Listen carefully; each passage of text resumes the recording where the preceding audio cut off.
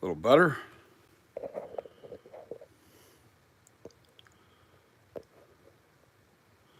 Got a new tripod. Turn that so it's tighter.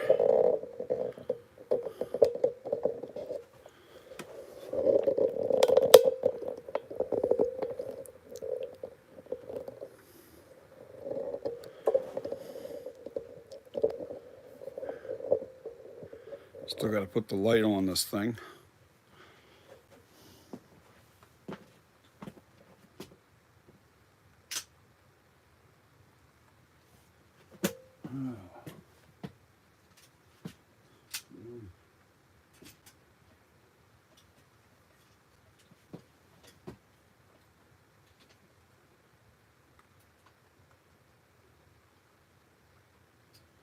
Oh, I got some work to do here.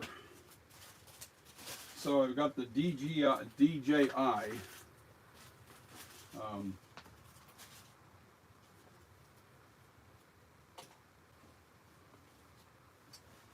what do they call that thing? It's for the you know, you can hold it. I'll show you a picture of it. How's that? I just picked this up. I need a bag. I need a trash bag in here. Somebody took my trash out and didn't replace my bag. Okay. It's called the DJI Osmo Mobile 6. This is what I picked up.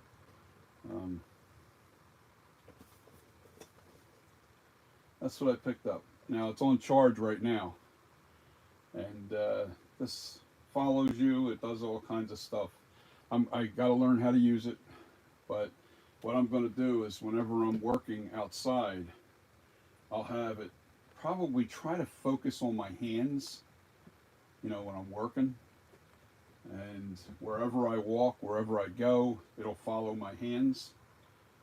Hopefully not my face, because I'm not looking to put my face on there. It's not that I don't really care about that, but my hands is what does all the work. So that's what I invested in. And I also got a new stand that the camera's on right now. And I want to go on Facebook real quick. Or Facebook. I want to go on YouTube to make sure that we are broadcasting live.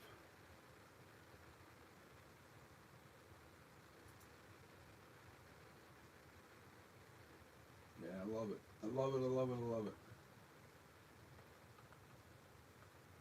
Okay, so.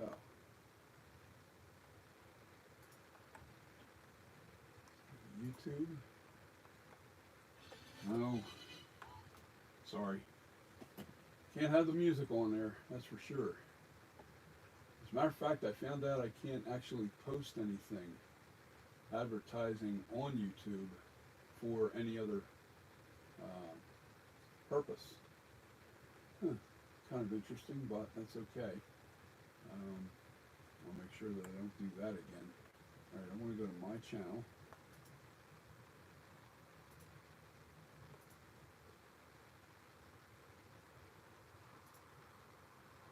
Alright, we are there. Asylum Beyond the Dead. Thank you, buddy. Hi, Creeper. I'm still working on this flashback.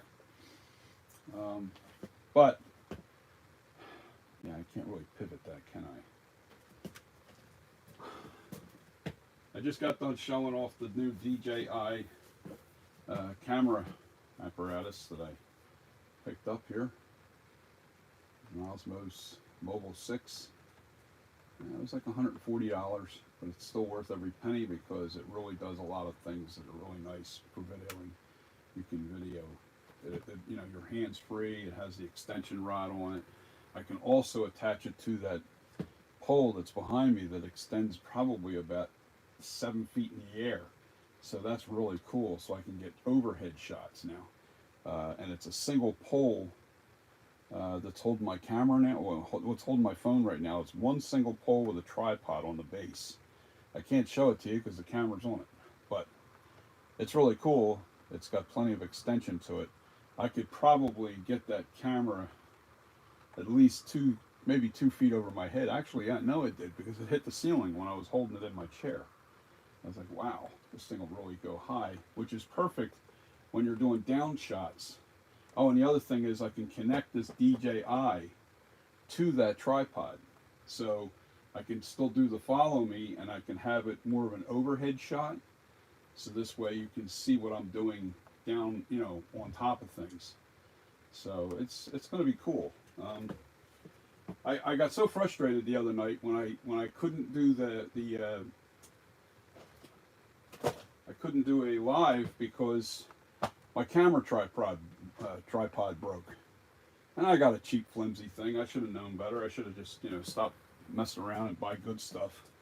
I'm usually like that too. So I usually buy good stuff. I don't buy cheap junk.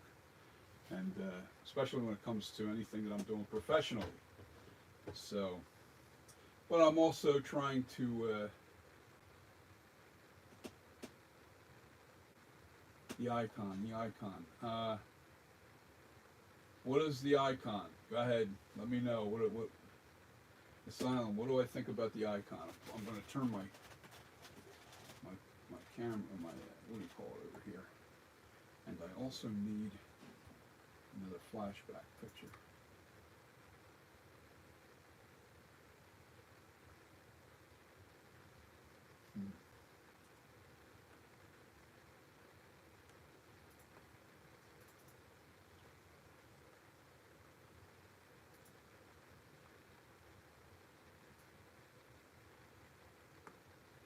I don't put that there, do I? No.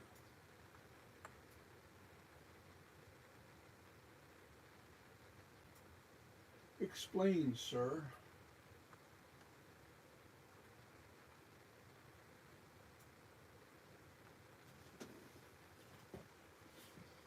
Okay. Now let me get my chair in a better position to do a little bit of work. Not doing a ton of work. I'm going to do a little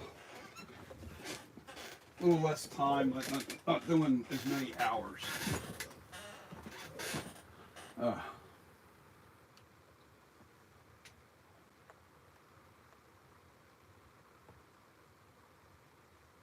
The icon. I have not been on your channel yet. I'm sorry, forgive me, but I've been running like a mad dog. I'm still dealing with this heart thing. I've been running around with the doctors and stuff.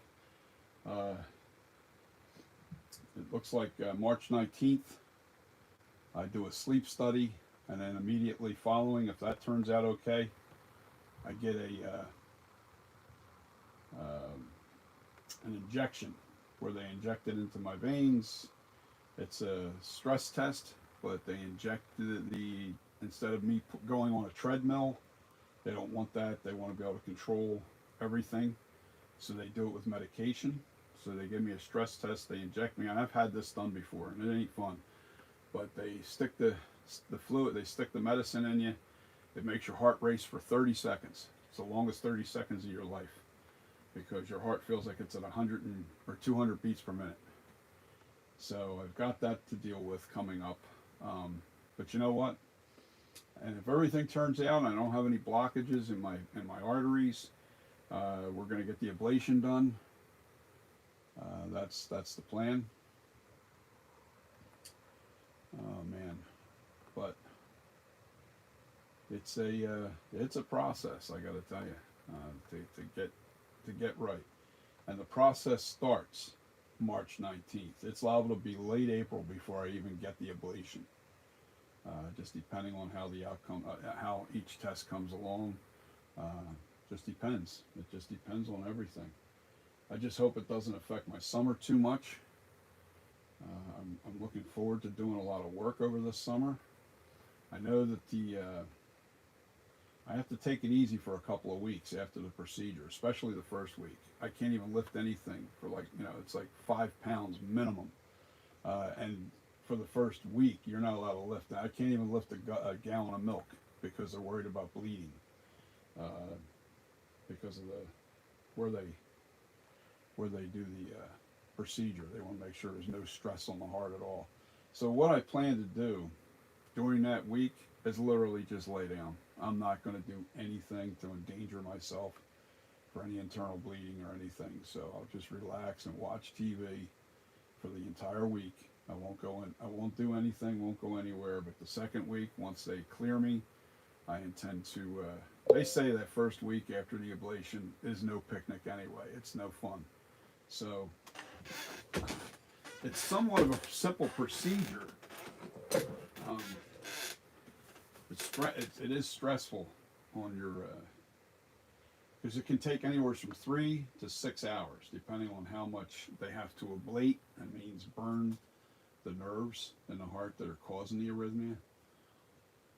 It just depends. There's a lot that has to take place. So, yeah, so that's where I'm at with this. I have to make sure that I'm.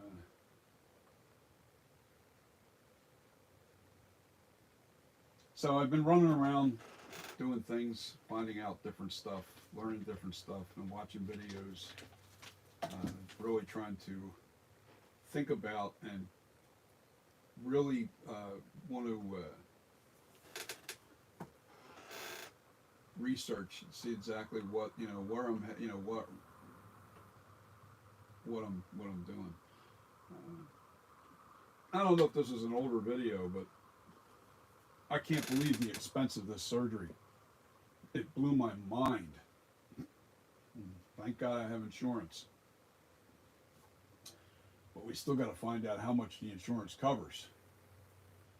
The insurance looks like it's going to cover, well, I don't know yet. I still have to find that out. But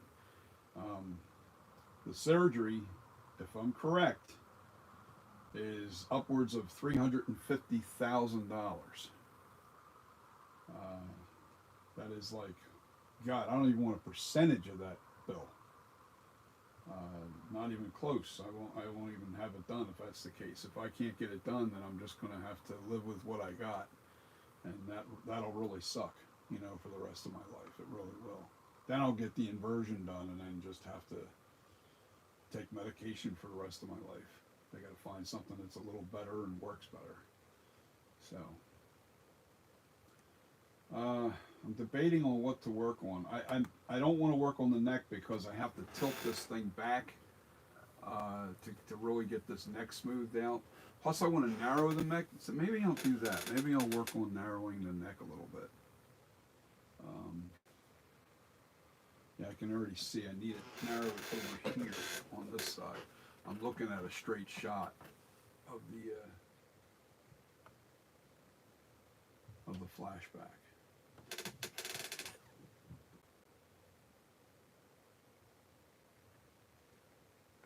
Yeah, it's still a ways off. It really is. It's still not quite there yet. I still got some shaping to do.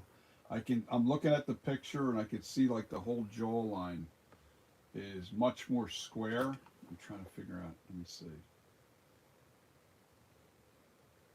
Yeah, it's see the one picture that I have right now. This side of the picture of the actual screen used flashback. This side of the face is really dark, so it's hard to see it. But this side I can see real good on this picture, and it literally looks like it's straight up and down, which I'm there. That's exactly where I'm at. So it's a little bit more tapered here, a little bit more, but not much. It's just a very light taper. This here looks like it's almost right.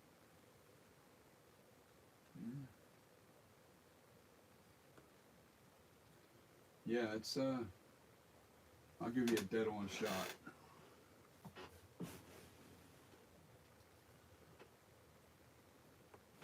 A little bit more to the left.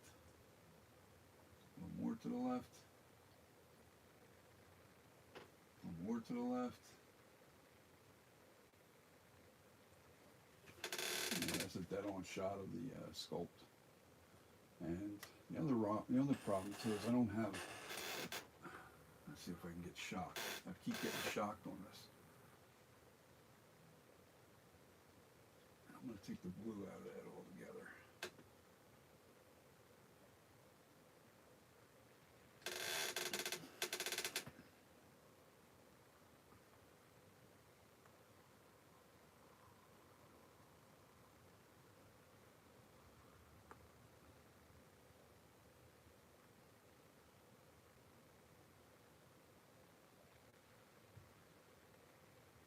trying to adjust the lighting so it looks different on the camera, but yeah, still not as good as I'd want it to be on camera.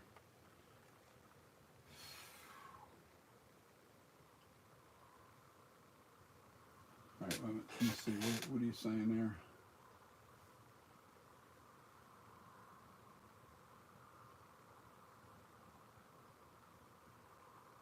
Joe Thornton. Yeah, it's almost there. It's almost there. It's not as easy as it looks. That flashback mask is pretty. Yeah, see this? I see this here, this corner, and I'm looking at the flashback, and it has to be a little bit more rounded in here.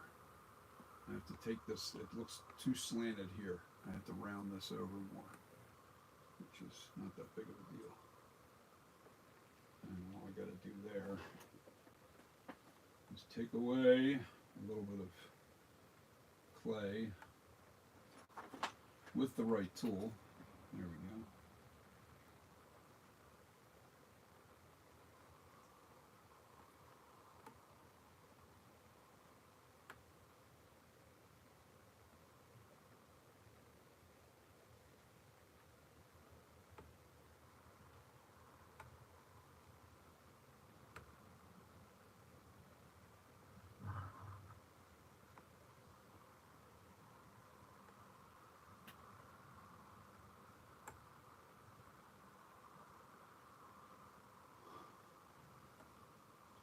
It also has to be dug out a little bit better.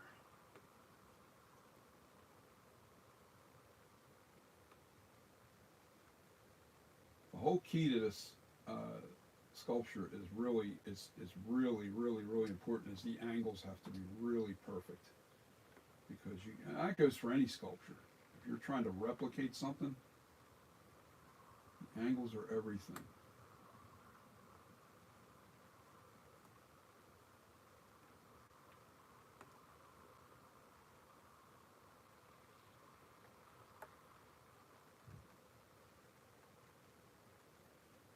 Now I got the right pitch. All right, but now I've got to dig in here just a little bit. Da, da, da, da, da. Hold on, let me see what you guys, let's see what you're saying. Damn it, I wish that screen was closer to me.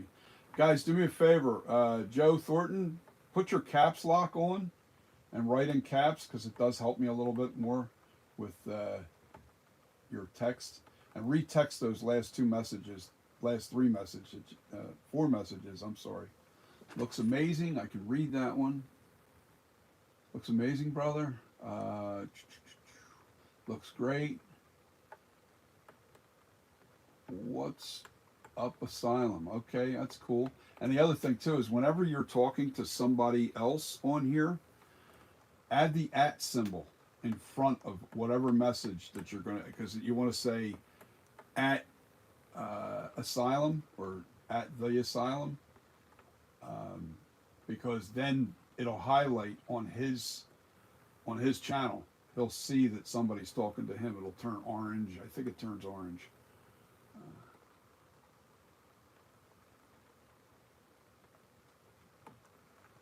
You guys want to see the profile on this? Okay. The other thing I'm going to do is I'm going to lower the camera so you're more direct, more straight on to the face, because you're up above it a little bit right now. I'm going to say you're probably up around here in height. You're up above, you're up in this area, the top of my camera. So I'm going to lower the camera down just a touch. And then I'll give you the profile. Let's see where I had to make a little adjustment right on this eye cut here. All right, let me do that real quick. Let's lower the camera angle just a touch.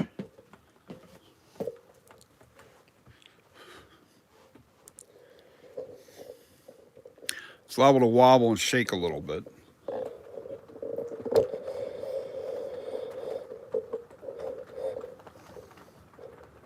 Give me a sec here. I think I'm about the right height.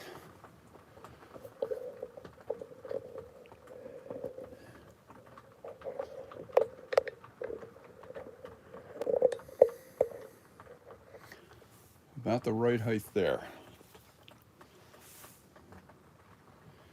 How's it looking to you guys?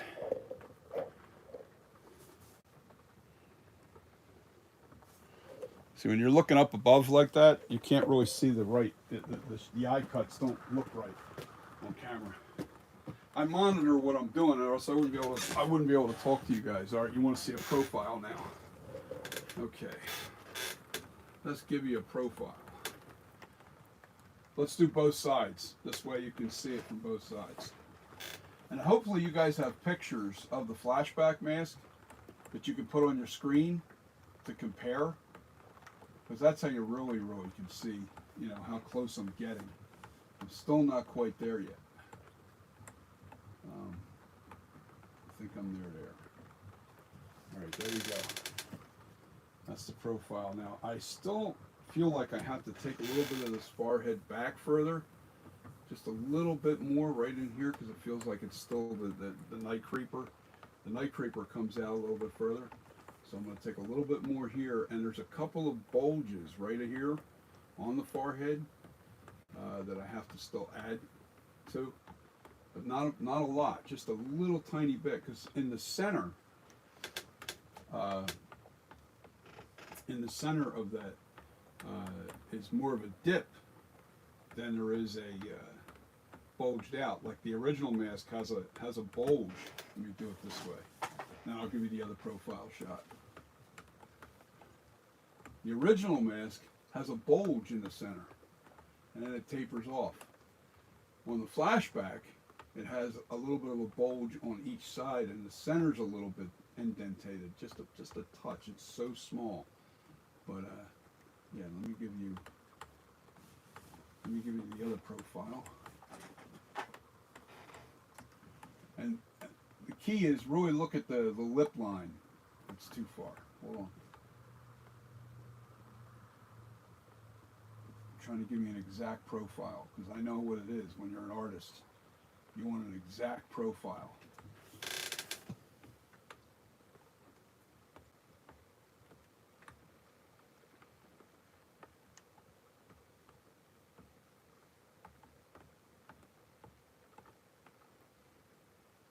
It's getting close. All right, now see, here's the key. I'm look. I love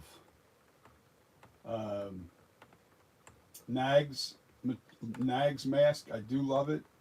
But what I did notice, and I saw a shot of the Nag mask and the original sculpture of the original mask, the screen used mask, side by side. And what I noticed was it looked too flat in here. The pitch wasn't coming back far enough, and the eye angles weren't right. The lip, everything was it was a little too flat, especially up on the eye, in the eye area. Everything else was like right spot on with the Nag mask, but the pitch of the eye cuts. See, if you don't have the angle right, and what I say is if you don't have the angle this way right on your eye cuts, you'll never be able to get this pitch back far enough and make it look right when it's facing you.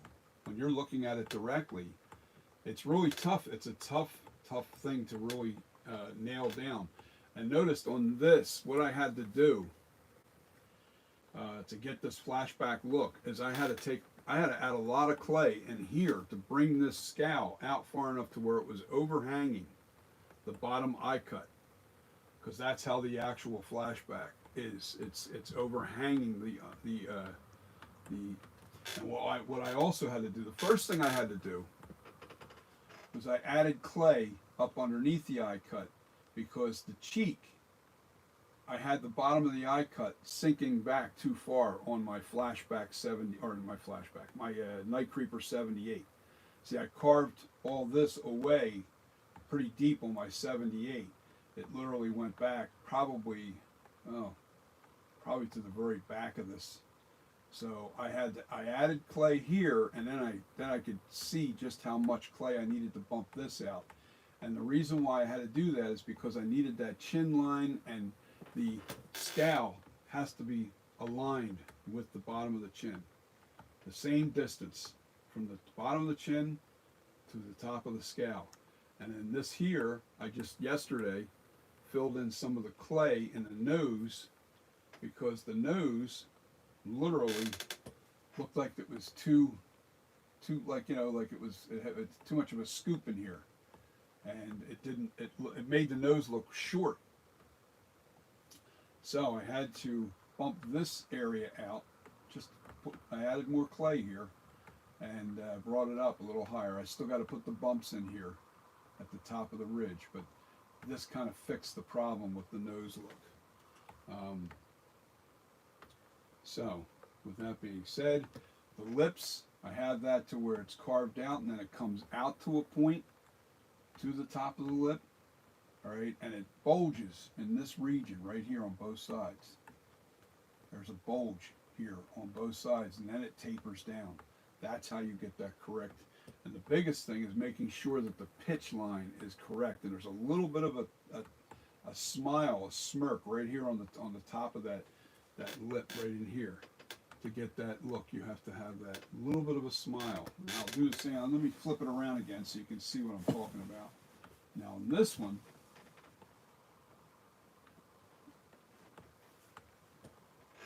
let me see, do I have the angle right? Yes, you see how that drops down? You got that high ridge and then it drops down. Well, that's how it is on the flashback. I have the lips really, really accurate. And Asylum, thank you, pointed out, and he won himself a mask by doing this, pointed out, so I'm publicly saying that to you guys, Asylum gets a mask. My nose flares were too wide on my Night Creeper. And this was the Night Creeper. This sculpture here was the Night Creeper, and then I added all kinds of clay to it to bring it up and square the face up. I have to square the face up. I had to add more clay to the brow and or scowl, not the brow, scowl, it's the same brow and scowl if you want to call it. And I completely redid the lips because I got better angles, pictures of the actual flashback mask, and it was actually at one of the conventions. You probably guys seen this flashback, where it was you were kind of standing at the table and you were looking down at the mask, and it allowed me to see the true shape of this area here, to see exactly how flat it was here and how much it was bumped out, and then it kind of scooped back in on both sides, and this side was a lot lower, and it really changed my perspective of what the lips were supposed to look like. Like I said, you don't have three-dimensional things in front of you. I'm going to have to go closer to that because my vision's a little wacky tonight. And that's because my sugar's a little off. I'm diabetic, so that's my fluctuation. Happens all the time. So what I'm saying is, though, yeah, you're working with two-dimensional pictures. And if you don't have every angle of that mask in front of you, it is really, really tough to know what those exact pitches are on, exact angles and exact, where the bulges are and all that stuff. But what helped me a lot was purchasing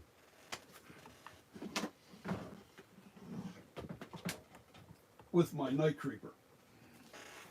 When I purchased this mask, or this life cast of William Shatner, you see the shape of the lips? Well, the upper lip bulges way out further than the lower lip on the actual life cast. So it explained a lot when you're looking at that life cast straight on. You really can't see that too much, with looking straight at the camera. But it's when if you look at the profile, you see what I'm saying? Hold on, I gotta turn it so you guys can see the right angle here. There's a little bit of delay on my camera, but you see what I'm saying here? Now my lips are similar to this, but they're still based off the flashback mask, because that is an original sculpt. But apparently he did go off of this original William Shatner casting. That's how he really wanted to copy and make the mask. He wanted to make it look like this. Now there's a lot of differences here. Like there's a little bit of a bump here on his. There's a bump there. You can see where the original eyebrow is here on this side. You can't really see it on that side, but there's a little bit of a bump. The scowl kind of like disappears right in here, but there's a lot of imperfections on the forehead. This thing isn't perfect. It's not perfect because it's been molded, it's been casted so many different times. But as long as I have the general shape, I'll be able to really, I'll really be able to bring it in. I'm not copying that though. Don't get that wrong. Don't get it. We are going off the flashback. Some people don't like the flashback. I don't blame you because I'm not a real big fan of the flashback. I'm doing it because I believe it needs to be done. And I have a friend of mine who loves the flashback and has been with me throughout my entire journey on this, and that's Pipe Master. You've seen him come on here several times. Pipe Master, and also where'd you go? Asylum. Asylum's been on here, and their input has helped me quite a bit. You know, they're pointing out little things.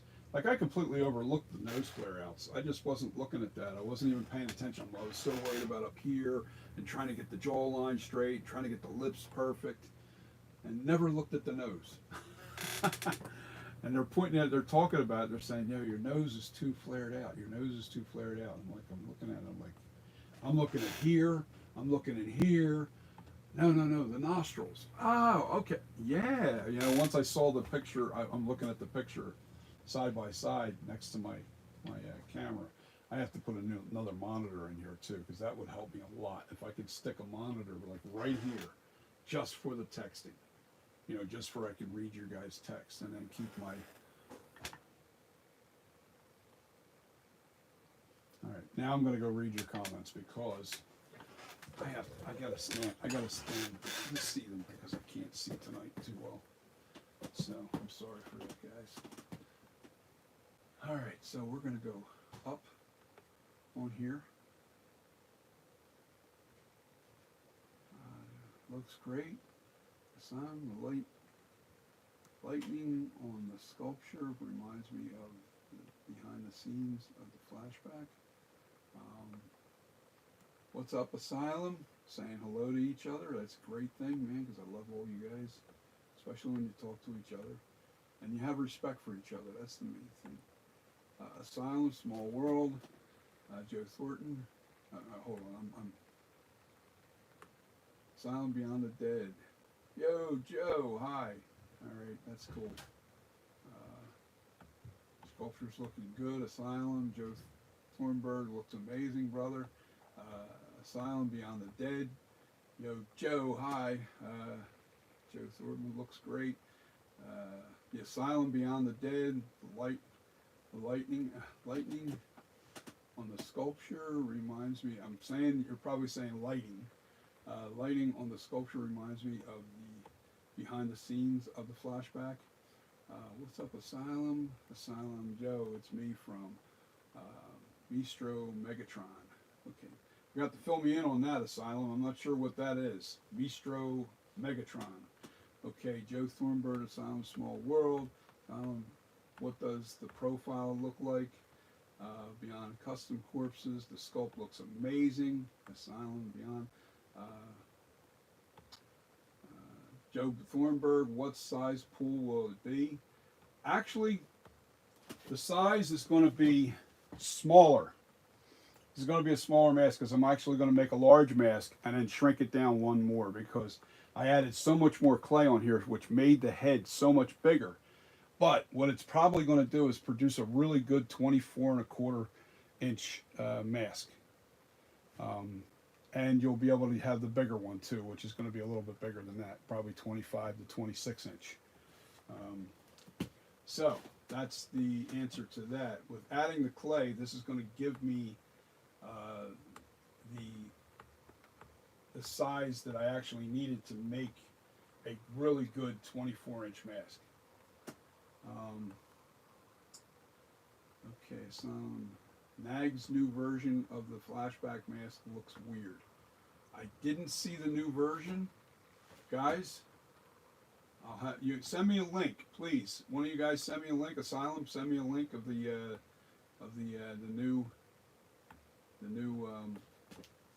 I don't know if you can post the link or just text it in there. Tell me where it's at. Nag's new version of the flashback looks weird. Looks better and better each time. Joe Thornburg. Okay, let's see. Asylum. Lighting reminds me of the behind the scenes of the actual mask. I'm getting there. It's going to be a little bit of work to get it exact. I really want it perfect. I have to make sure that the pitch on the ears are right. The pitch is not quite right here. The back of the ear has to stick out a little bit further and then pitch inward. Let me see. Asylum, congrats. I get a mask. Yes, you do. Yay. And it's all your help, buddy.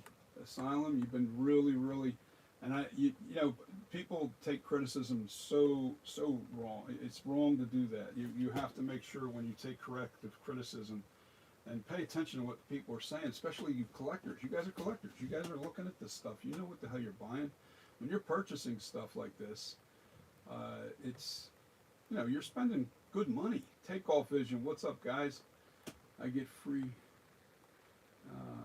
Pipe Master, yo, bro, just talking about you, man. Can you guys talk to each other? Just put at Takeoff Vision, at Pipe Master, just for a few minutes, because I have to run to the bathroom. Nature is calling, and I can't hold it back. That's the bitch of this weight loss that I'm dealing with. I'll be right back. I just read everybody's comment. Guys, chat with each other just a few minutes, and I'm going to get busy on sculpting this thing and getting it finished. I am going to get this thing perfect for especially Pipe Master. You've even been to my house. So we are going to get this thing perfect. I really want it to be a really out of the park mask.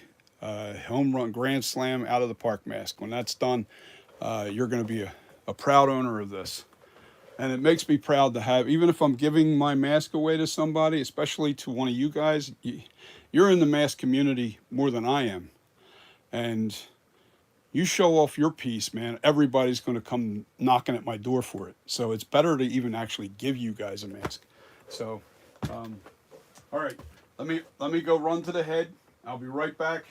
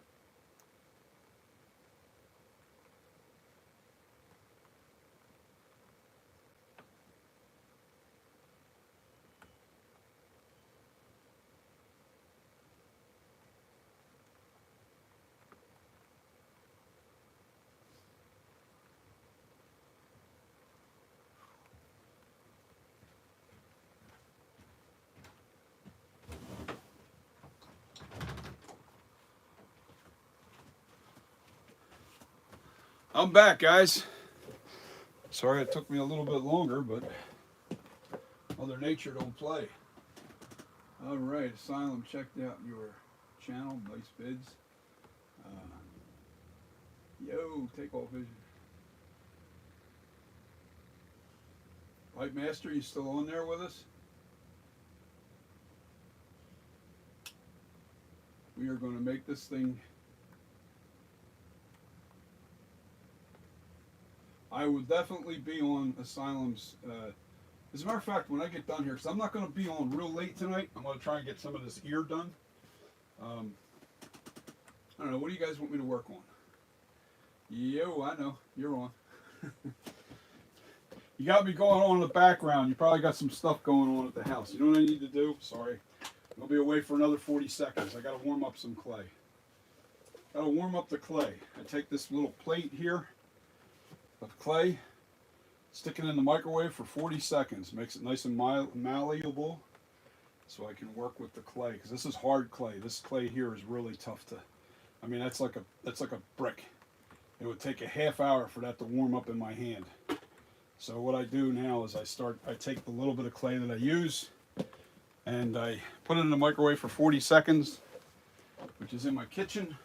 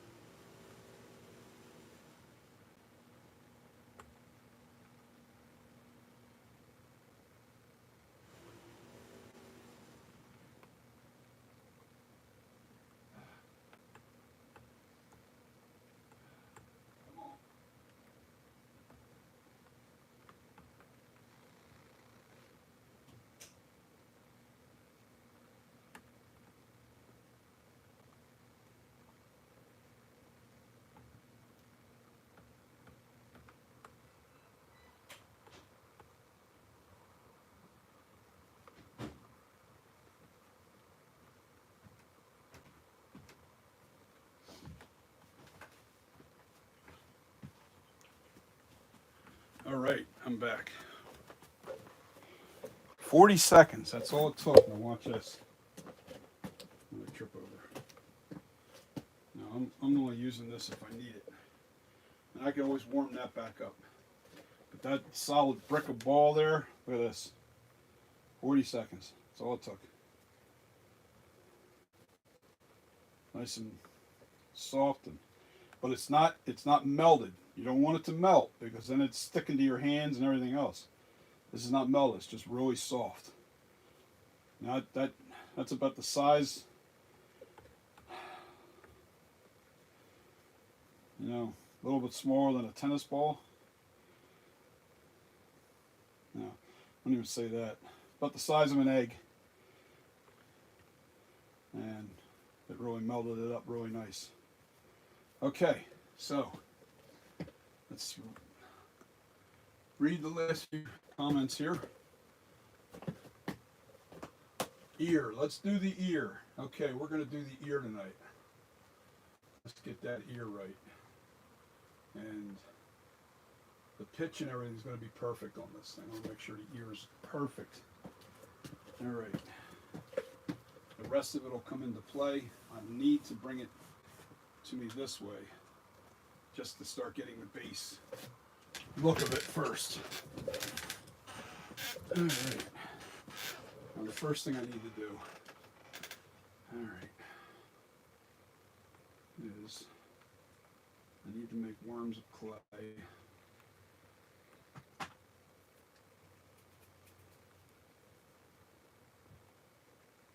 And we're going to put it on the back side.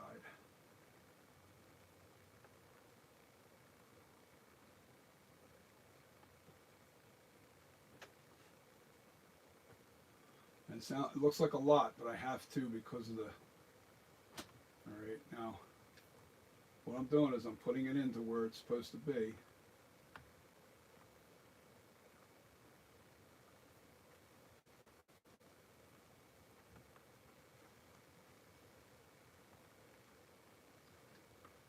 And now, start pushing this in.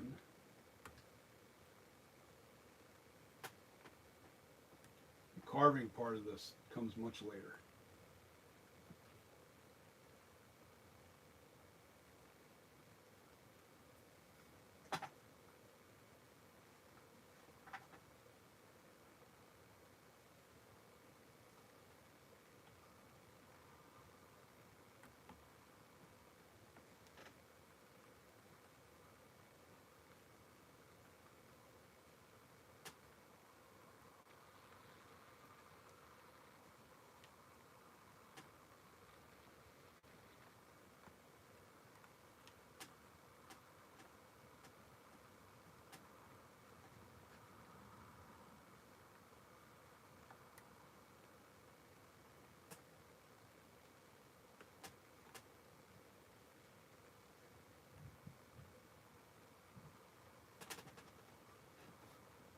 Yeah, I'm actually not too bad with ears. Give me a second. I'll come over and read your comments.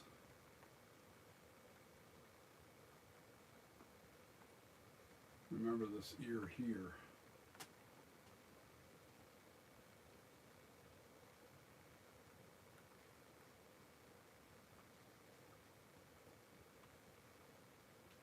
It's really got to come in real tight to the skull. And a lot of this, once this is stuck on here, the plan going forward is using tools to smooth it out and get it all right. All right, so you got your general shape.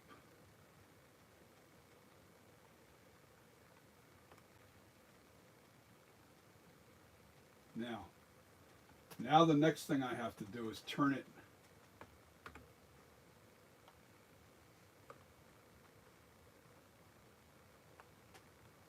come on.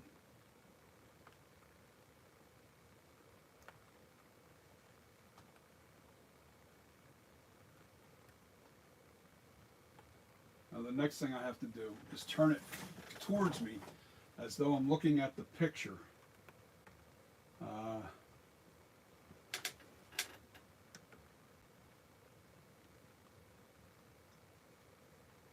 Okay.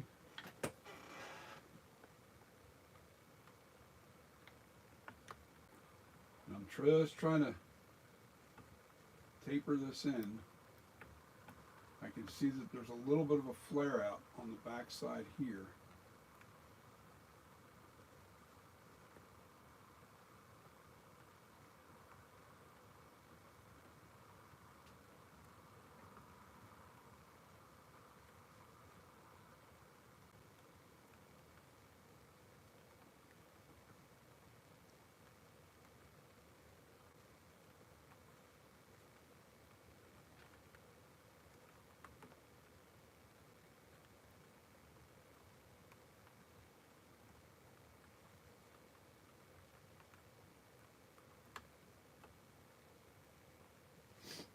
Okay. Now the base of this ear, right here,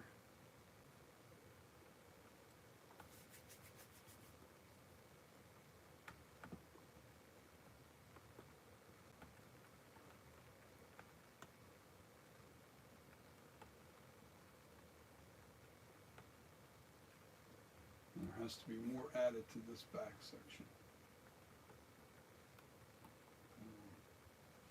Not quite there. Right there.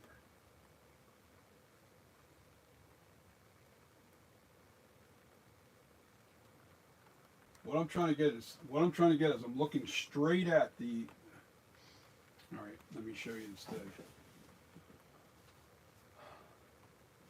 I'm looking at the picture, and the ear bulges out a little bit in this area, and then it comes back into its head right on the side. But I have to make sure that the pitch of the ear is right. or else it won't look like the flashback ear. And the same goes for the other side. The other side's not going to take too much work because the other side doesn't have that weird angle. Now what you're seeing right now is I'm not doing anything. I'm going to read your comments in a minute, guys. I have to concentrate on this first. And now, just want to get the outer edge done. Make sure that the taper's right. Yeah, that's looking good.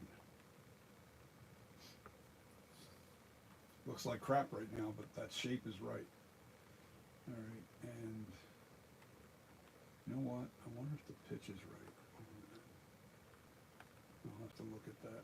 That's no big deal to fix though if it isn't. I think the pitch is right. Okay.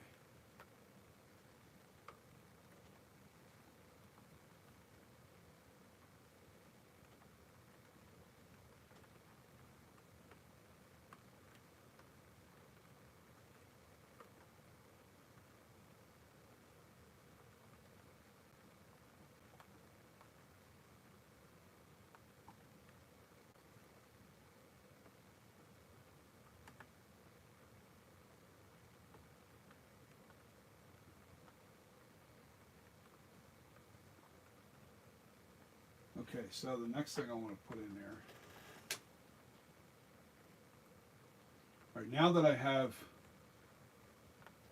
the outside shape pitched right and shaped right,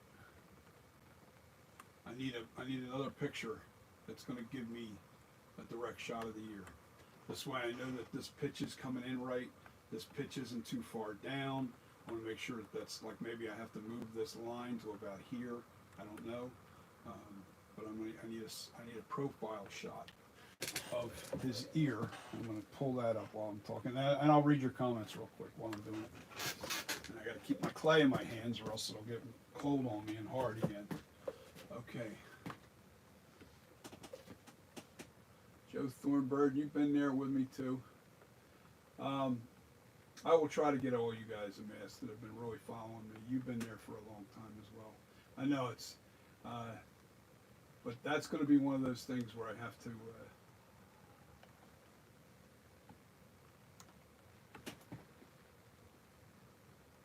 you wanted to do a custom paint job on my guitar. It's blood and flesh. Oh yeah, that's right. I remember talking about that, Thornburg. That was awesome, man. Joe. Yeah, we were talking about that. That would have been cool. I don't really have a time right now to do a lot.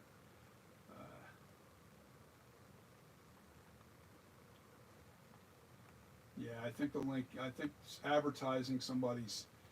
It might be a problem. Hold on. Yeah, whenever you're addressing me, you have to put at custom corpses. Not giants. Just like when you address anybody else, you have to at Joe Thorburn. Is that's URN? Yes, URN. Thorburn. You have to put at Takeoff Vision, at the Asylum Beyond and the Dead. You know, when you guys are talking to each other, and when you're addressing me, Takeoff Vision DJ and the air bubble to the mouth. Yes, I will do that. I didn't forget that. I'm not quite ready for that yet. I'm trying to get the main basic shape of everything down. Once I get the lips completely perfect, I'll be zooming in on that corner of that mouth, because that corner of the mouth isn't quite there yet. I have to get it perfect. Let me pull up another. I'm going to leave that picture up too. I need another picture of that. I need a side view.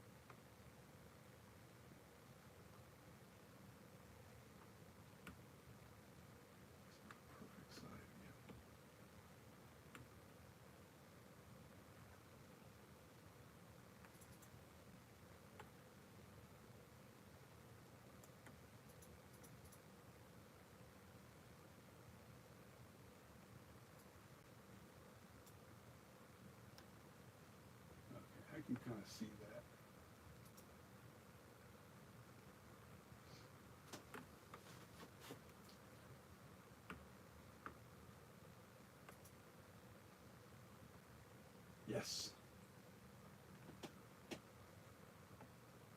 Thorburn. Okay, gotcha. Gotcha.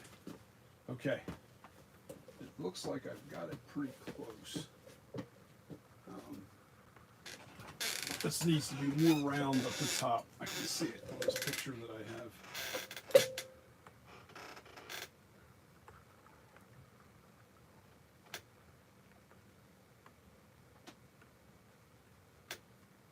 Actually, what am I doing? I don't need to do anything from the inside. The inside's last.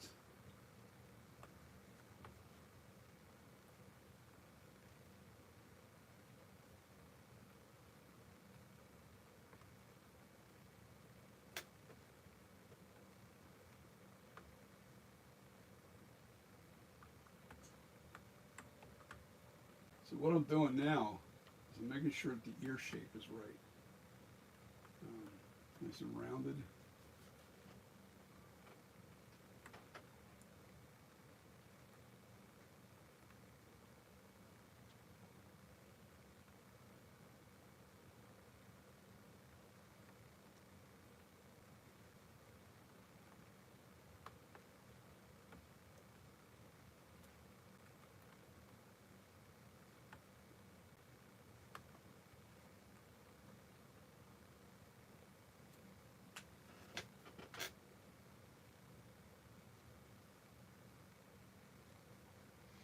And you can't follow the old ear.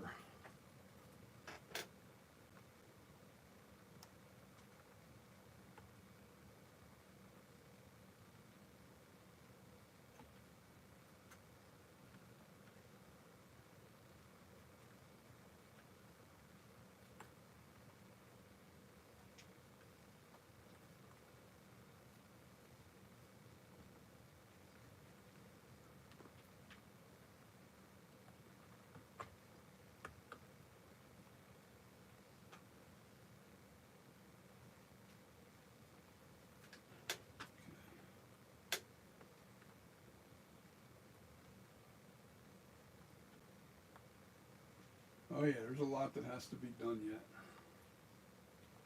Okay, so the first thing I want to do, I'm going to add a little more clay into this corner.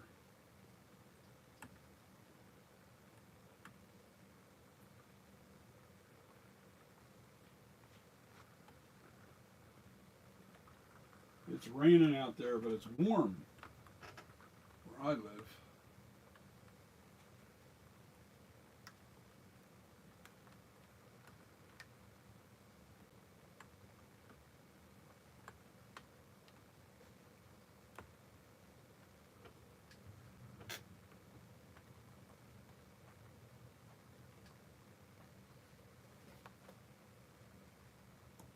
Making sure that I stay true to that outer edge of where I was. I could still fix it, that ain't a big deal. Alright, so the next thing I want to do is I'm going to bulge out.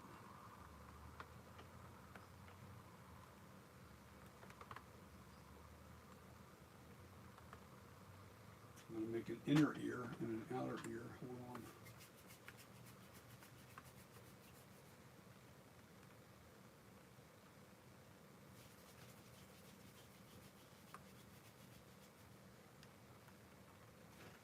So I'm bringing this in right here, the top. We're bringing this in right to here.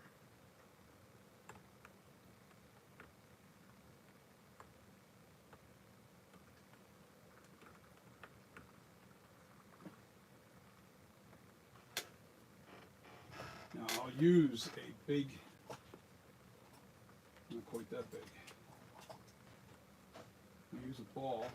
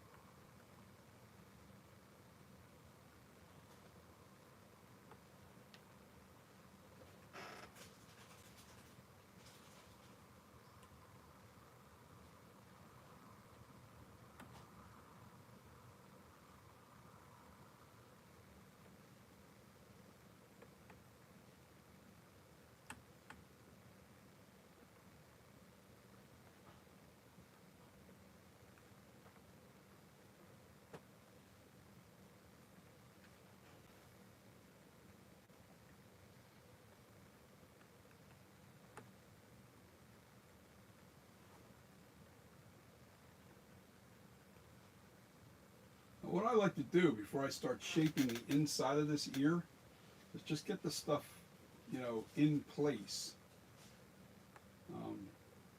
You'll see what I'm talking about in a second. I need the smaller of the two.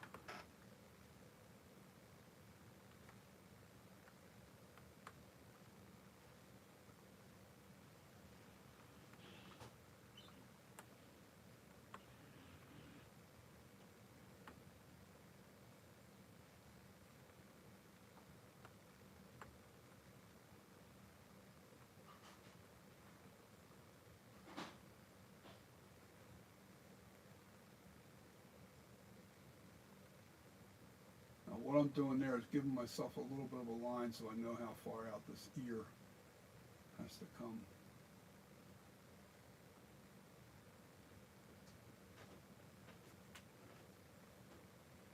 It looks chaotic right now, trust me, I know. All of a sudden it's going to come in and you're going to go, oh, I get it. Okay, so I got to fill this little void in here.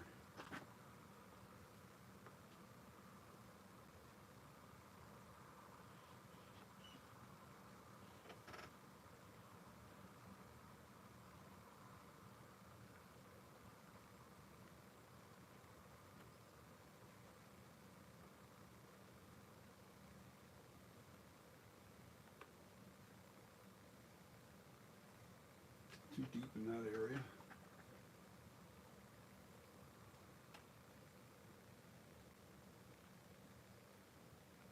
And there's a bulge right here.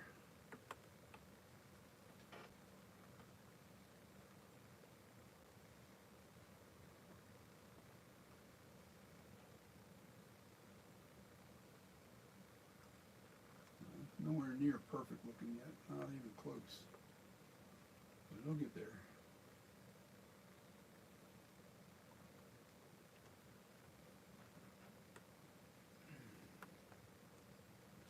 Ears are weird.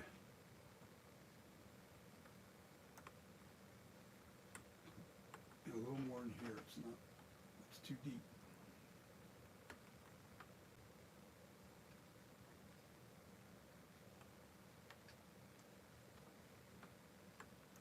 Now, let me get a tool that I can use. We'll carve out the ear.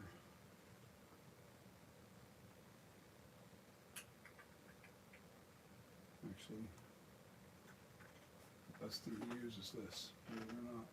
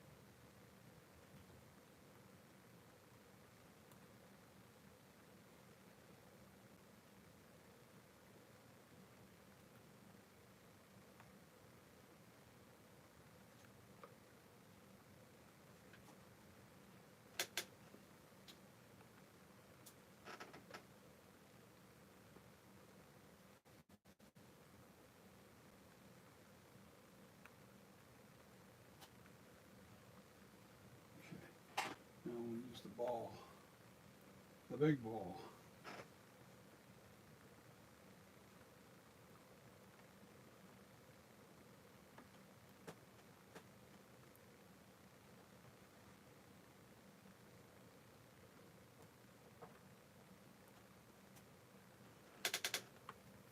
You get the gist, right? You see what's going on here.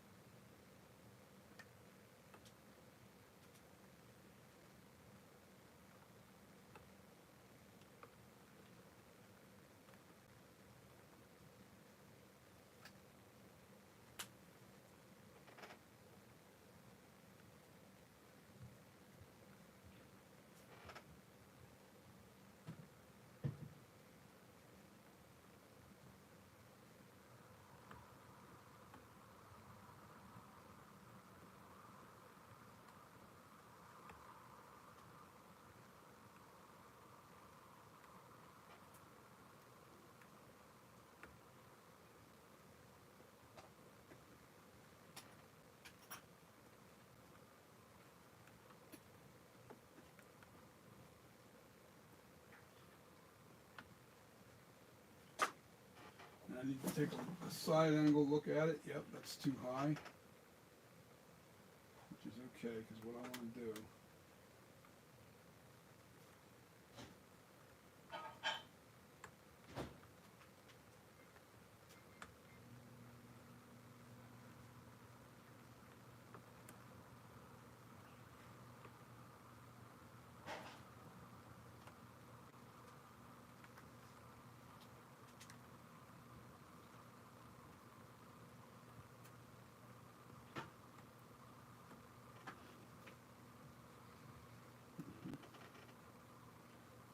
Oh yeah, this ear is going to take a little longer because my head is still pitched back too far, so I'm going to have to figure out.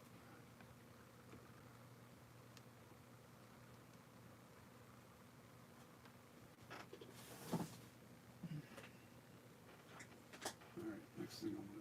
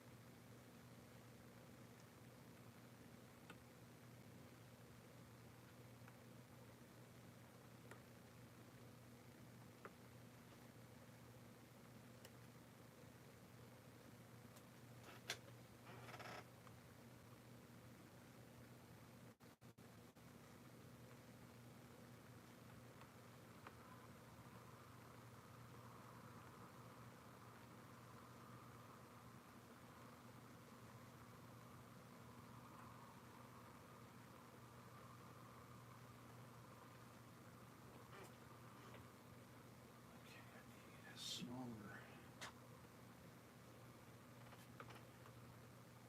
No, too small. Where did you go? Where did you go? Where did you go? I found you. All right, let me try to read your comments. Yes. Thor burn. As in Thor and burn. Got that. Take off vision. The profile looks perfect. Asylum. Are you going to be...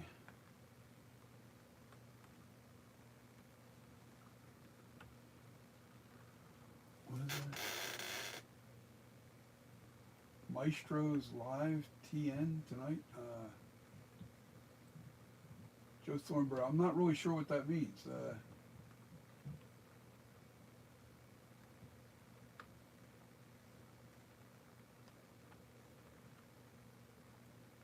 Clarify that for me, will you, bud? I'm talking to an old guy. If you guys are using slang on here, chances are I don't know what the hell you're talking about.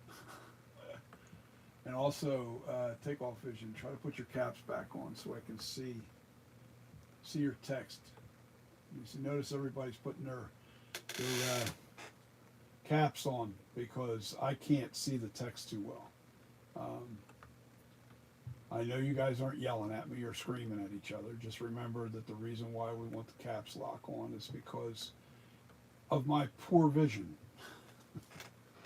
So that's all it's about. Let me get back to work here.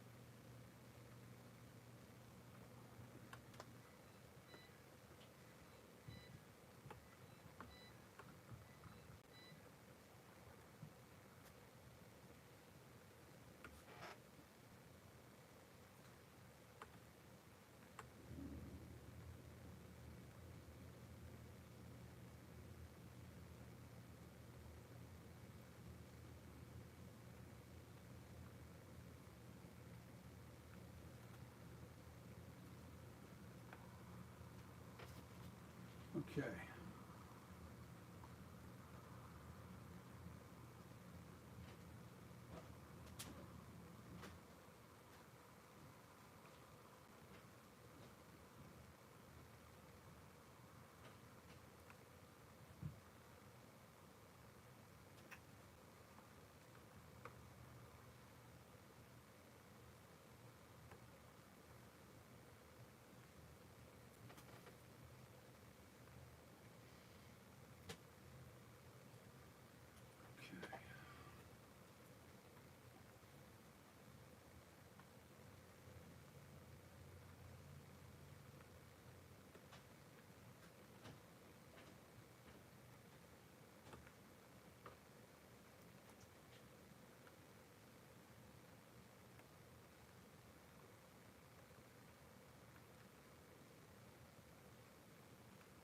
I'm working with a piece of clay in my hand real quick.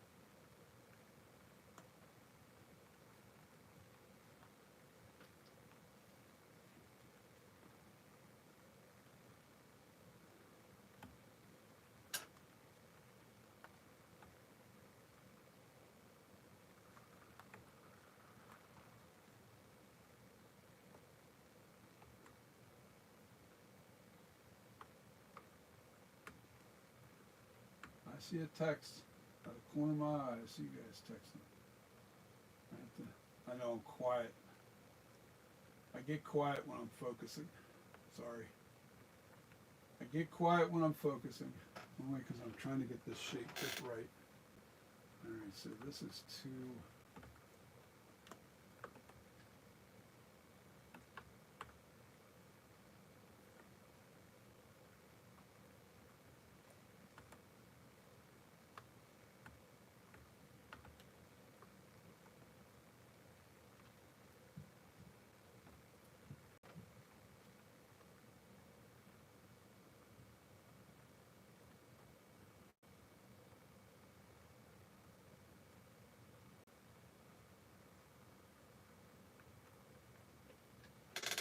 There we go.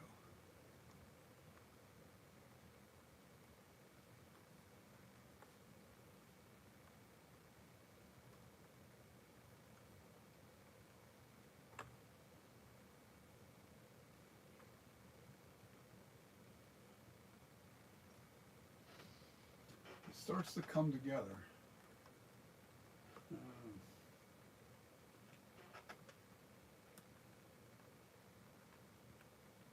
Right now, all I'm doing is just trying to get the basic shape in there. And I need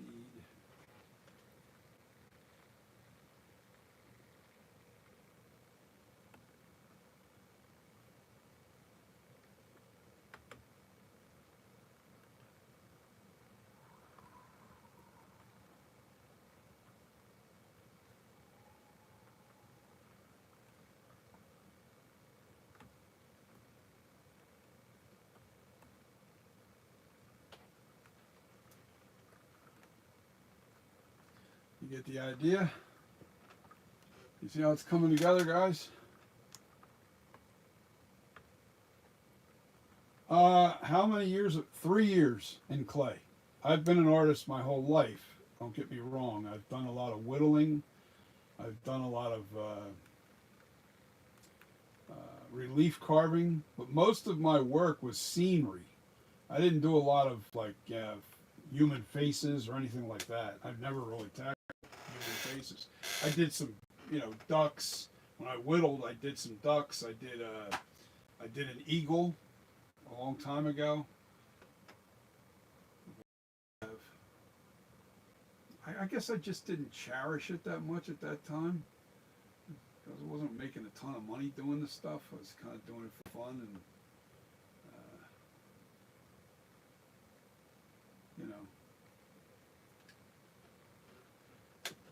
Yeah, now that looks good. I think that ear is positioned just right. Now I just got to get this smoothed out more. The shape. I got to get this tucked in a little more. I got to get some more depth in here and depth in here. I need this more narrow, especially in this region right up here. And I also have to smooth the back of the ear out real good. And the first thing I want to do is I want to look at the pitch to make sure the pitch is right now.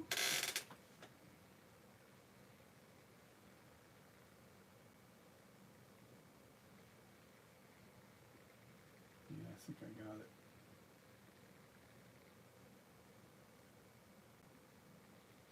Yep. I have to come down just a little bit more. Yep, get it right before you go any further with this. All right, so I have to take this down. I have to be able to see this back of this ear here. If I can't see that, then I know I'm off.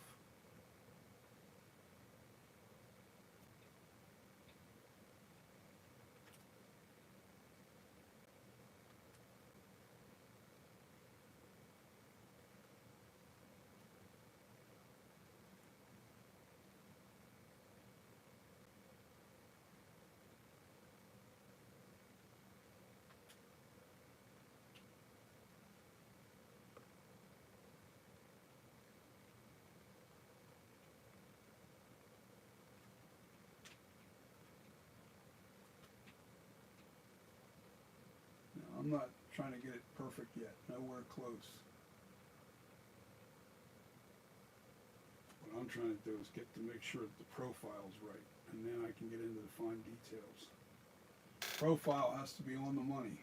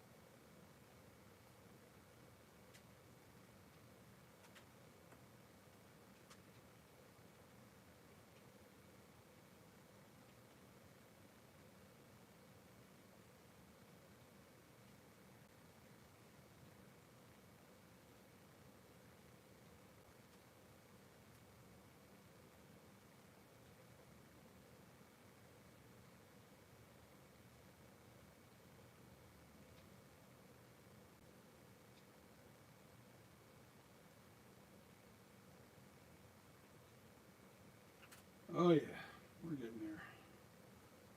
All right, now pick up all this clay that I just peeled off of there, off the top of the.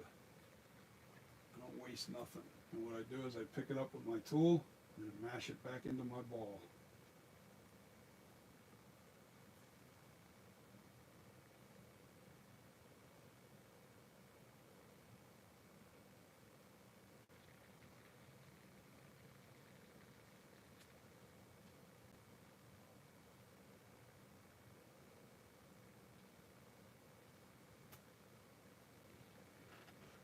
Oh yeah, that's starting to look a lot better now. Oh yeah.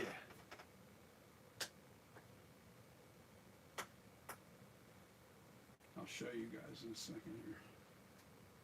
Now, if you guys have pictures up like I do, and then you take a look at it, dead on shot. See the profile of the ear.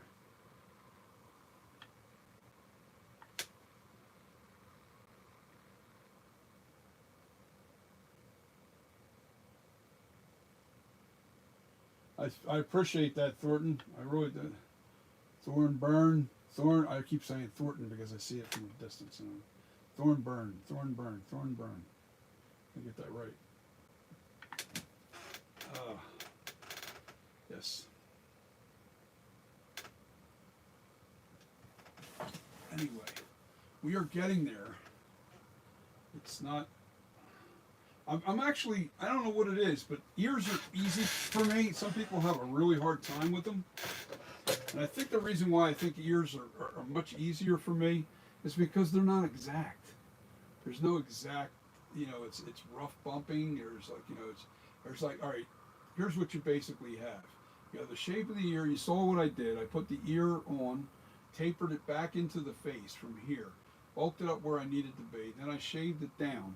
Then I filled in here from the center and then wrapped it around, all right? And then kind of filled in the back areas here, like that, all right? And then I started filling in this area and I put the little ear, I call it the ear clef right here. I put that on there and it comes together really quick. It does. It comes together really fast. And now it's just really smoothing out and getting all the fine lumps and stuff out of there. And I can see that this area here gets really carved out more. So what I need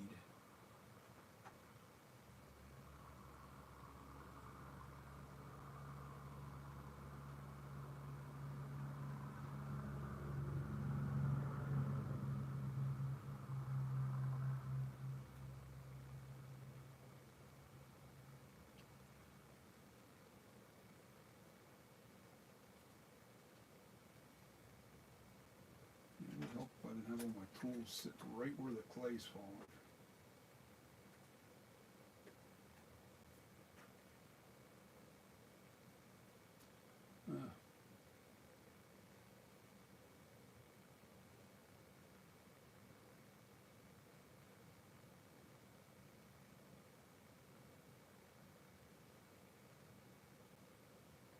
All right, now I'm going to add a little more depth to in here.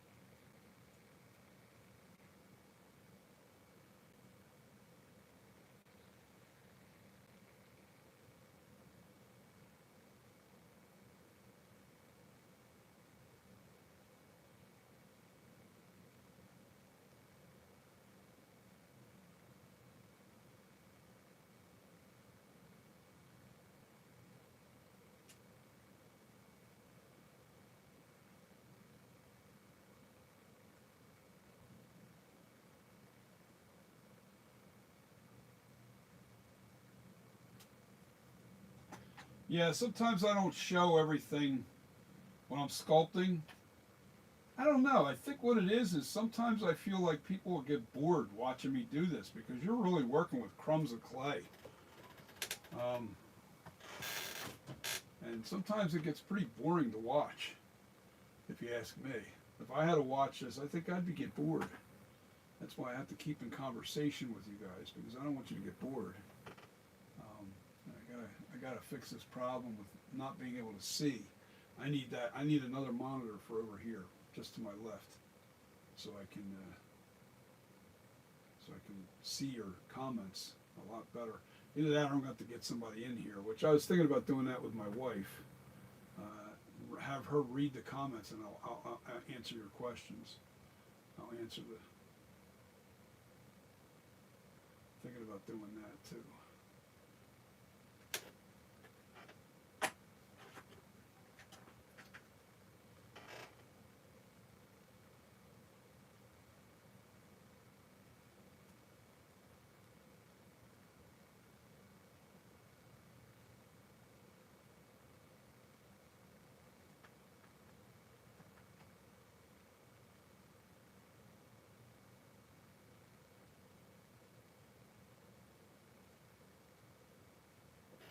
If you know what I mean.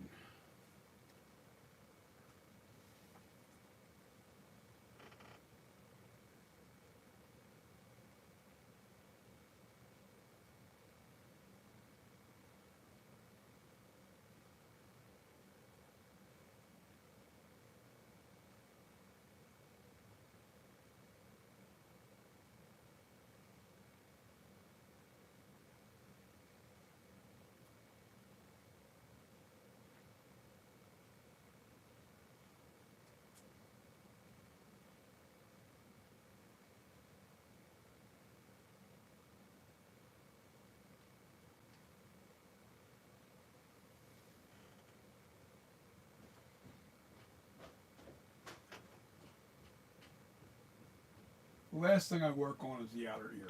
I don't really work on the outside of that ear until I'm done the inside.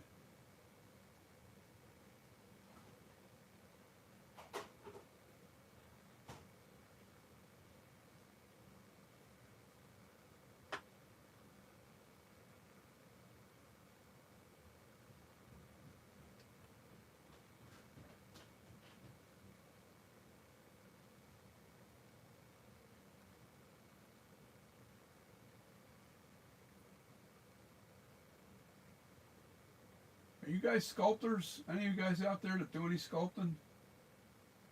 Uh,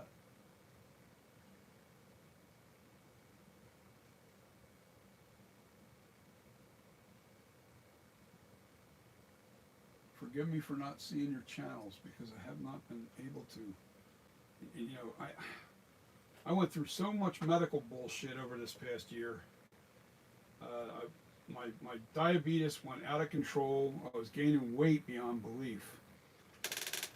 They put me on Ozempic.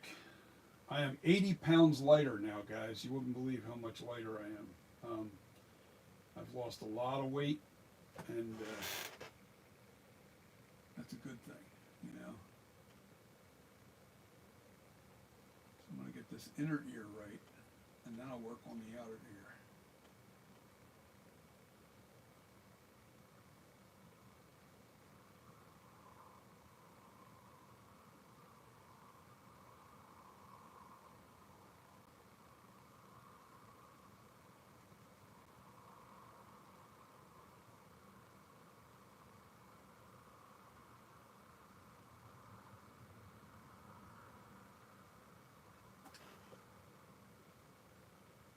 Looked like crap a few minutes ago, didn't it?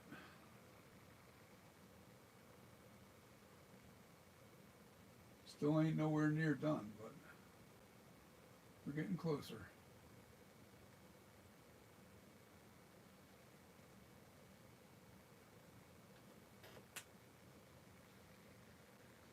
Let me get up and look at your comments and answer your comments, because I definitely want to be interactive with you guys at Custom Corpses.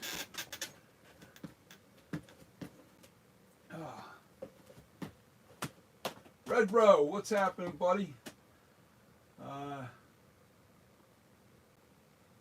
Just a spot on. I've only painted some mask and okay, let me go back up a little bit because I missed a lot of guys. I'm sorry about that. We do a custom paint job. Okay, that's where I think that's where the last one. Take off DJ, add the bubble on the mouth. I did read that. Okay, we are planning on doing that. I will not forget that. Believe me, I already had that in my. But I want to make sure the bubble's the exact same shape too. It's not going to be just this little round bubble in there, so I'm going to make sure that that's shaped just like the mask. That's Thornburn and Thornburn. Okay, got that. Take off vision. That profile looks perfect. Joe Thornburn, Thorburn, not Thorn. I keep putting the N in there, so it's Thorburn. Asylum, are you going to be on Maestro's Live TN? I don't know what that is, so I thought that was addressed to me, so I guess not. Okay, Joe Thorburn. It's a channel that Asylum and I watch. Okay, I'm going to have to check into that. Joe Thorburn, how many years have you been sculpting? Thorburn, you have a lot of talent, bro. Thank you so much. Believe me, you know, be honest, I've been an artist my whole entire life. So I had no idea that I'd be any good at doing the sculpting when I jumped into it. And I knew that I was going to test myself right away by doing one of the hardest sculptures you can do. And that's what they say is the Michael Myers mask. It is very, very tough to do. Joe Thorburn, I've only painted some masks and glad you are doing better. Yes, thank you so much. My health has been a friggin' nightmare. Okay, what did I want to do? Nothing. Okay, no pictures. I don't need any pictures at this point. I just need to get this perfected. Okay. All right, so what I'm doing now, I have to add a little bit of a rim to this down here. Too much clay.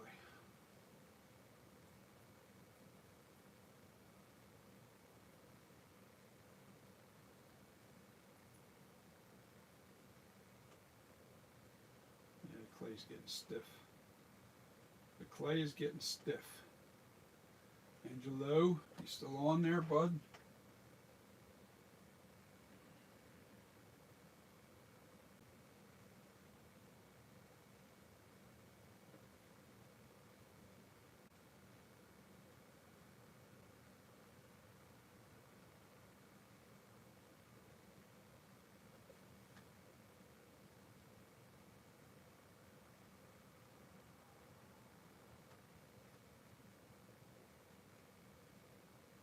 You see what I did there? It tapered in here.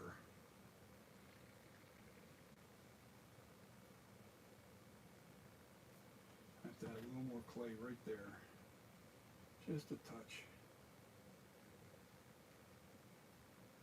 A little wormy.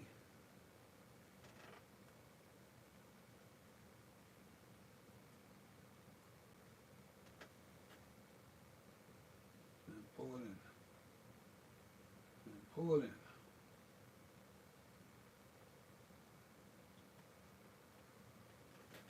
Okay, now, what I want to do is I kind of want to mash this in.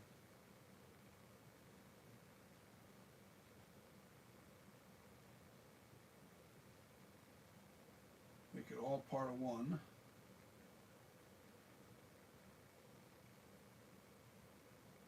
And I'm trying to bulge out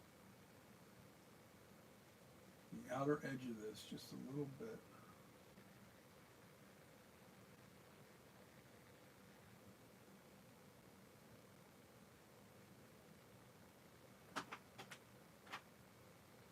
And then we're going to cut it back a little bit.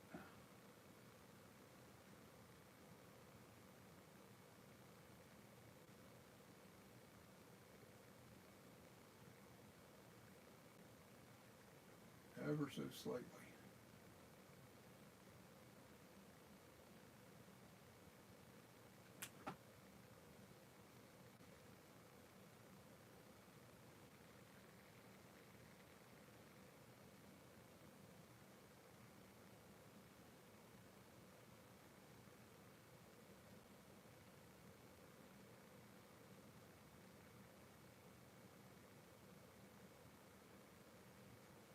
A lot goes on with the naphtha. The naphtha really helps to smooth out the ears, but you got to make sure the shape's in there right.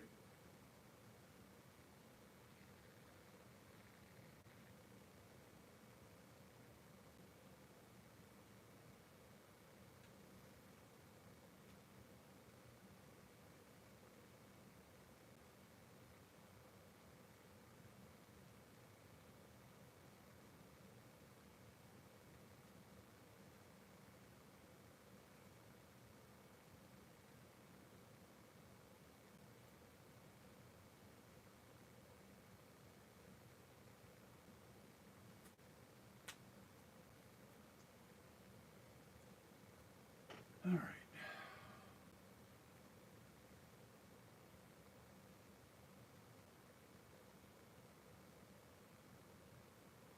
What I'm doing with my finger here is rounding this out, smoothing it. You see how that got smooth right there? Because the clay's still warm, so I can still work it. It's still malleable. Yeah, something like that.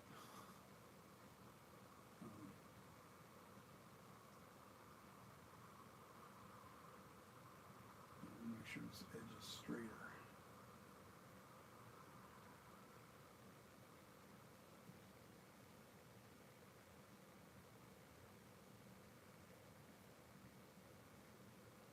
And remember, I still got to put the ear hole down in here too.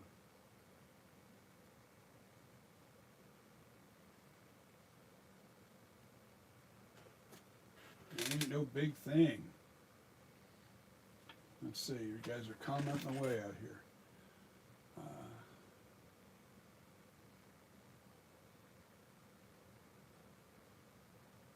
Missed a spot. Oh, I'm missing a lot of spots yet. We got a lot of spots to do yet. There's a ton of spots that still aren't done yet. So now I want to make sure that's blended in right in here. No sharp edges. Got to remember one thing about the face, the human anatomy. There are no sharp edges. You don't want it to look like you don't want to look like a piece of clay. You know, everything's got to come in really smooth. You know, no. All right, that's pissing me off. Just give me a little bit of a problem there. So what I'm going to do is I get my little ball bean hammer here, my little ball, my persuaders. I'm going to call them my ball persuaders. I don't know. Guys, come up with a good name for one of these. You know, I got all different sizes. But what this actually does is move clay. That's what they're for. You want to move clay.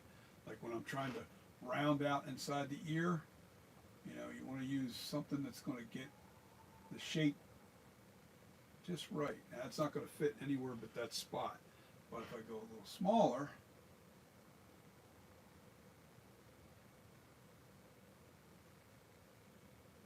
and then I go smaller yet to get into some tighter spots. And even here, like in the back of the ear,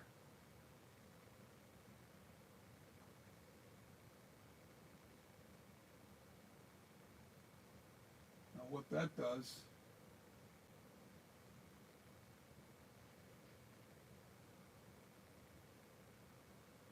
nice round, realistic feel to it.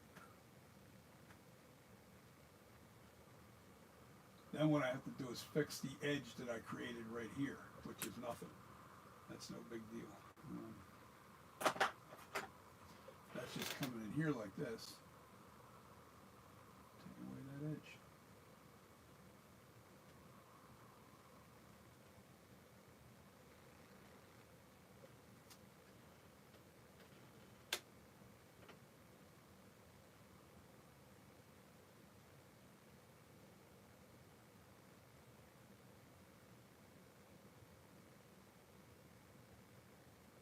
And I take the outer edge, I take this edge on this side, because it's really tough to make it round inside the ear like that. That's why you need those kind of tools.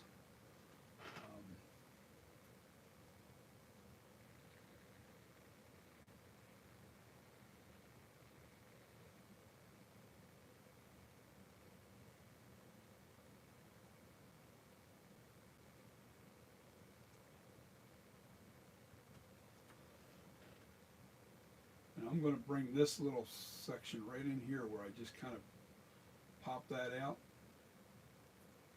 I'll show you what I'm going to do. This, there's supposed to be more bulk right in here going into this ear here, but I wanted to make sure that this was out almost flush to the face first.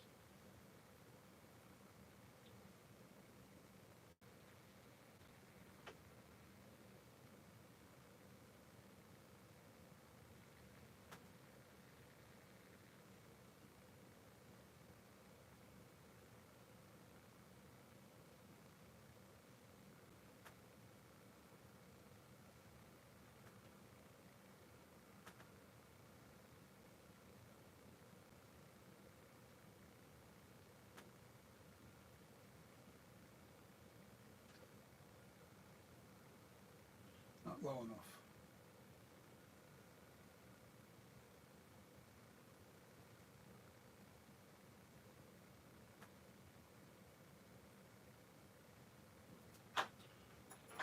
Instead of me trying to move that with my hand, I want to move it with this.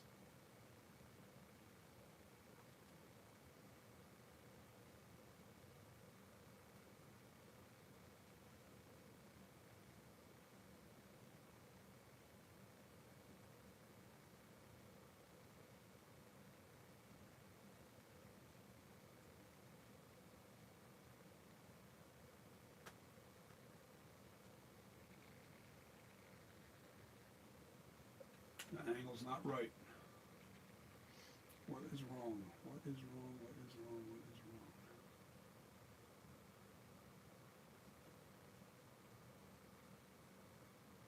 I know what's wrong. I know what's wrong. I know what's wrong. So this is the hard part. Coming up with, you just have to really pay attention to what you're looking at when you're looking at things. You have to fill this in more to get the pitch right.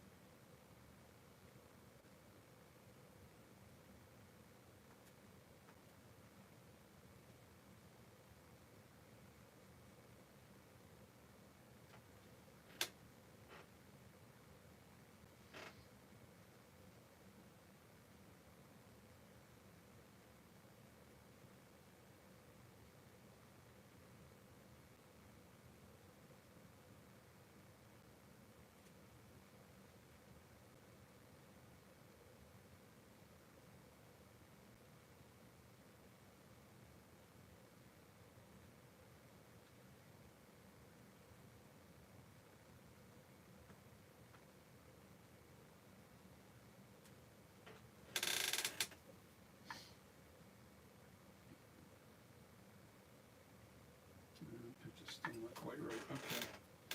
All right, tired of playing games here, pal.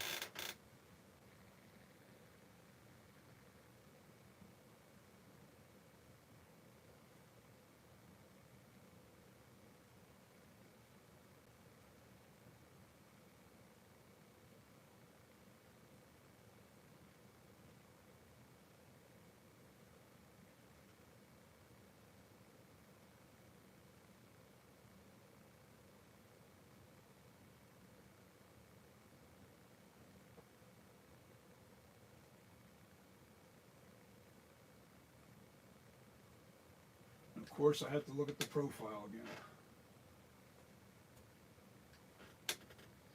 And then I'll probably have to rake out some more.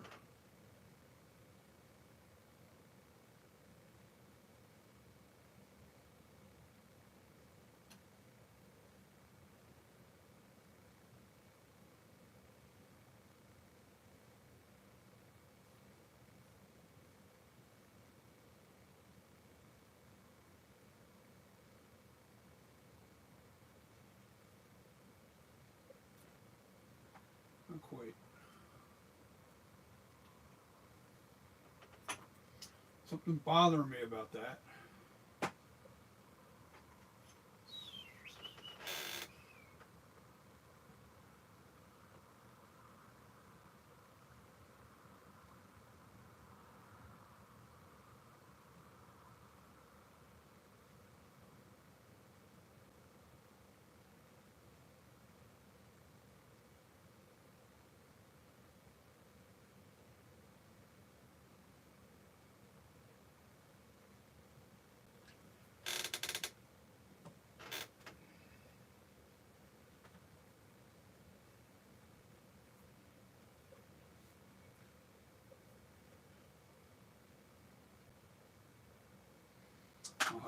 I'll need another picture to get this perfect. I'll need another picture directly looking at it, straight on. I can't, I have a little bit of an angle on this picture here, but it's the only screenshot of the mask I have. Oh, I dented the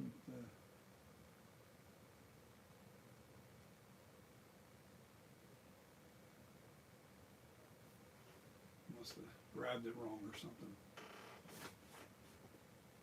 Okay, let's work on the back of the ear a little bit and the top of the ear.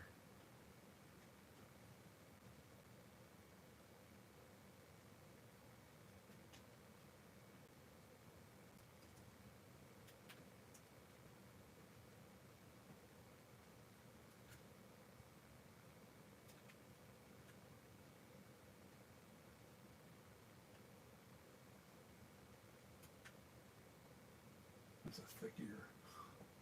To get that taper right though, that's what it took. I might have to take some of that down. I may not have a choice because I don't feel like changing the whole shape of the back of the head. That would be another month's worth of work. That's a lot of ear on the back of that head. Look at that. Holy shit. That's too much. Okay, so I may have to cut this back further.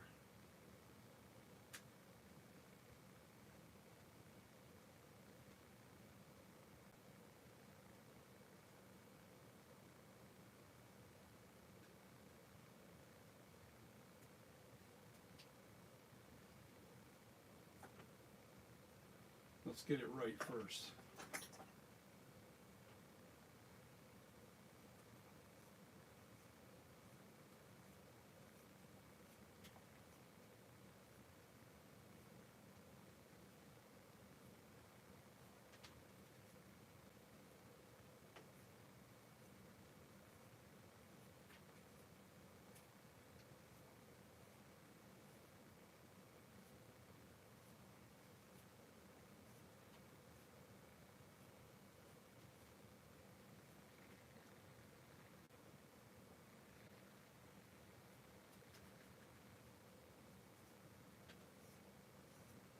In order to fix that, I really kind of don't want to. I might just have to add a little more clay to the right in here. That might be the easier fix. It will be the easier fix, no doubt. Let me clean up my mess that I just made. I think that's what I'm going to do.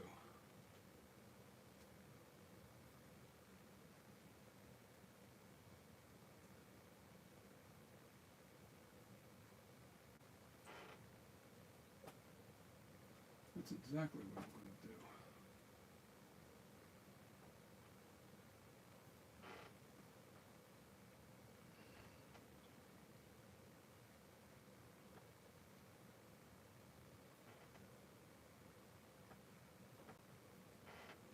stuff to be a little harder.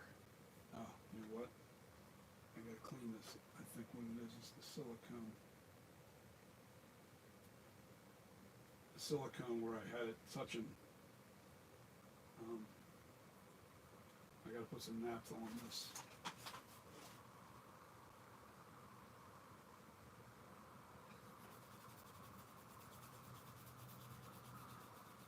Clean this head real good.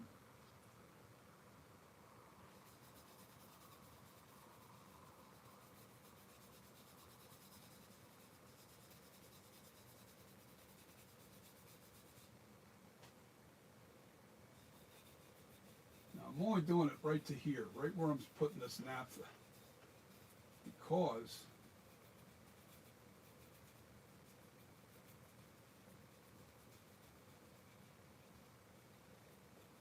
once this is filled out a little more, because it is kind of tapered a little too much right in here. It always was, but hair hides it. But I don't want the hair so thick there that I have to hide so much ear. That's not a good thing either.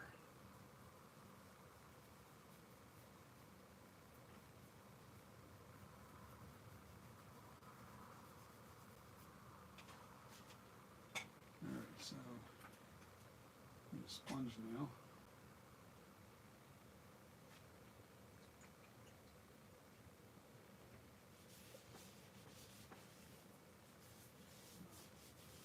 No, I did it. I just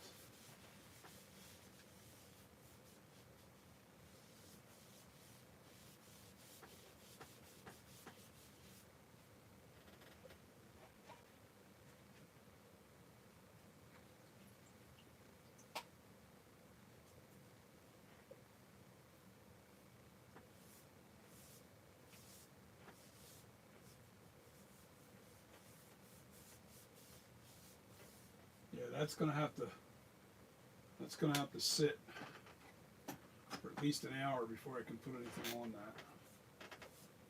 So I can't really go any further with this ear because I've got to fix it's just right in this area here. I just got to fill this in just a little bit right in here and then kind of blend it into the head. This way the ear is going to look. I'll tell you where I'm going to put that clay to, so you kind of general idea of what I'm talking about. And I'm going to blend it so the head's going to come out a little bit more over here to here, and then it's going to come down and taper in. But I have to make sure that this area is brought in a little more. Yeah, that's definitely. All right, so let me give you a little thing that I wasn't aware of when I did this. All right.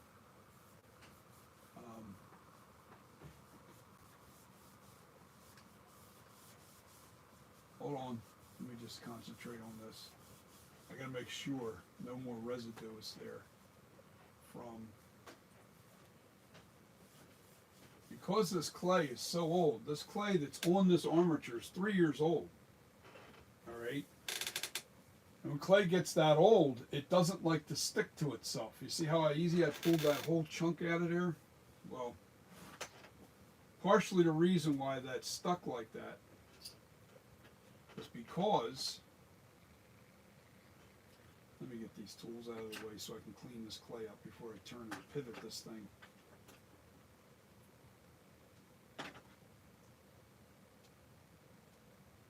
All right, so what was I saying? I was saying I siliconed. Remember, I made a silicone master from this. And silicone left a residue all over this thing.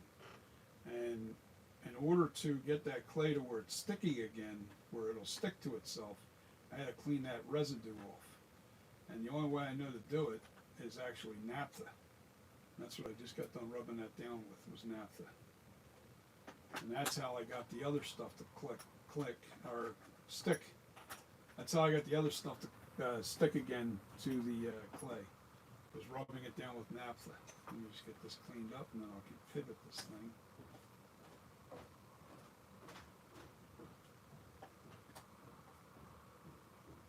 It's a shorter video tonight, but that's all right. We got some work done.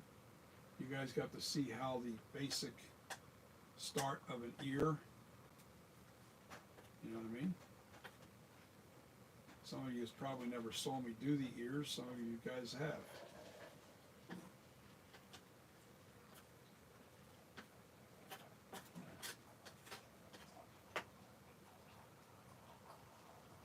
Alright, so now I can pivot this around. I have to let this really set up overnight.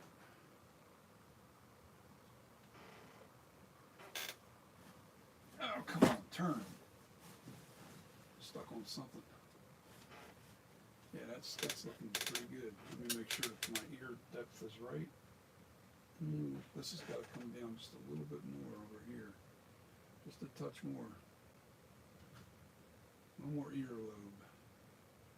One more length to the earlobe right in here. Not much, but a little bit.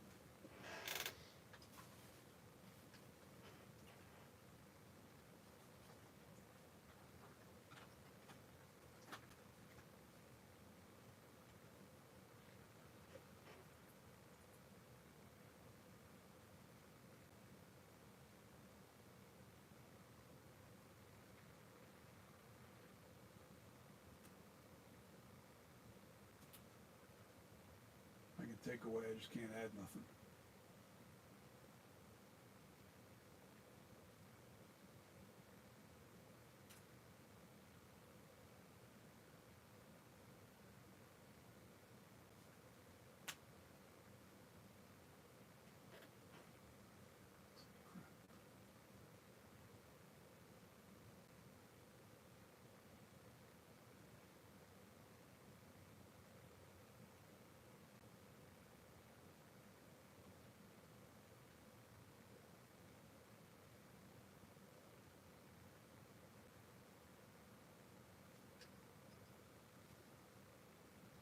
Now, some people put the ear, they actually put the back of the ear, leaving the crevice in there.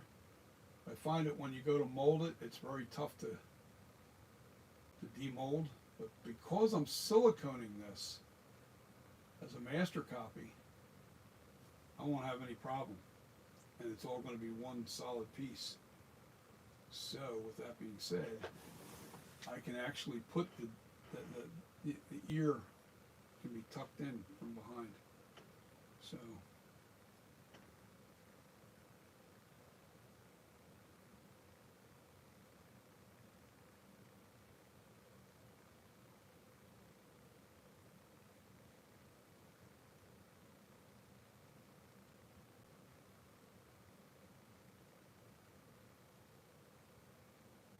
yeah, I forgot. I touched this with the damn.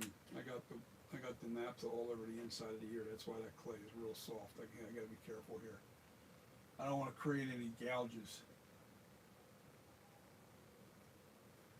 Now tomorrow I'll fill this in. As a matter of fact, what I'll do, I'm going to put some scratches in this.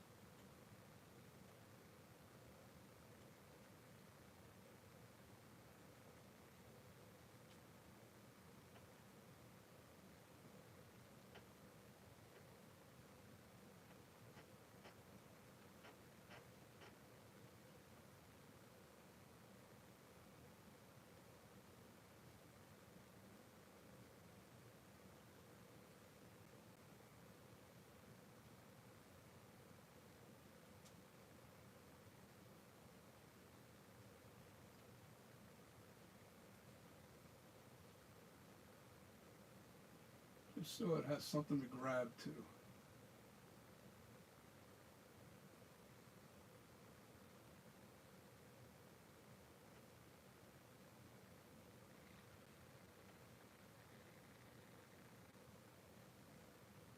That's all getting covered. That area I just scratched up is going to be what gets covered tomorrow. And it'll be brought in. So it literally goes off the back of the ear and tapers off really quick. It needs to come out a little bit more rounded. And then I could bring it in to the ear right at the back here where it's real thick. As a matter of fact, I'll make a line so you know where I'm going to go with it.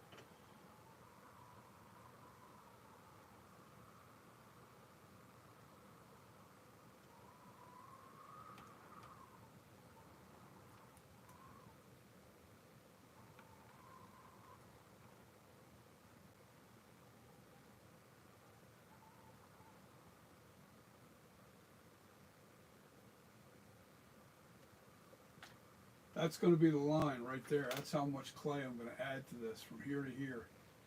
And then I'm going to taper it all in.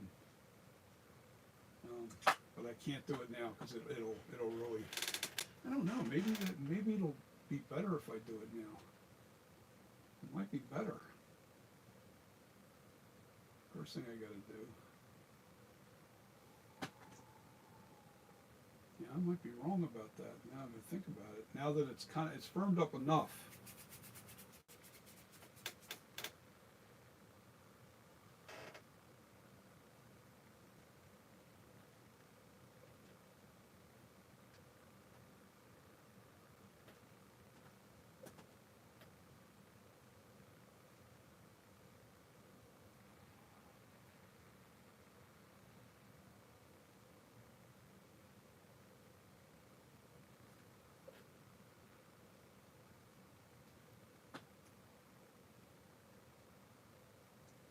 That gives me my depth. That's what I'm doing. I'm setting the depth right now.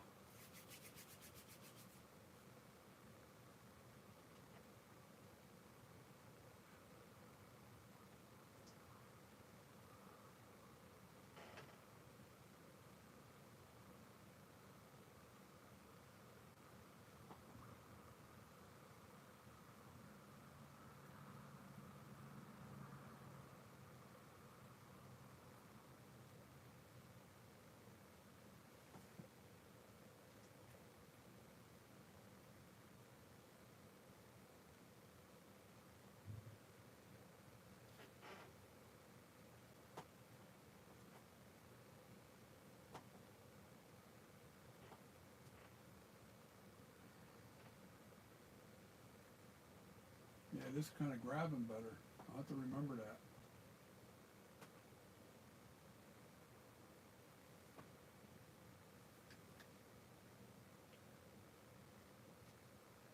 Kind of grabbing better. Doing it this way.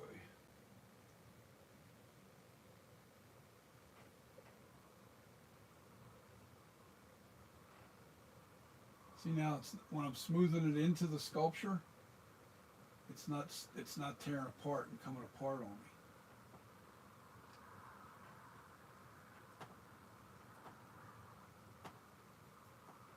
It's sticking to the sculpture good. Yes, that's what we need.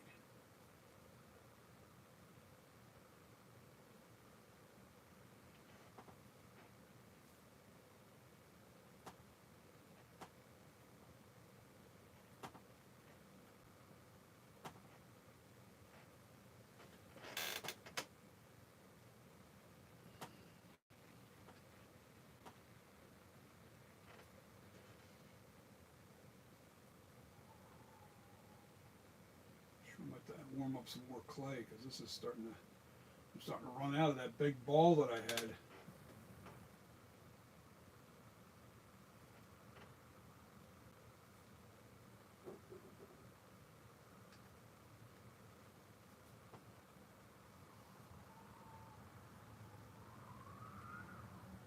I gotta go all the way out to here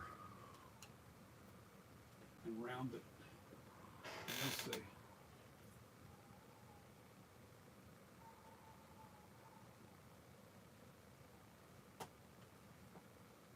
What this is going to do for us, though, believe it or not.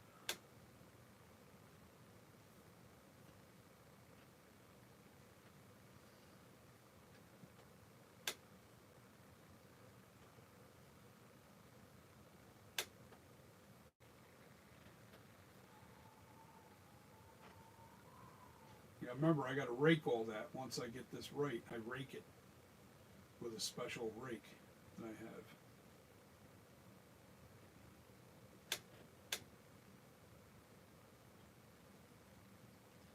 Oh, I'm so glad I didn't do that other thing where I was going to rake the ear back, because then I would have been still stuck with the same look anyway, you know what I mean?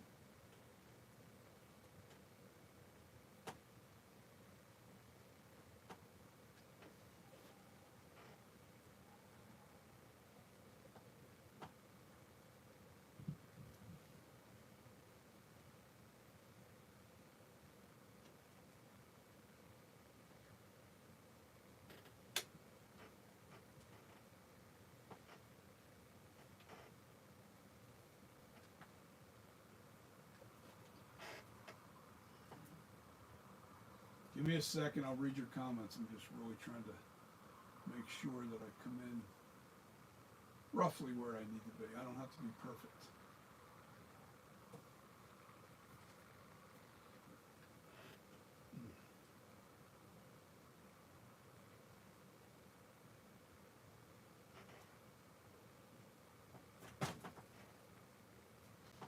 Yeah, I need the clay to be a little softer.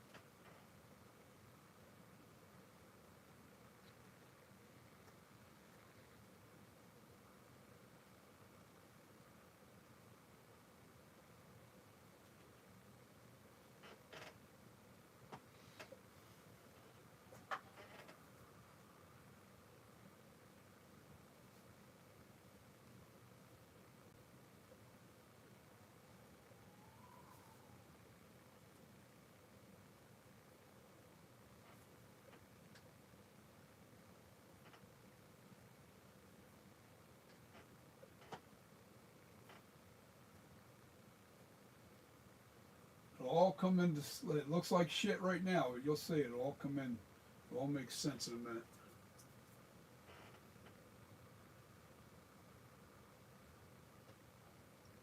And then I have to see. Yeah, that was always a weak spot there anyway, so.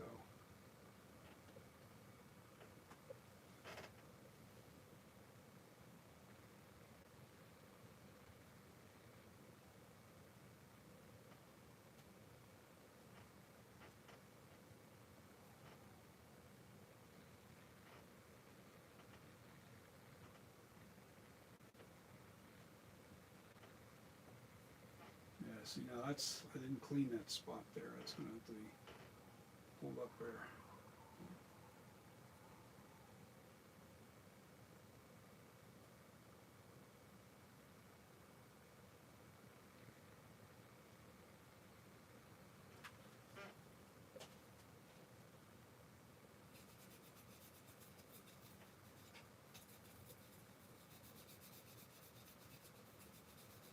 Should have done a bigger area.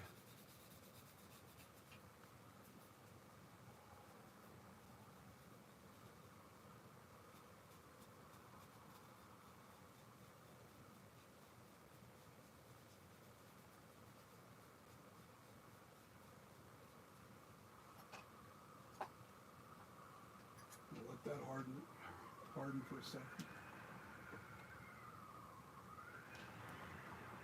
Well, it's windy out there, man. It must be storming.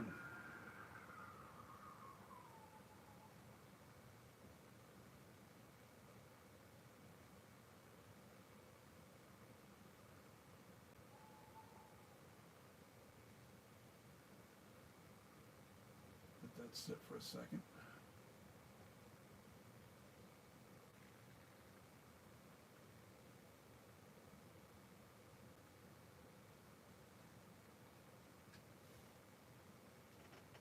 And I'm down to no more clay there, so.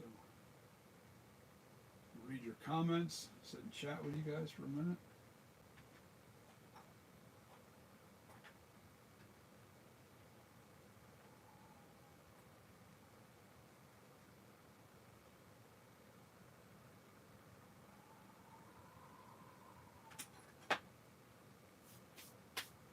Okay.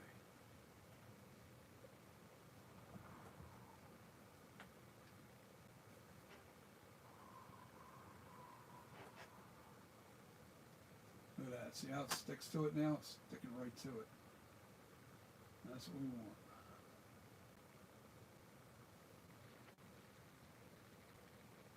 Don't want to mess up my night creeper. Although that's getting changed. What am I thinking? That's getting changed to the flashback.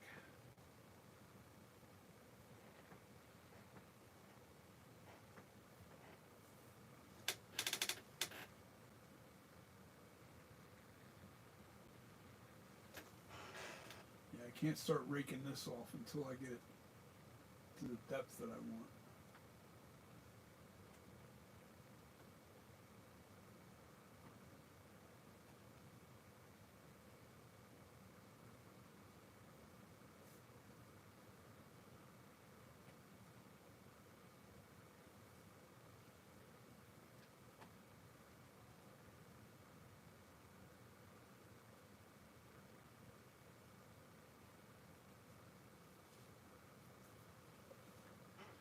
Yeah, that's gonna take some sculpting there to get that right. Yes, it will.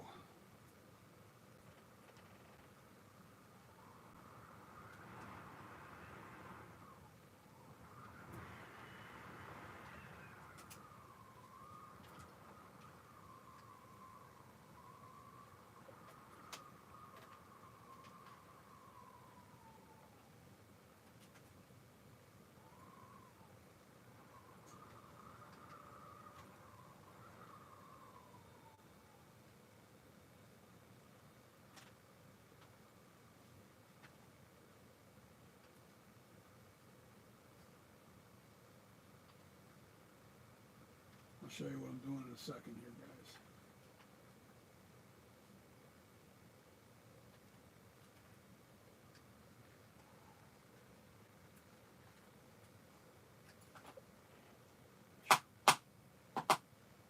Alright. What I'm doing here is I still got to fill in right in here.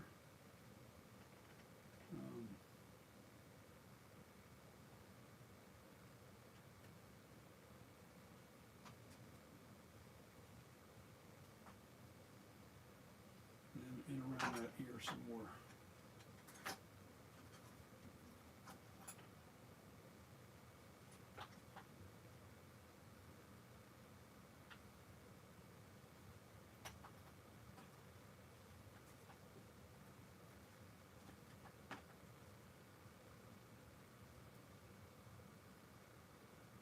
Ay, ay, ay.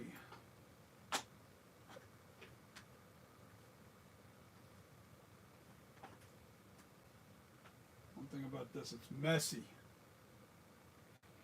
I know it looks like shit right now, but it'll come together. It'll look right when I'm done.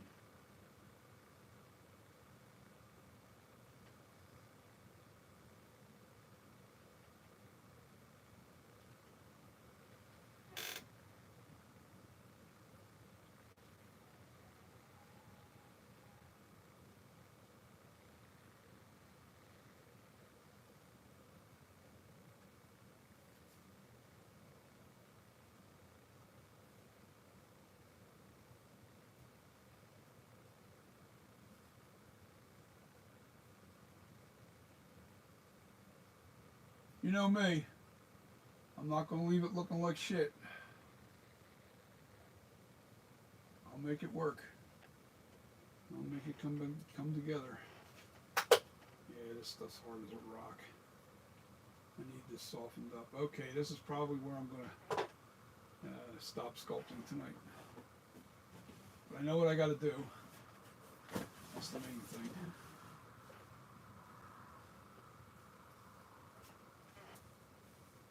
Yeah, it's gonna have to be perfect when I get it done.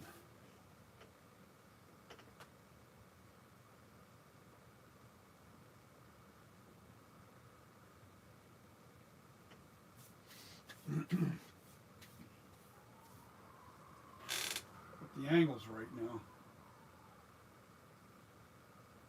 with the ear.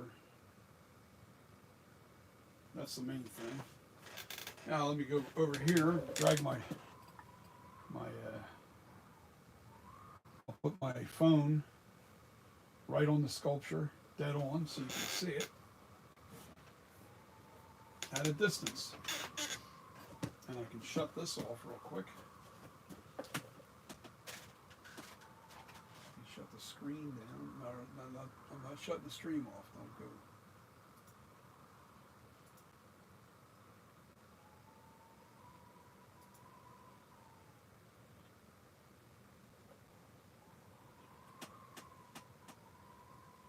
Yeah, I'm going to take the needle cracks off of there too. It's just going to be round and a little puffy. That's all the needle's going to be.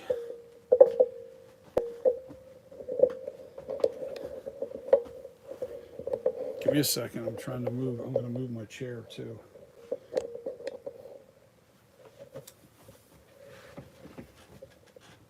Move my chair back where it belongs, so I can.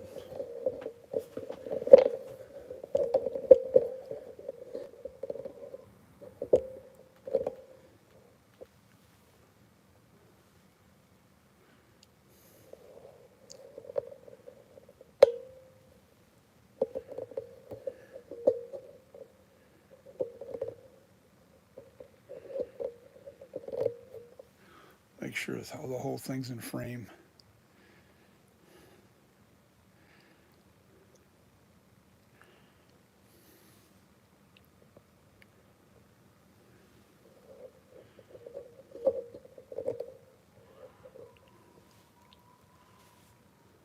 That's too far apart. That's too far away.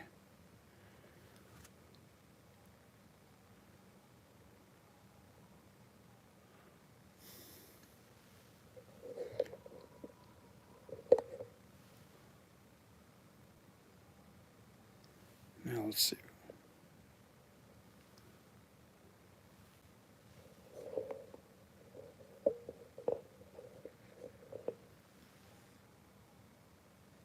All right, so you don't see the top of the head, but you'll see the.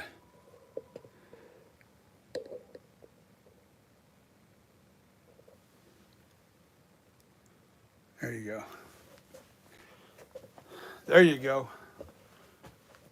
I got the lights low, so you can see that. All right, let's chat. Jesus, I got myself all banged up in this.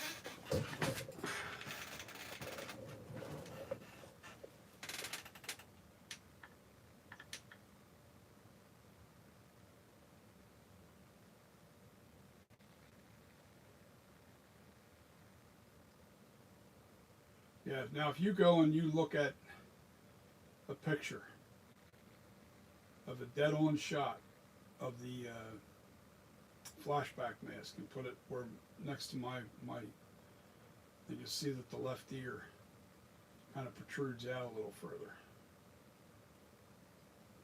Or it's the left ear if you're wearing the mask. It's the right ear if you're looking at the camera. The one I just worked on. If you look at you go look at the still shot of the dead on shot, you'll see that I'm not dead on to that yet, but if I go too far out, the back of the head would have to be, I'd have to take more off the face, or I'd have to add more to the back of the head, which I did. I added more to the back of the head.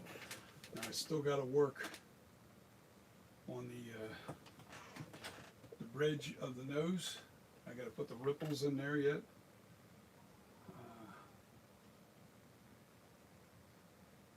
There's 5 people on.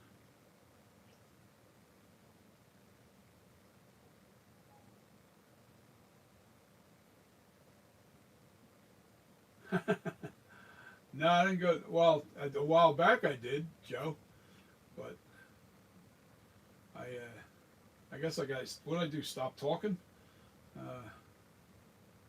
I guess I did. Sometimes I get into focusing and it really kind of screws me up a little bit. So I'll have to figure that out. I don't know if I'm gonna be able to get that angle just the way I want it. I'm gonna get some of it. I'll get it close.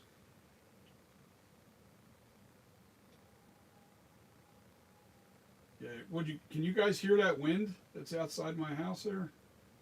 It's really windy out there.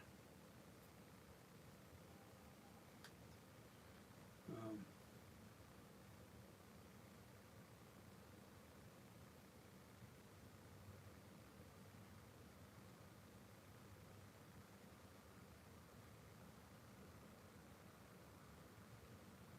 yeah, I have to work.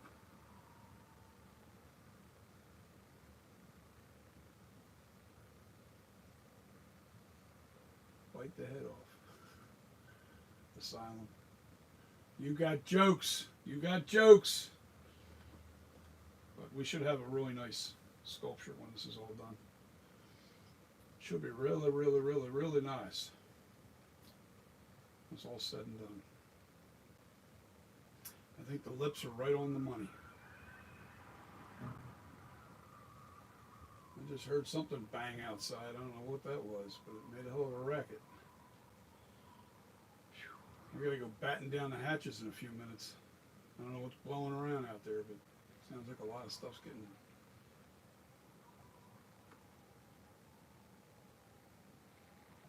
Yeah, if you look at the very outside edge of the ear cut, you'll see that I'm really accurate when you're looking dead on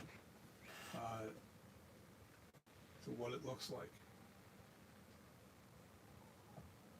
Asylum.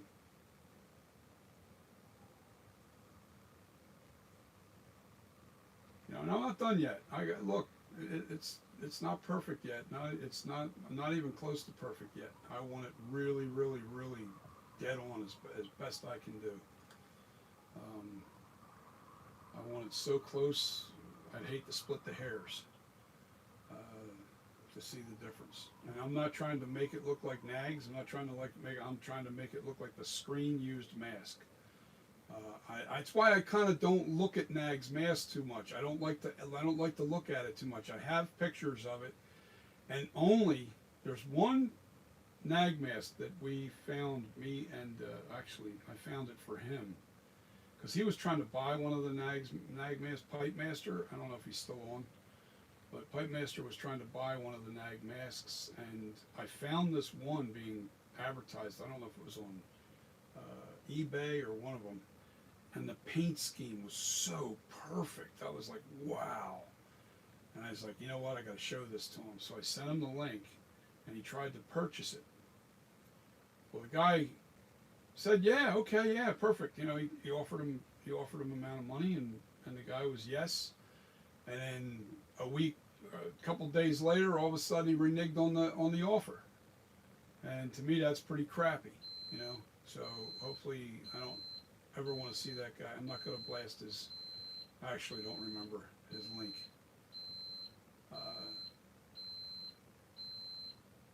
But there was a picture. Go away.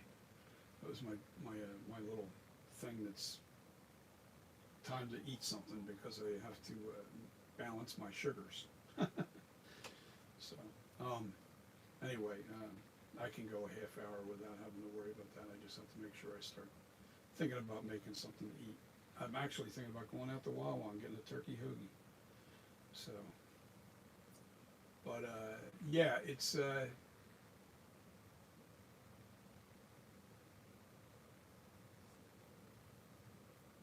yeah. I'm trying to get it as close as possible. I'm trying to get it as close as possible to the screen used. I don't want to settle for like, oh yeah, well I'm in a rush trying to get it ready for Halloween. I want to really get this ready for Halloween. I do.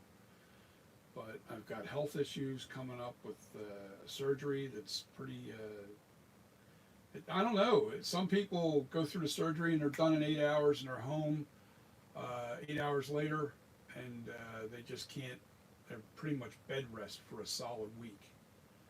You're not allowed to lift anything for like nothing over 3 or 4 pounds for a solid week. You're not allowed to do anything. So my plan is to just stay in bed for a week when I get the surgery done. I'm not playing around. But if I, if everything goes well, and after that week, they say, it takes, several weeks before you're back to exercise and that kind of stuff. But I can go back to exercising again. I'm really looking forward to that. Just light stuff. I'm not going to go crazy. I just want to go biking.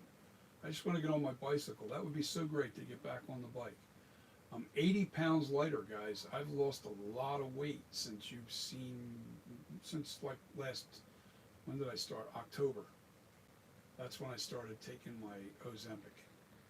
I'm 80 pounds lighter since October, and that's a lot. That's a lot of weight to lose in that short of time. You said it's October. And I think it was like mid-October before it might have been the third week of October before I started taking Ozempic. I think it was. So it was late October, let's say November, December, January. Here we are, February, 4 months. I've been on Ozempic for 4 months. You're getting it. Don't worry, Asylum. You guys are going to come on once I get this thing done. You guys are going to see the videos. I'm going to have it ready. I'm going to make the silicone master copy. You're going to see all that process, the molding of it, and then once that's done, I have to make a clay hollow head. All right, and the reason why I'm going to make the clay hollow head is because then I'm going to make a solid stone one-piece mold, so I don't have to deal with that dividing mold. That is such a pain in the neck, because getting it apart with hard monster clay sometimes is next to impossible. So what I'll do is I'll make a fairly thin casted clay, melted clay mold of this from the silicone master, and then what I'll do is I'll make the stone over top of that, the Ultra Cal 30. I'll put the stone over top of that, and once that's hardened, I'll just take the clay out. I'll just melt the clay a little. I'll heat it up with a heat gun and peel the clay out of the one-piece mold. And when that's done, you're going to have one heck of a nice, beautiful sculpture. It should be really perfect. The other one turned out perfect when I made the mold. All you do is just slush cast the clay into the head. Real light coating first. You let that harden up, and then you throw a little bit thicker. You just keep making it thicker and thicker and thicker. So we'll be on the money. I even have the little indentations here in the lip. Under the lip. It's there. They're not smoothed out yet, but it's getting there. Yeah, this is going to be nice. This is going to be nice. Now I have to dig out on this side a little bit more, right in that creamer. Dig this out just a little bit more on the lower lip, into the corner. It's just not prominent enough. But it's close. Getting really nice. I think it's going to be really, really nice. Still got to put the bubble right here and the nip and the nook there. I want to make sure that is dead on the money too.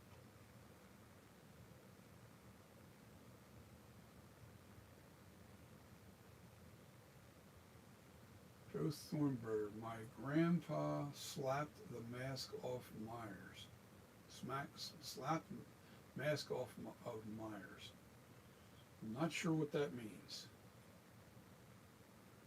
You guys got jokes tonight? What's up?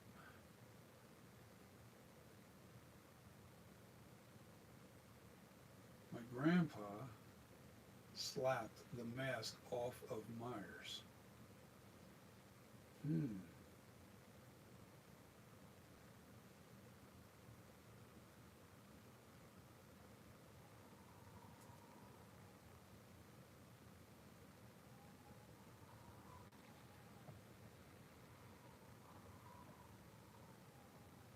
Yeah, the needle hole asylum, I'm going to definitely take care of that too. That's going to get taken care of. I'm going to take care of that needle hole. That's not going to look like that when I'm done. As a matter of fact, I'm changing that needle hole on my master copy of my flashback too. Jokes. You guys got jokes tonight. What's your weather like where you're at? Wherever you are. What state are you guys in? You don't have to tell me your address. I'm not looking for that kind of information. What state are you guys in, and what's your weather like out there? Right now, I'm in South Jersey, and oh, excuse me, the weather is blowing and raining out there. It's nasty.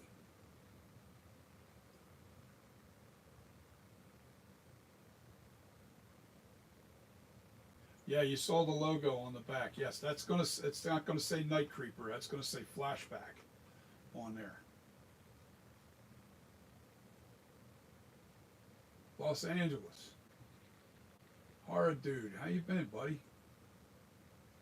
Thank you. I really.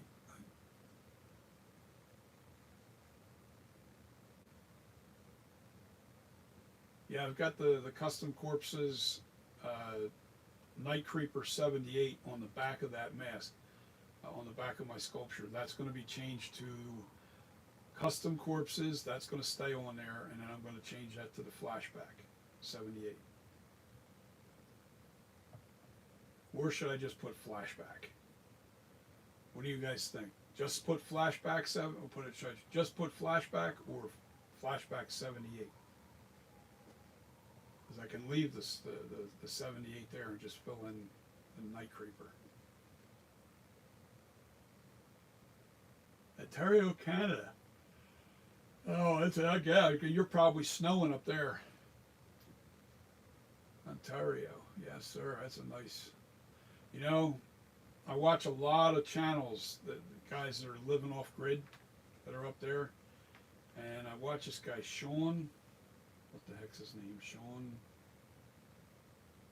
His first name's Sean, and he lives close to Ontario. But you know, I really kind of love it. I would love to live up there. I love the off grid living. I do. I really. I would do it well if I had the health. I can't do without technology right now because of my health. That's what sucks, you know. You get into a situation where your health starts to go. The last thing you want to be is out in the middle of nowhere. 60 degrees. No complaints there. Hard dude. Beautiful weather. I'm glad you like the sculpture, but we're not done yet, and we got a little bit of ways to go with it. And as soon as I'm done, you guys will know it because you're going to say, don't touch it any further. Our dude, the Myers house, and a lot of Halloween film locations are literally 20 to 25 minutes drive from my place. Damn, might have to get an invite to come out to you and crash and go see it. Because I've never been to California. I've always been on the East Coast. I've been to Florida. I don't travel a lot. I just don't. Been out to Kwajalein as a kid. That was so long ago. That's out on the Marshall Islands. It's off the coast of Japan. But that was the extent of it. And we did a flight. We flew from here to California to Hawaii, and then Hawaii to Kwajalein. But the stopover to Hawaii, all I saw was the airport. I was just a kid.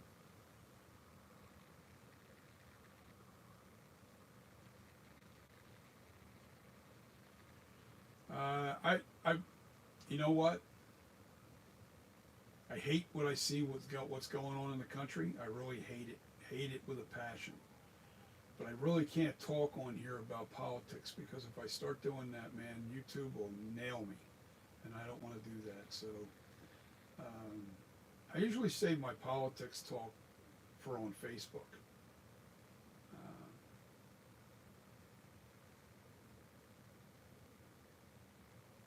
Yes, I agree. I do agree. The politics out there is not good. You got the homeless. They need to clean it up. They need to get things done.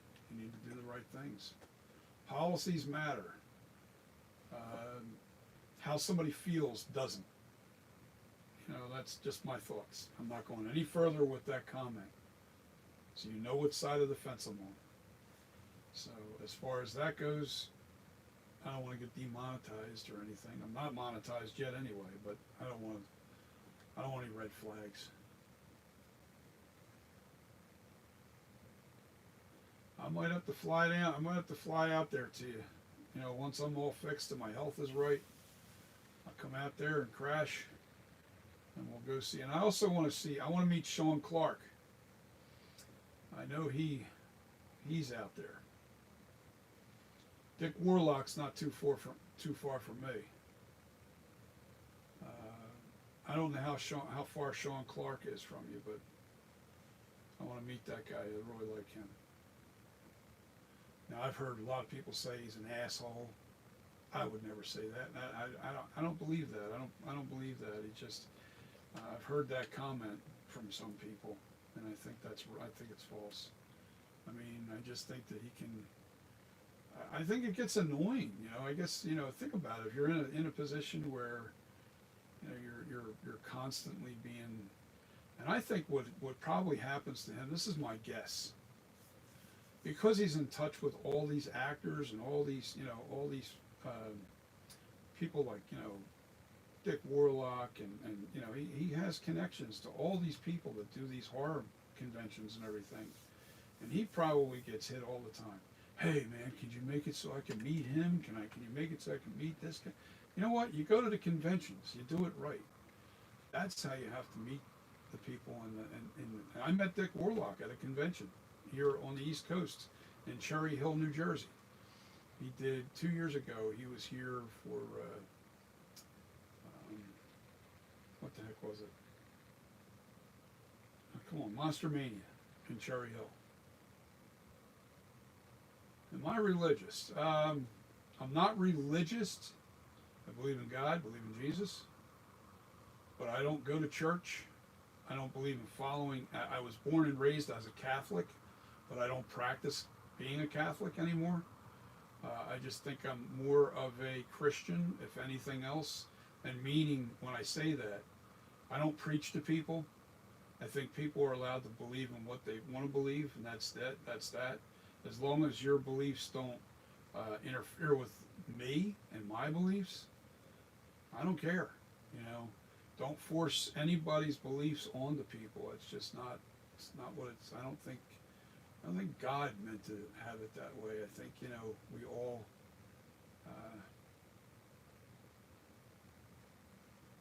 Yeah, Carpenter. Well, Carpenter. I mean, you know, he's getting to be an old man, and you know, if you just try to put yourself in their shoes as an actor or a famous actor, famous people in general, everywhere they go, there's either a camera flashing in their face or a microphone stuff in their face, you know, or, you know,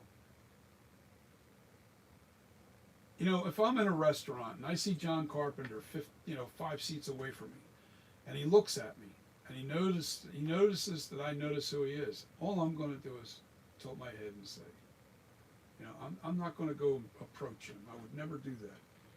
You know, especially when people are eating or they're, you know, now if there's media around and they're asking him questions, you know, the first thing I'm going to do is look at how he feels. If he looks like he's not answering people or anything, or he don't want to be bothered, the last thing I'm going to do is approach the guy in that manner, because you're going to walk.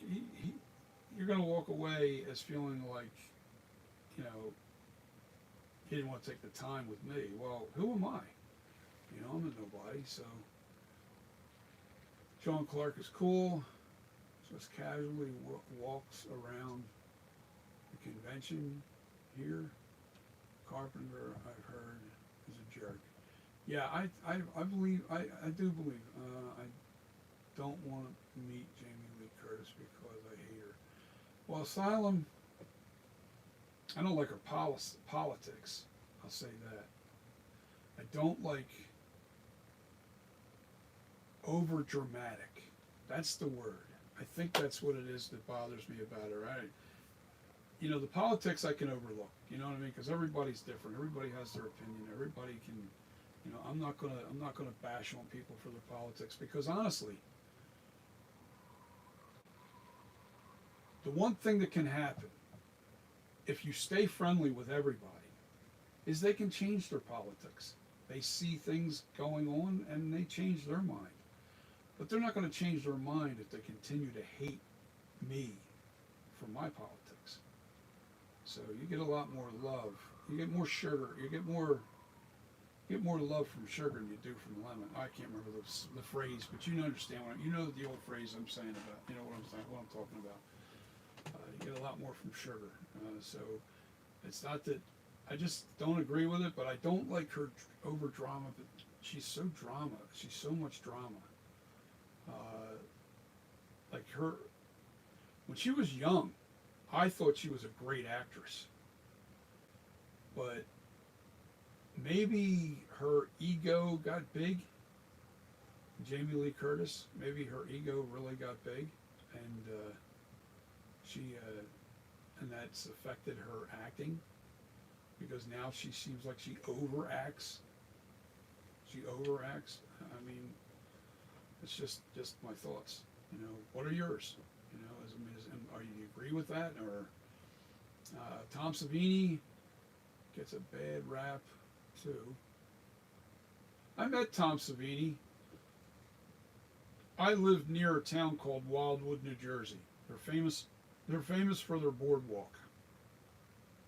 All right, especially in the 50s and 60s and early and through the 70s, they were really big here. Excuse me, I got the hiccups.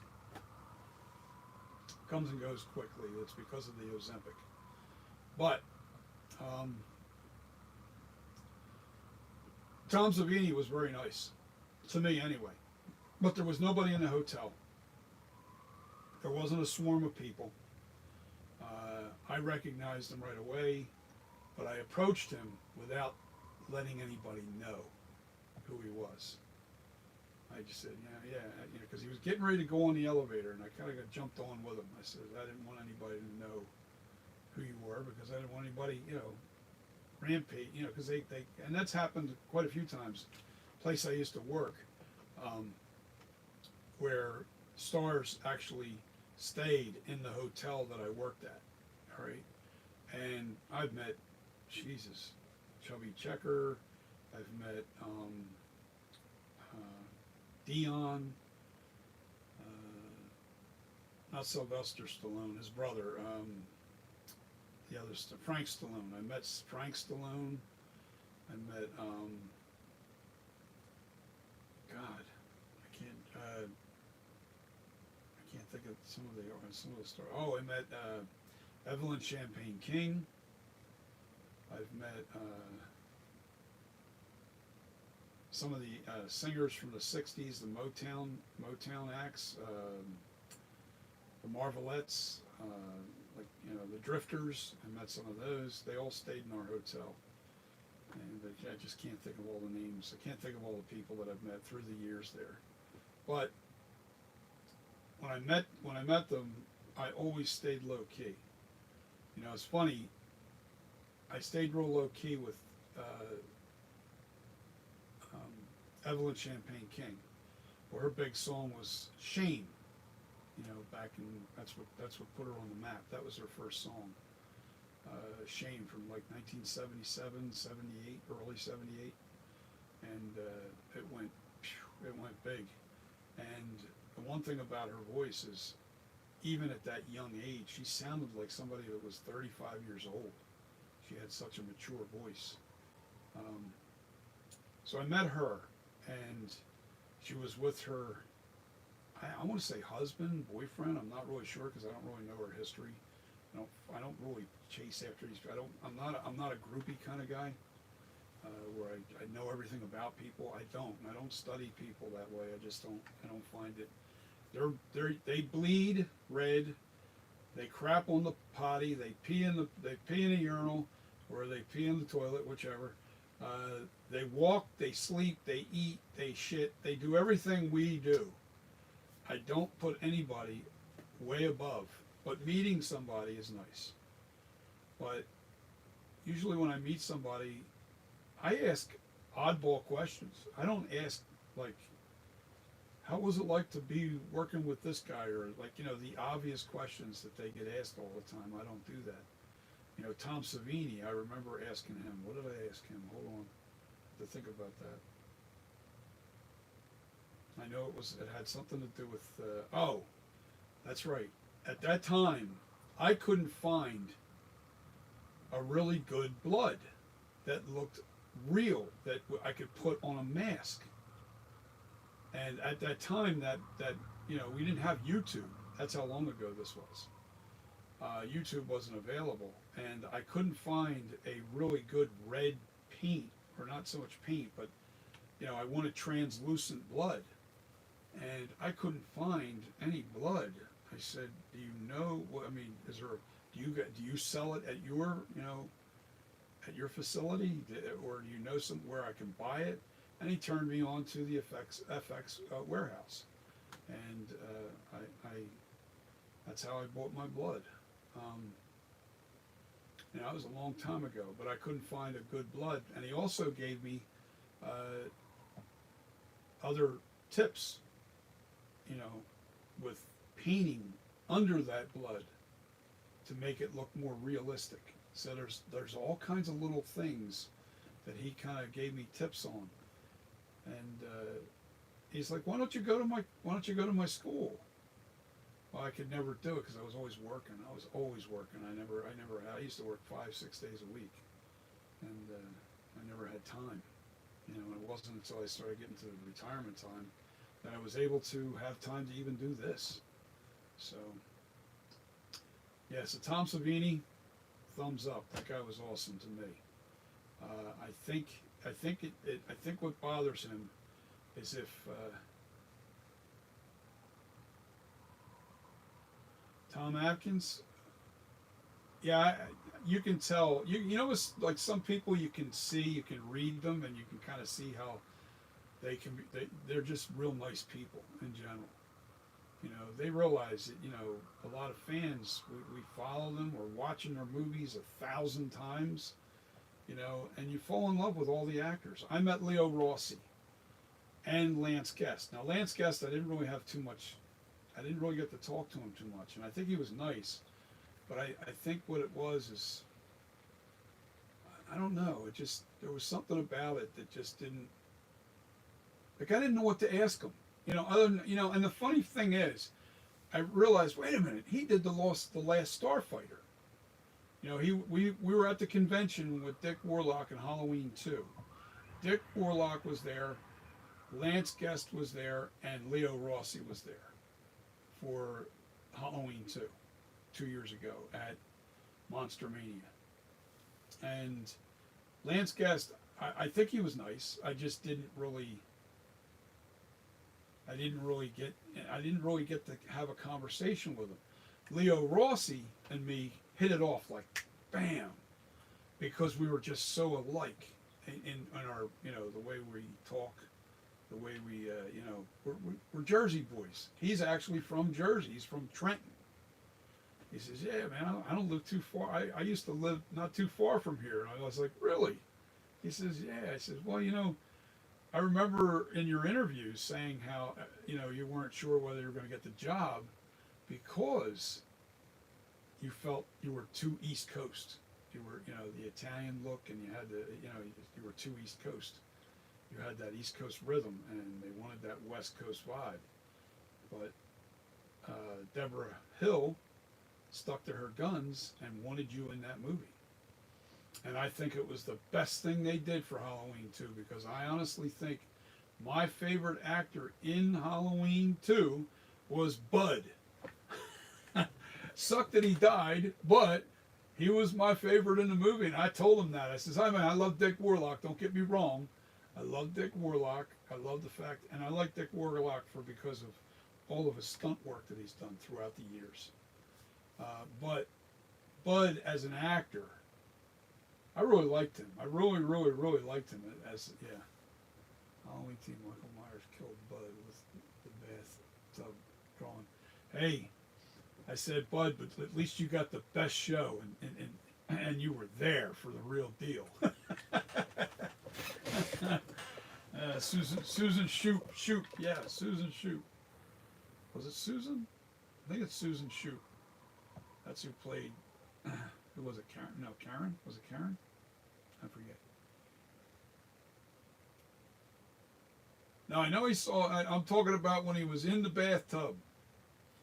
In the bathtub, and she came out and dropped that towel, man. What a view. What a view. Before he got killed. What a view. Yeah, so anyway.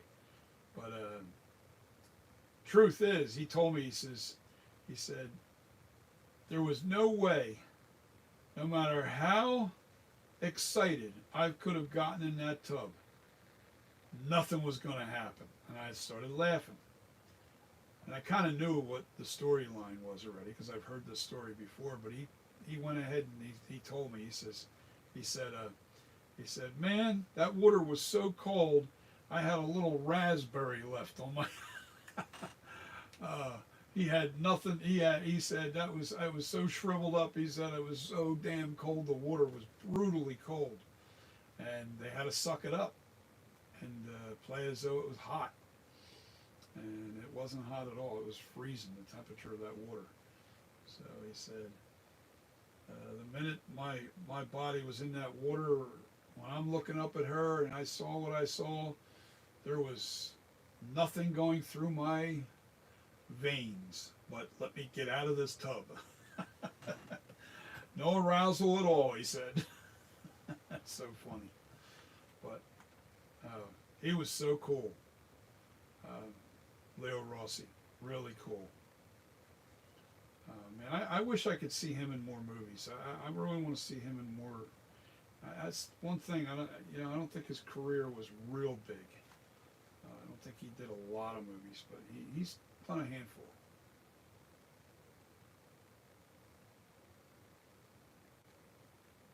Hold on, Michael Myers also bites off Bud's head. You gotta know how to read Asylum. Remember that, guys. Don't get upset. He's a jokester. He's a prankster. He's a jokester. He likes throwing them jokes out there at us. So he likes to rub another man's rebar. What line and what movie? You know, now, as I said that, I'm trying to remember myself. It's Jack Nicholson. That's right. But what movie was it? I'm going to really rub a man's rebar. Rebar. I don't even know what the hell rebar means.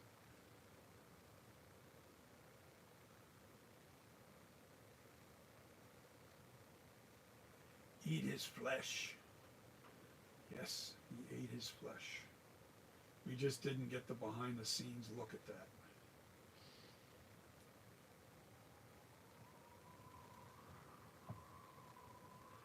Joe Thornton, I'll catch you later, John. Thanks for the video. Not a problem, buddy. I hope I inspired you and maybe showed you something that you didn't know how to do.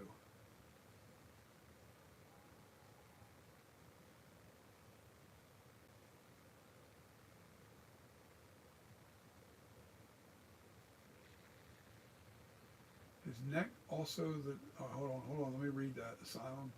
Also the neckline on the flashback mask on his left. There's a heart right in the way of this. Text something else so I can read the rest of that message, Asylum. Just say yo, that's all. It'll go up so I can read the whole thing. There's this little heart right on there.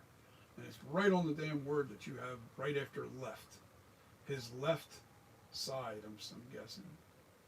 Left is lined up with the earlobe. The neckline.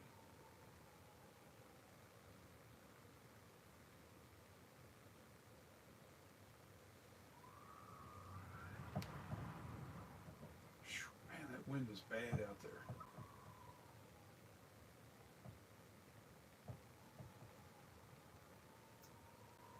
Lined up with the earlobe. I'll have to look at it. I'll have to look at the picture better because I haven't really. I don't have the picture up right now. But Joe Thornton, you have a good night, buddy. See you on the next video. I'll probably be back on here tomorrow night. I got to get the back of that head right. It's got to be fixed. That's got to be fixed.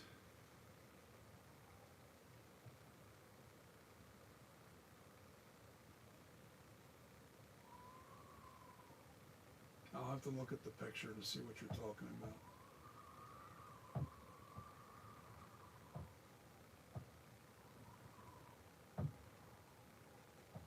Can you guys hear that? Can you guys hear that wind over here?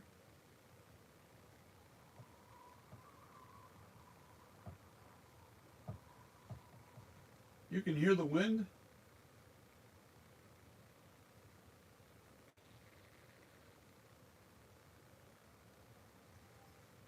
Yeah, it's banging around outside on my, I got a door right outside the front, right alongside the house here. And it's blowing. That's pretty cool. A good creepy night to listen to DJ Styles at Custom Corpses doing a Michael Myers mask, and we got the wind howling and the, yeah, atmosphere, baby. Listen to that. I'll stay quiet a second.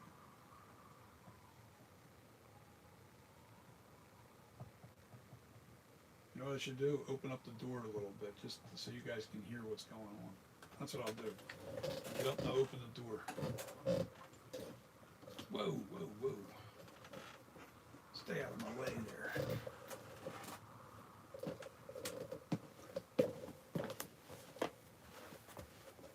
I'll just crack the door. This tripod I'm going to get rid of. It's the one that's giving me a problem.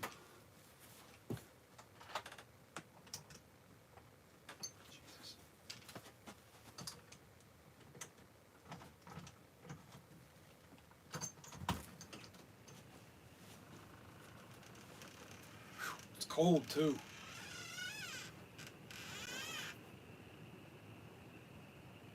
You can hear them frogs. It's getting a lot colder out. It was like almost 60 degrees just a little while ago. Temperature's almost 35 now, 34, 38. I'm sorry, it's 38 degrees. Went from 60 to 38. It's a cold front coming through is what it is. I thought it was raining. It's not raining at all. It's just windy. It was raining earlier.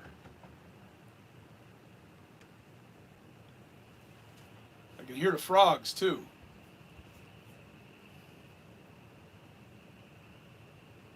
You can hear the wind blowing through the trees.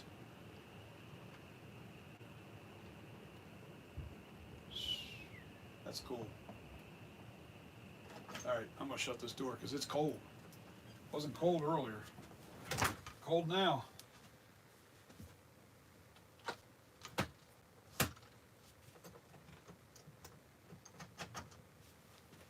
It's cold. The temperature dropped. Oh, while I'm doing this, I'll show you what I'm doing with this. Really? Come on, get off there.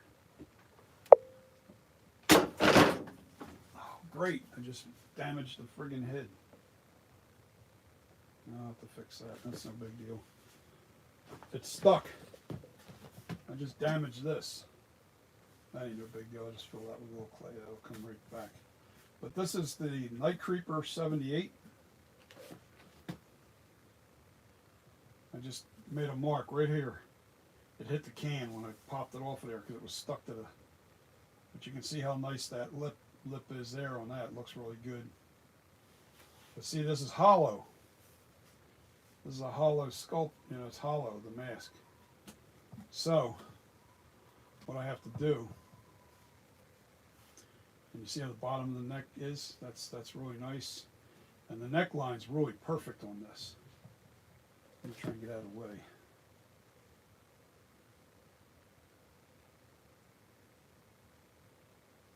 Anyway. Yep. Get a piece of clay and fix that real quick. Damn, it pisses me off. I'm just trying to. Gotta fix that.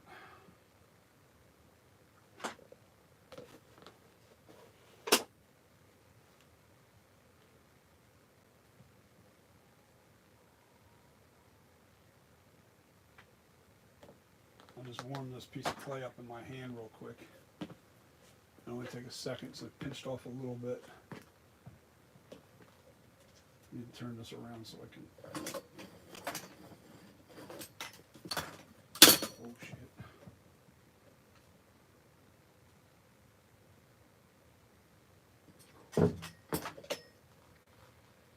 Man, I can't believe I did that. Yeah, I can.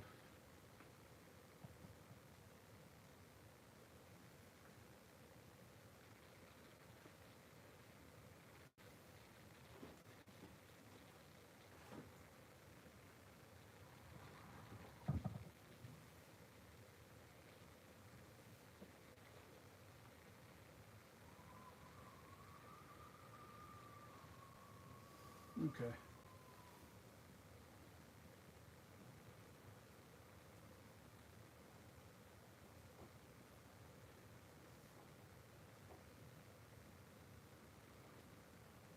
And I'll let that harden up. And I'll fix that tomorrow. Something else to fix, and then retexture it.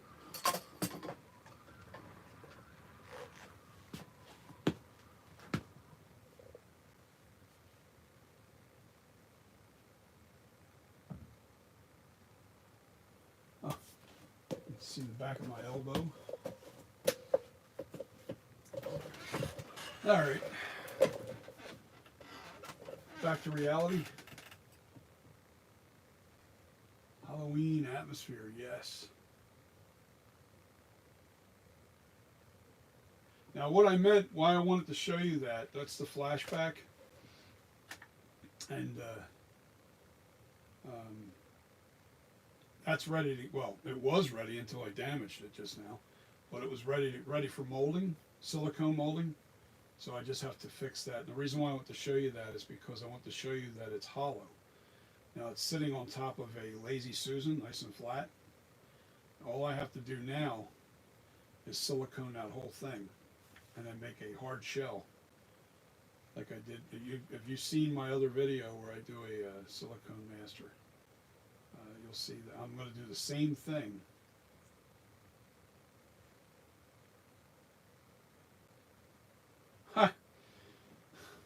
My least favorite night creeper mask. All of them except for like the newest ones.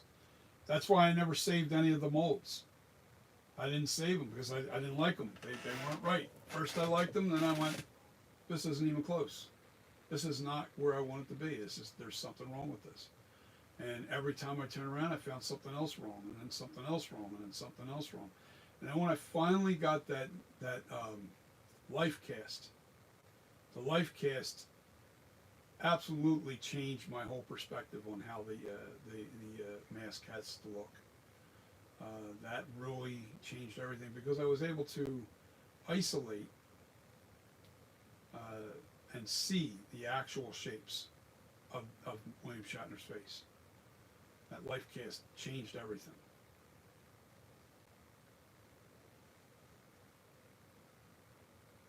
Yeah, well, that was one too that had huge eye cuts. It was terrible. Yeah, it just didn't look right. And you got to be careful. It's easy to overlook the littlest things. It's so simple. It's so simple to overlook it. I'm gonna go take my medicine.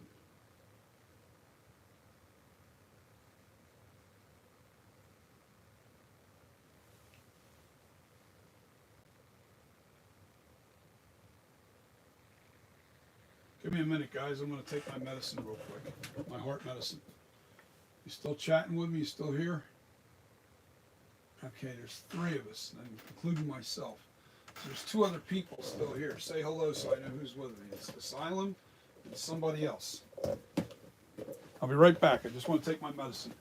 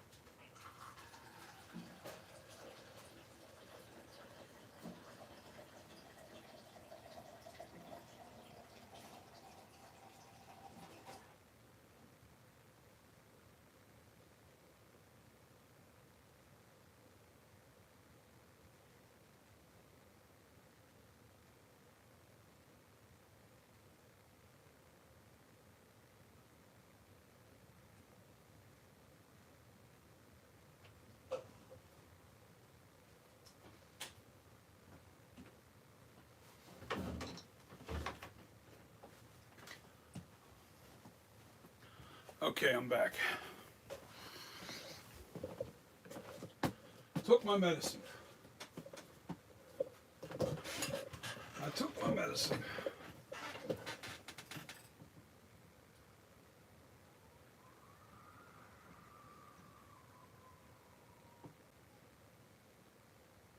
You got monster clay and you're eating it? Okay. I bet that tastes waxy. Monster clay is more of a wax than it is actually a clay. It's got an oil in it, but it's the kind of oil that's in wax. I would say this is closer to a wax than it is a clay. So, and that's why I like using it. One, because of the fact that the like wet clay, any kind of real earth clay is very, very messy, man. It's so hard to keep your, it creates a lot of dust. When it starts drying up, you get a lot of dust, and I don't want nothing to do with dust in my studio here. So I used wet clay for when I make the barrier walls, and I don't like the way that, I'm looking at the way that ear's kind of sticking out. I might have to figure out a different way to do this.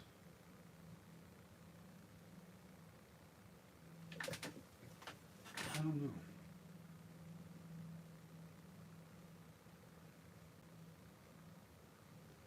I'll figure it out.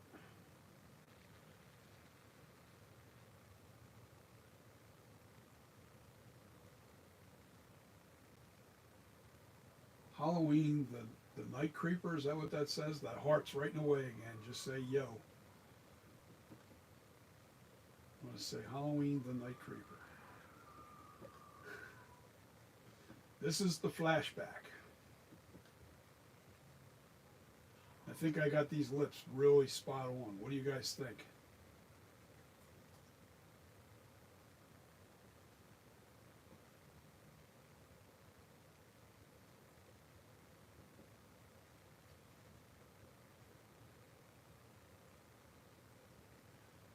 Well, I like Night Creeper. That was my original name for my mask.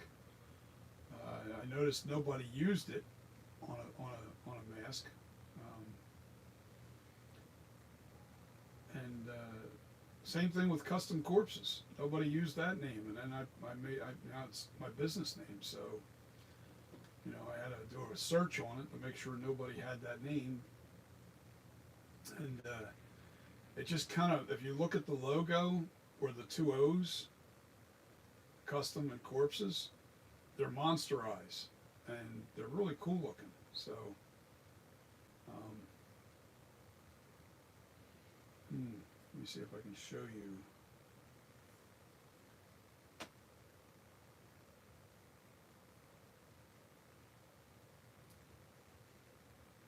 What happened to? Why isn't that on my desktop anymore?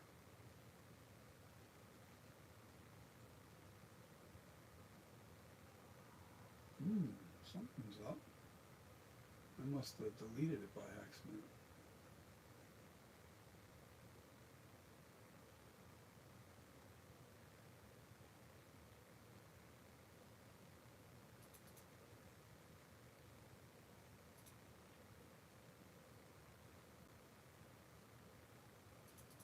I don't know. I don't know what I did with it.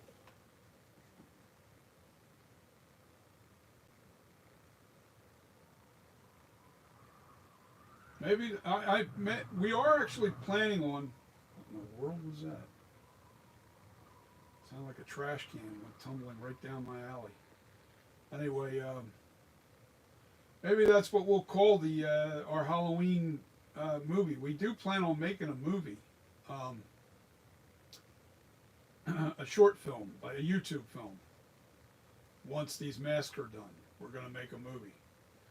And we're going to do a flashback scene, the 1978 with the flashback mask, and then bring it up to present day with the Night Creeper aged.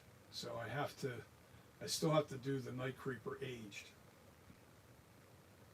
Or maybe I just aged this flashback.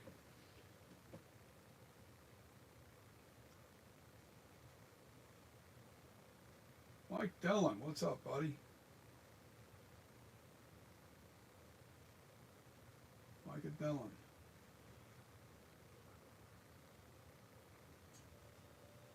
It's getting there. It's going to take some time. It's going to take some time.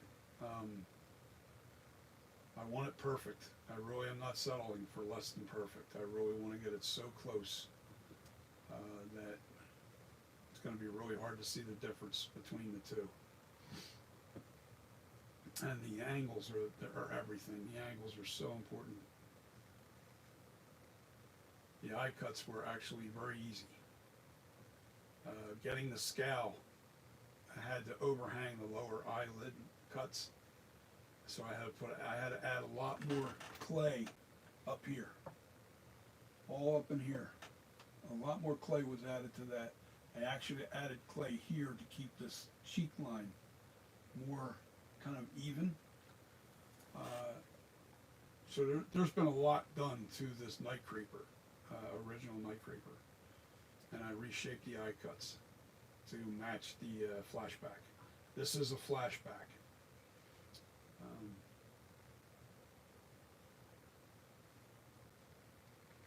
So we do plan on making short films. I've got a guy that's with me now that does movies. We can make our own movies. I have no doubt. We got script writer. We got. He's pretty much everything. He can make his own movies.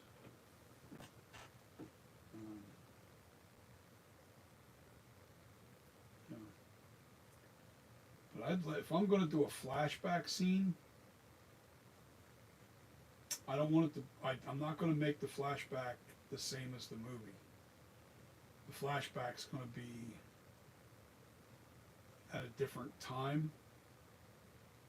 Maybe a montage. I have to think about it, but it might be a montage of scenes recreated or complete different kills altogether at different locations.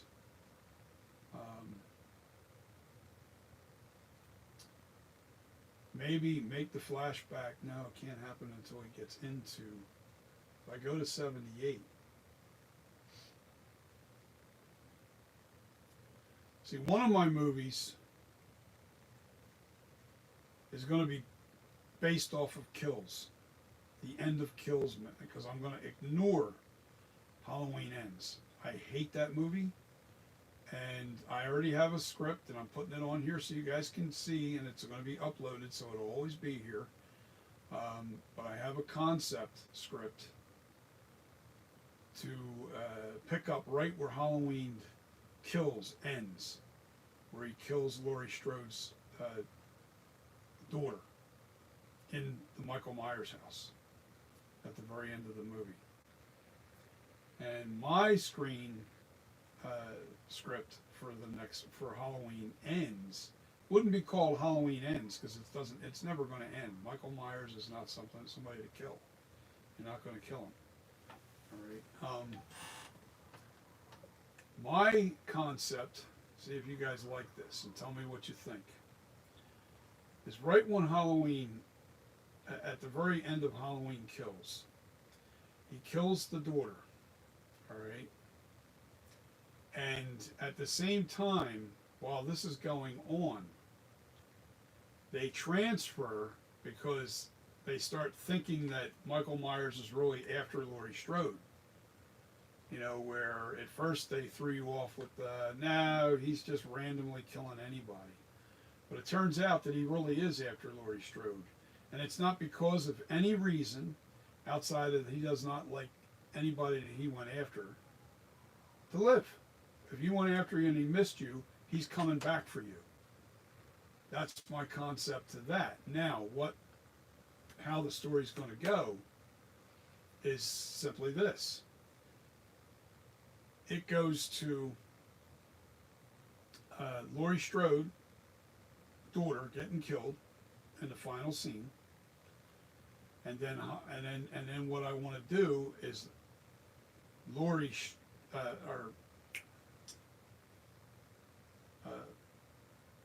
Strode gets transferred out of the city of the Haddonfield Hospital to another hospital that's in the suburbs. All right. That hospital is going to look a lot like the original Halloween 2.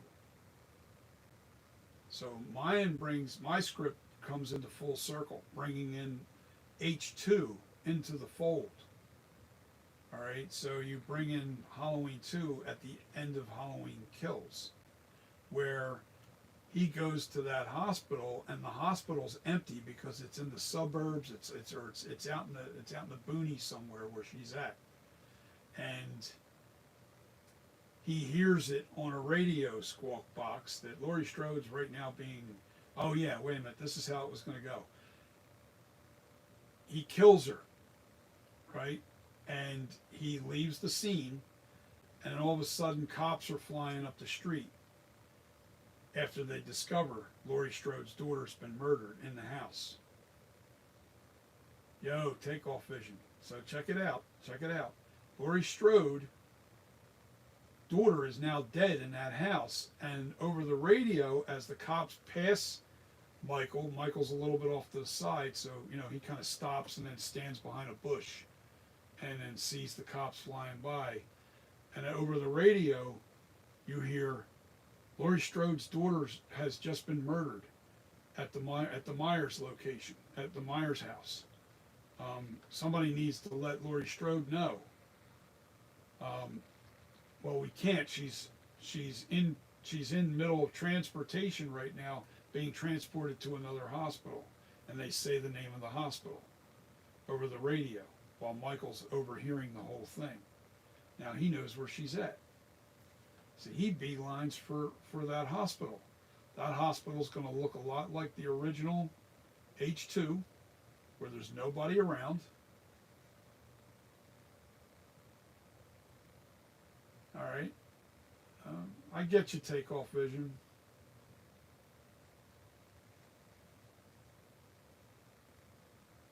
H2, the original H2 is the best ending. Um, when Laurie Strode got killed, or or not Laurie Strode, Laurie Strode's daughter got killed. Now I do like the first and the second redo, but I hated ends. I couldn't stand ends, and I loved kills. Out of all three of them, kills was the best one because Michael just went nuts. You know, that was really good. He did some creative kills in that too. Ends was terrible, and it was Jamie Lee Curtis that ruined that movie, if you ask me.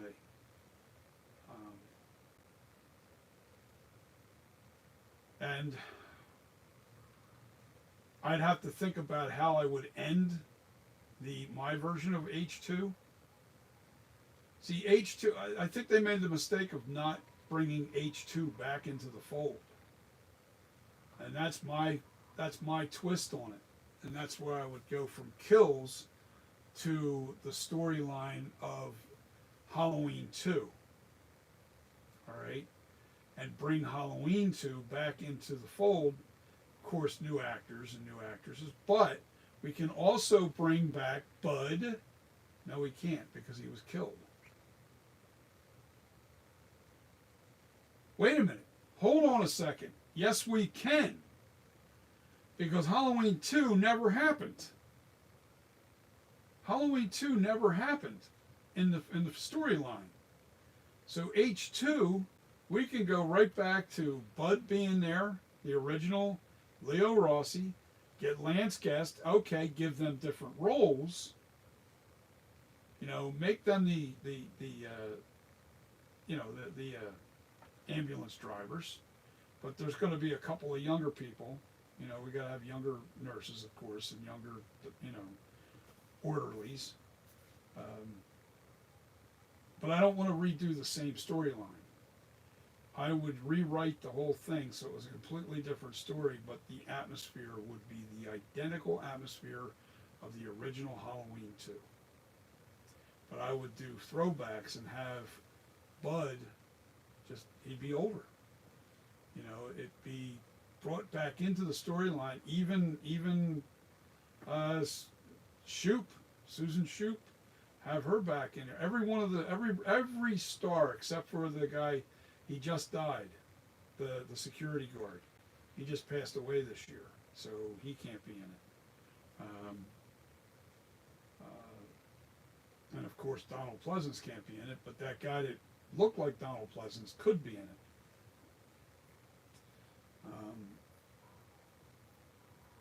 Now, my storyline would have been so much better. I know it would have been awesome.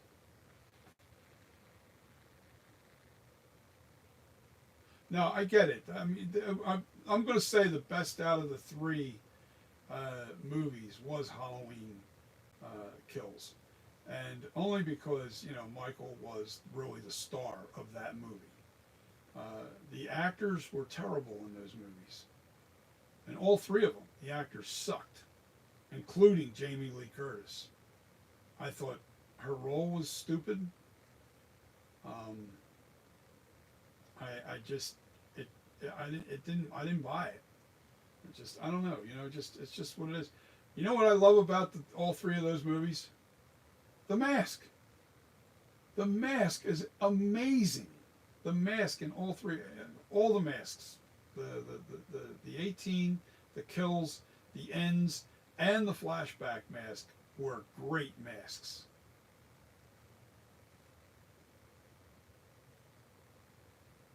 But I don't want to completely restart the storyline again because I actually think outside of the acting, the storylines were good. On how, like the first and second one, how he escaped and all that stuff, and back to that. But there was no other way to do that. He had to escape, at some point, and he returned to Haddonfield to finish unfinished business. And yes, I'd still say that he was after Laurie Strode, but I would kill her off fast. if this was my doing, if I could redo these movies, one, and get better actors. Two, I would have, and it may not have been the actors. It could have been just the way, they were, you know, um, it could have been the, come on, I'm drawing a blank here. The director. The director could have, just wasn't that good. You know, just the lines were stupid. I thought the funniest lines were the two gay guys in Halloween Kills. I'm not into gay or any of that shit. That's not my thing. Definitely not into the transgender scene. That's definitely not my thing. I'm old school. I'm an old school guy. But they were the two best guys in the movie as far as funny goes. They were hysterical.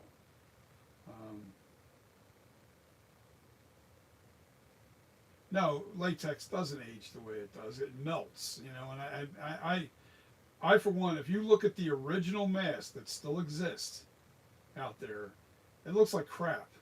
And I'm sorry if we're going to make the mask look like that.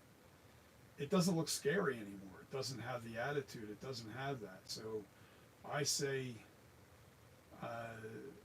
the way they aged it, you had to keep that original feel to the mask. We know first of all, Michael Myers isn't real either. So, to pick on how a mask actually ages or any of that stuff, the character's not even real. So, it's a fictional story. It's cool. I love it. Do I care that the mask doesn't age like that? No, I don't, because it gave us a cool mask. It was a really good mask. It was. All the masks were really good in all three of those movies.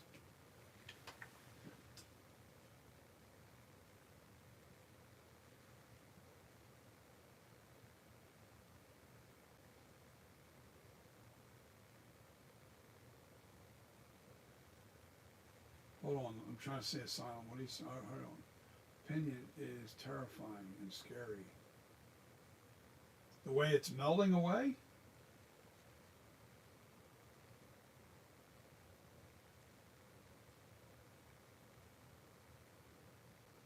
Takeoff vision. I mean, it's you guys. If you don't like it, you don't like it. I'm not gonna argue with you on that. That's not. That's your personal opinion. I do like it. I do like the masks. I do like them. I can't stand that the 2018 is too small. I mean, it's a small mask. I have one over here. It's sitting on the side. But it was too small.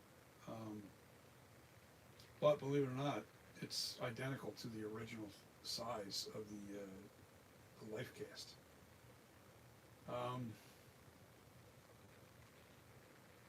I just think that they tried to age it, scratch it up, like that one side of the face looks like scratches, and where the age wrinkled up, like it got wrinkled. Like even Rob Zombie. Now I don't like his movies at all, but that's besides the point. But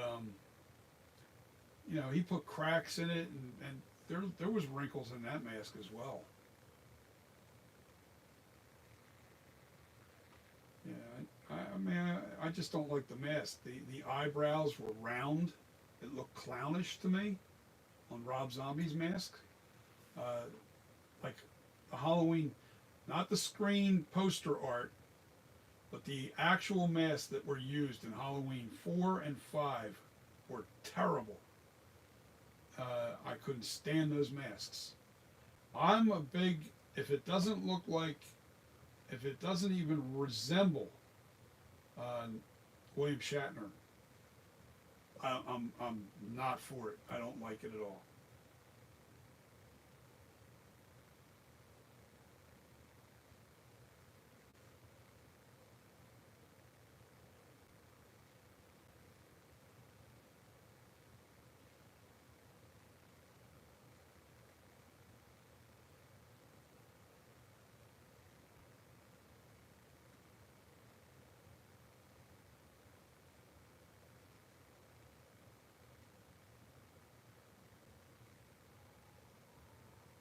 real rotted mask. I'm trying to remember. Was there something that the H40? Are you talking about the new H40? Yeah, the H40 is the only one that's out there. It's H40. Yeah. Now, I like the look at the mask. I can't say because it looks like William Shatner. It does have that William Shatner look. It doesn't look like Rob Zombie's, and it definitely doesn't look like any of the other movies. It's close to William Shatner as you're going to get.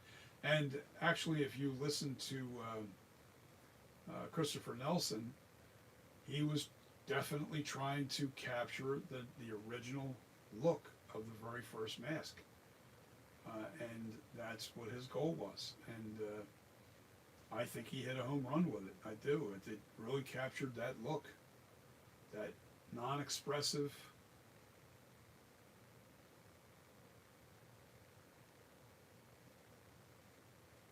Oh yeah, no, I know. I've seen that mask. It doesn't look good to me. It's all like the eye holes are way big. The mouth is all opened up. To me, that's not scary. That's just, you're going to see too much behind the. You're going to see half his face. That's like the Rob Zombie H2. Tore away half the mask. I'm sorry. You can't rip the mask off the guy because if the mask is gone, it really takes away. Because Michael is a mask. Michael Myers is a mask. It's almost like the mask empowers him. And just like Jason, that's like having Jason running around without his hockey mask. It's not going to work. It's not going to work. No matter how scary looking he looks. It's not going to work. The mask is everything to Michael Myers. It really is. And I've seen that movie. I saw the 1978 at the age of 16 in 1978 whenever it was that I saw it. But I saw it like right around Halloween time. I think it was. I've been corrected a couple times from the people that I know that remember. My cousins actually that went with me. They corrected me. I thought I saw that movie on the 31st, on Halloween night. No. The reason why, I don't know why I thought it was Halloween night. We couldn't, because we went to a party on Halloween night. That was one of the reasons why I remember. Or not, I didn't remember, I was reminded. And I said, oh yeah, we did go to that party, that's right. So she's like, yeah, but I said, well, wait a minute. I remember looking up at the screen and saying, oh, that's tonight, that's cool. Because at the very beginning of the night, it says October. And I always thought in my head that it said October 31st. It said October 30th. It was the night before Halloween when he killed his sister. No, when he escaped. That's right, when he escaped. It was October 30th. That's what it was. And I went, oh, cool. October 30th, 1978. And it was, they showed you that right when the car, I guess, in the thunderstorm and thunder and lightning, when Dr. Loomis and the nurse were driving up and discovered all those patients walking around in the thunder and lightning storm. Well, while he was driving up, that's when it came up. It came up on the screen. October 30th, 1978. And I remember yelling up to the screen, oh, cool, that's tonight. And funny story, and I was with my two cousins, two females. One was, let me see, I was 16, so that means my cousin Cheryl was 18, and my other cousin Ann was 17. And they're sitting on both sides of me. And like an idiot, I sat between them, and by the time I left that theater, my arms were bleeding from their nails digging into my arm.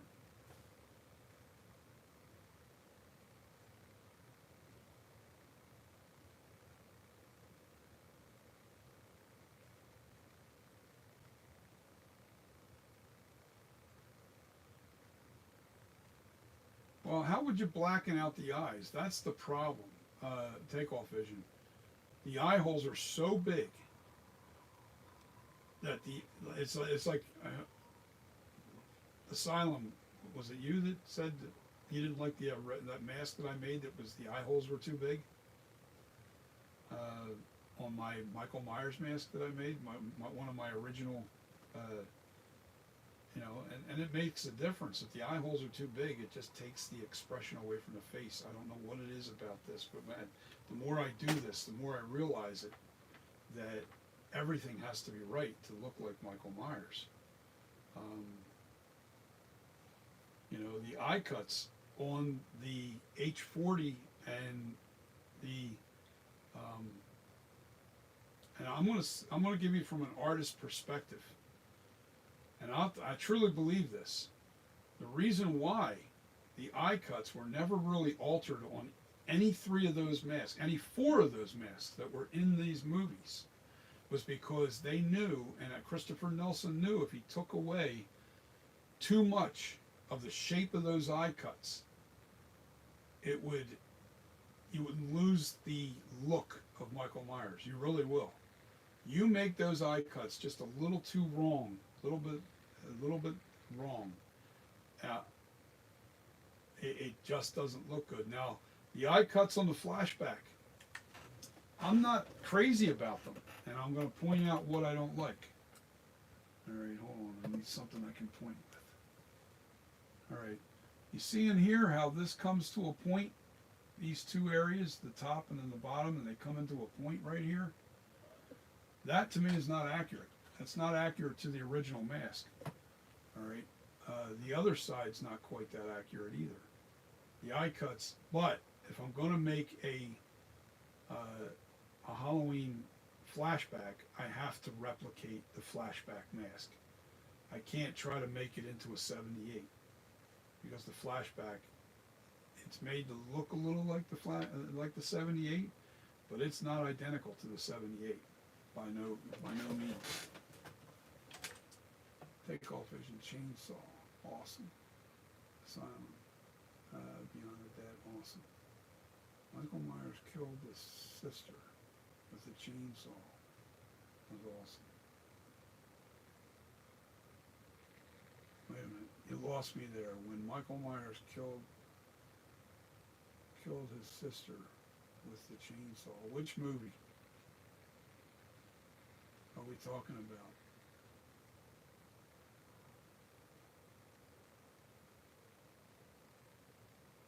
I don't remember seeing his sister being killed with the chainsaw. Anyway.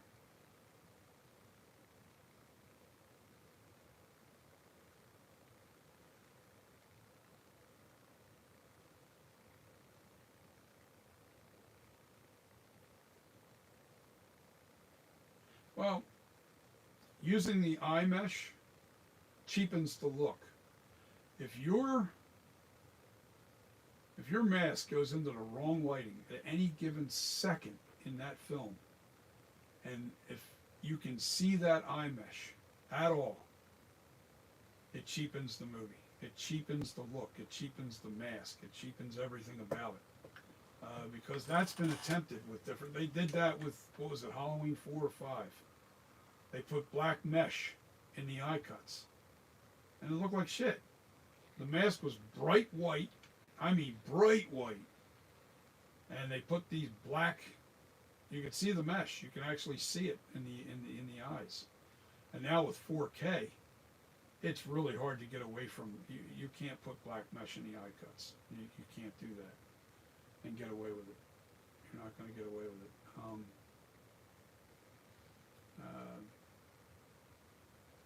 No, I'm sticking to my guns. It's just my thoughts. It's what I like. I definitely liked the H40 mask. I never liked Rob Zombie's, and it was because of the way the eyebrows were on there. The eyebrows and the eye cuts weren't great. And the other thing that was wrong with that mask was it was too long. It was very elongated, very, very long. I don't even mind the tears in it, or Halloween 2, Rob Zombie was horrible. That was a horrible movie. That was just as bad, if not worse, than Halloween Ends. Um, but as far as the mask goes, because I don't criticize the movies as much as I criticize the masks. The mask, when I look at a mask, do I want to spend 6 months replicating Rob Zombie's mask? No, not at all. I don't even care about it. And actually, you can get one from I'll overhaul them. I'll paint them. I'll paint them to make them look more movie accurate. But I don't want to sculpt one. Nope. I didn't like the eye cut, the eyebrows. The eyebrows look rounded, almost like clownish. The lower mouth didn't look too bad on that mask, but the face was too elongated. It was too long. The mask was pretty big. But Tyler Mane was what, 10 foot tall? He was a big dude.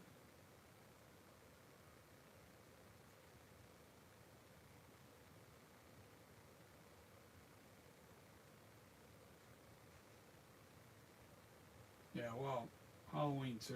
You know what? I think I only sat through half that movie. The Halloween 2, Rob Zombie, I only sat through half the movie, so I don't even know what happened at the end, and I never watched it again. I got halfway through that movie and said, this sucks, and shut it right off, and that was the end of it. I never watched the rest of it. So I can't criticize from halfway through on. It might have only been 20 minutes into the movie. I thought, this sucks. And I'm done. I was off.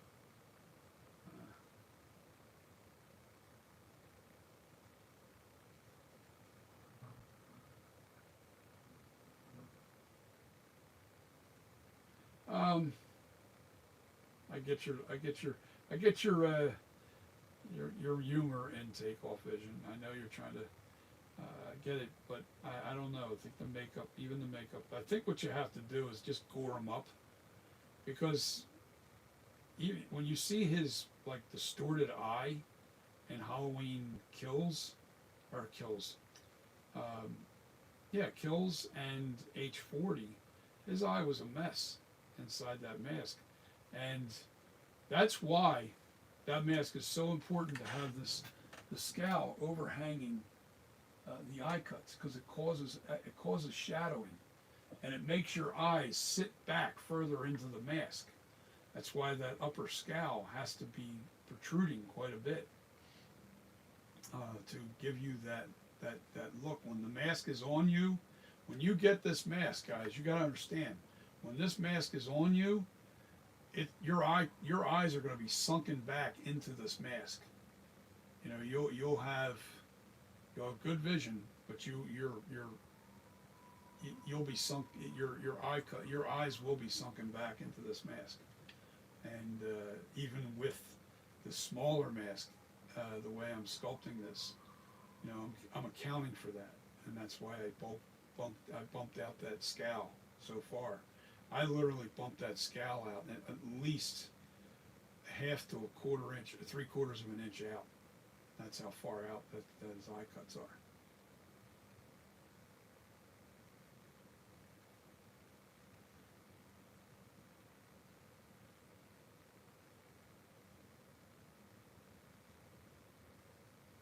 Right. Well, I mean, that's the thing. The actual original mask, the scowl was there. The scowl was overhanging the eye cuts a little bit. Yes, they were. There was a little bit of an overhang on that original mask, because it comes from the actual Shatner mold life cast that I have over here, and I can show you. Let me just show you real quick what I'm talking about. I'm going to give you a profile look.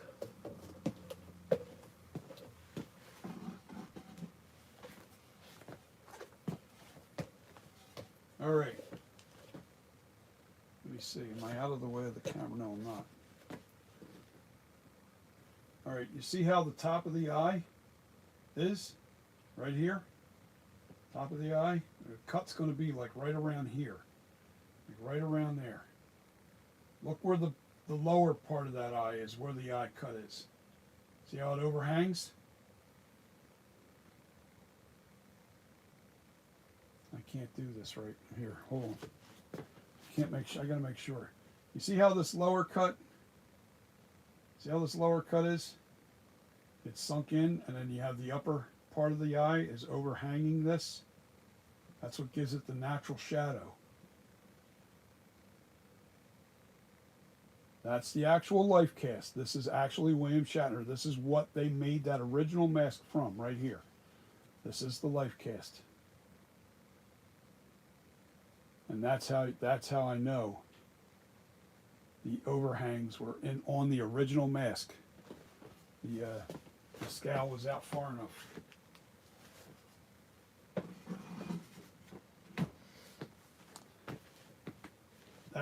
That overhang is so important because it casts all the shadowing. Like you can see that mask I just in that lighting that I just hit it with, all the features pop. And that mask that is pure white stone, and you can see all the features in that life cast. That's the same thing that transferred into a real mask. They altered it just a little bit, from what I was told. How much they altered it, I don't know. But I can tell you this: the features don't lie.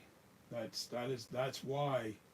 Once I had that life cast in my possession, I knew what was wrong with my sculptures. All of them. I knew instantly. And that's why I'm able to fix this sculpture into the flashback, because Christopher Nelson knew about those eyes, the eye scowl, or the scowl that protruded out further, because he knew that those eye cuts had to be overhung. They had to overhang. The upper eye scowl has to overhang the lower one by quite a bit.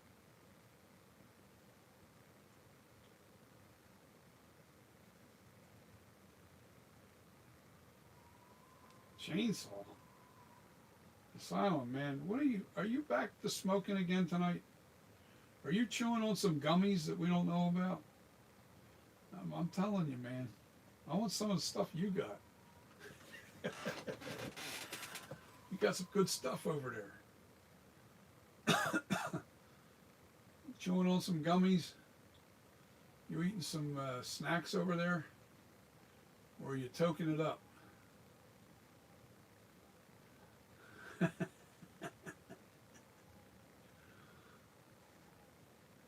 Oh, man.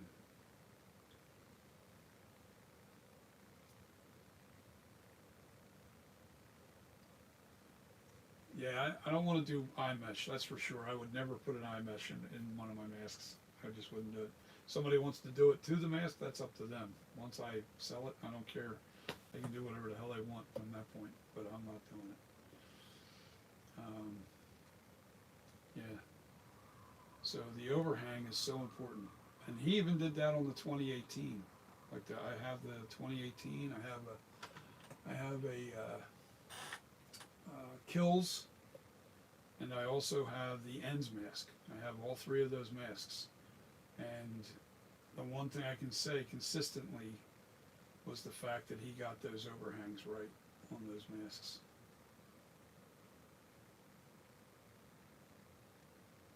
It's when he killed Asylum, when he killed his sister with the chainsaw in Halloween what? Halloween... It's got to scroll down further, I can't.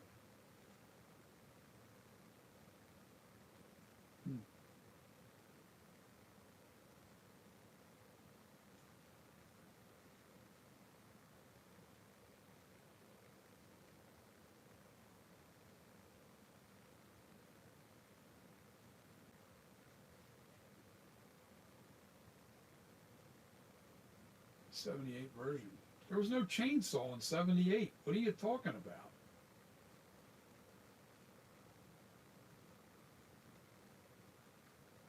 No chainsaw. He definitely didn't kill his sister. Killed his sister with a knife. the opening scene as a little kid in a clown outfit. Stabbed her to death up in her bedroom. You're talking about the scene. Wait a minute. Hold on. I got you, Asylum. The scene was in the graveyard when Dr. Loomis and the caretaker was walking out to the site, to the grave site, and when the stone was taken, he was telling a story about he proceeded to take a chainsaw and hack up, and then he got interrupted by Donald Pleasance. Yes, okay, well there was a chainsaw mentioned. I'll give you that.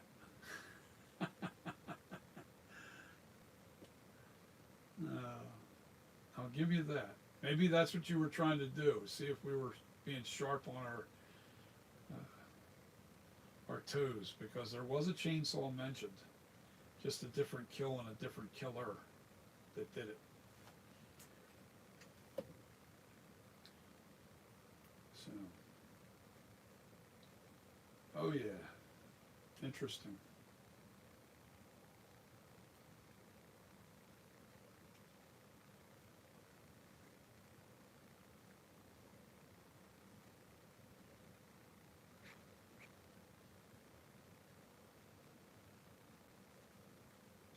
Yes, did you see that? Did you see the Devil's Reign? Did you guys go out? Because remember when I told you about the Devil's Reign? Did you ever did you ever watch that movie? I just think the idea must have came to mind. And I'm not talking about John Carpenter. I think when he went into, what's his name? Tommy Lee. When he went into that mask shop looking for a mask, and he grabbed that Shatner. That thought had to go through his head. Now that's one question I would love to ask Tommy. I can't remember his last name. Tommy, who actually bought the mask in Hollywood. I would love to ask him if the 1975.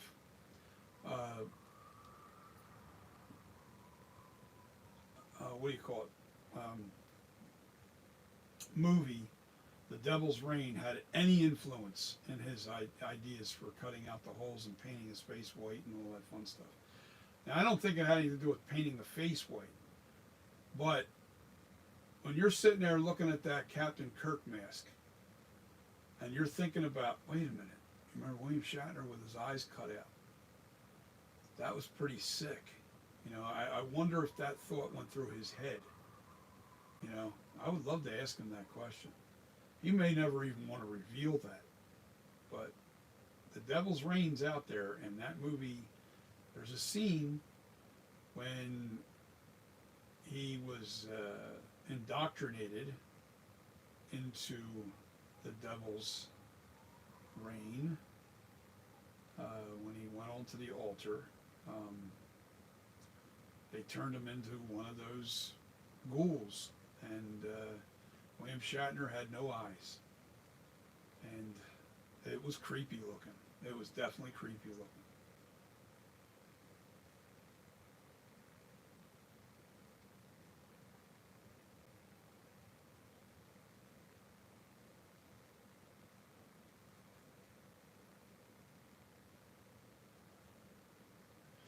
I got to tell you, Asylum, you got a lot of different versions of this movie that nobody has ever seen, and especially me. And I've seen Halloween 2 more than I've seen Halloween 1, because I love Halloween 2.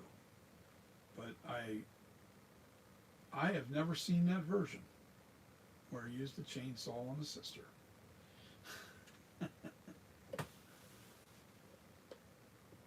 Now, I'm not talking about the Rob Zombie's Halloween 1 or 2. I'm talking about Halloween original, number 1978 and the 1981.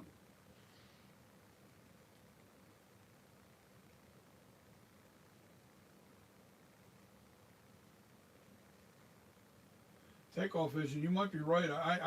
It was just a thought that went through my head because I'm a big time horror movie and I love B movies. And as a kid, I was 13 years old, and I'll tell you a little story. I don't know how old any of you guys are. You want to reveal your age, or at least close to it. You pop it up there. Say I'm 23, or I'm 25, or I'm 36, or I'm 52, whatever. Put your age up there, and I'm 61 years old, so I'm being straight up with you about that. All right. So in 1975, I was 13 years old. All right, so you're 23. Perfect age to be a Michael Myers. In 1975, I was 13 years old when that Devil's Reign came out. Now, back in them days, horror movies were, you didn't see a lot. You didn't see, there wasn't a lot of the gore available on regular network TV. So HBO was a brand new thing. It was like, I think it started in 1974. So my parents bought the box, all right, the HBO box, and we learned how to hook it up when they went out, so we could watch all the R-rated movies. And I was 13 years old. Now, I never really got scared of movies at all. I was never scared, or I didn't get nightmares or anything like that from movies. So they never had any problems with me. And my brother had some issues with getting scared with movies. He used to get nightmares. So, but he was the biggest culprit. The weird thing was, I wasn't the one that was like really trying to. Now, my younger brother Eddie, he's passed away since, but he was 2 years younger than me, and I was 13, so he was 11. And my parents went out to dinner, and then they were going to go to a restaurant or another place that had entertainment, and they were pretty much out for the night. So we figured out how to hook up that box. The HBO box. So what are we watching? I'll tell you, 2 movies that used to come on HBO at nighttime every Saturday night. And it was funny how they would repeat certain movies all the time. And back to back, this one particular night, The Devil's Reign and Race with the Devil. Now, during the 70s, a lot of these devil worshipping movies came out because of The Exorcist in 1972 or 73. And then from that time on, a whole bunch of horror movies were all based on devil. Devil, devil, devil, devil. Up until Jaws. And that was 1975 as well. But from 72 to 75, there was all these, Race with the Devil and Devil's Reign, and there was all these like devil worshipping movies that came out. And those 2 movies came on that night back to back. Now, I was good, and I'm watching The Devil's Reign. I forget which one came on first, but we watched both of them. I think the Race with the Devil came on after that. That's another movie you guys can look up. And if you watch them back to back, you'll get the concept of what it was that night.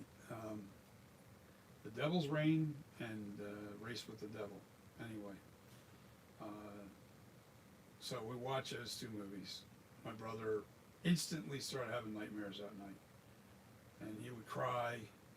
He was only 11, and he'd wake up, in panic. And my mom at that point realized, you guys are watching that HBO box, aren't you? Damn, we got caught. Well, because my brother can't handle horror movies. Couldn't. I mean, when he got older, it was okay, but when he was young, he had a hard time with them. So, so that's how I watched The Devil's Reign. And when I saw that scene with William Shatner, his eyes missing like that was creepy. Now, it didn't scare me, but it felt creepy. And when the uncle came back, in the scene where Corbus. Corbus, that's what his name. He was the devil. He wanted the book, and they raided the house. And I guess the father came home, and these people were made up they were made of wax. Their souls were entrapped in wax, and they were wax. And he came back, and in the rain, his face melted, his whole body melted. It was creepy, man. It was really creepy. And you didn't see anything like that in any movie that was out. The Devil's Reign was very original with that particular special effect. There was nobody that did that. No, I can't find. There's no movie that ever did that.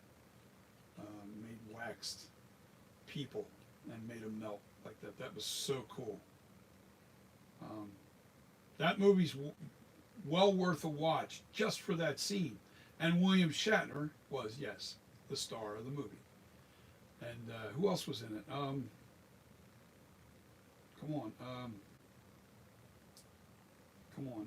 Now I can't think of it. He was in Aliens, the captain of the original movie Alien.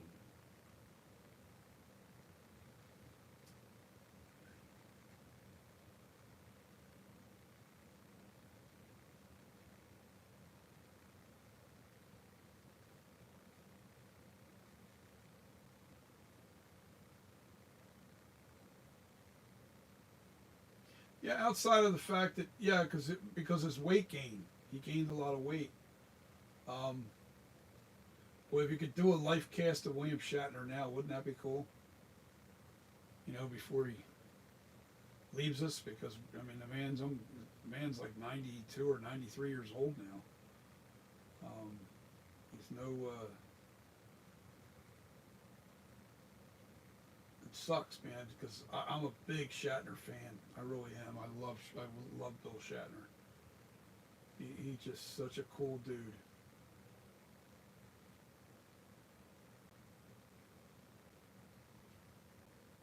So, anyway, guys, I've been on here for hours, and I want to get off of here.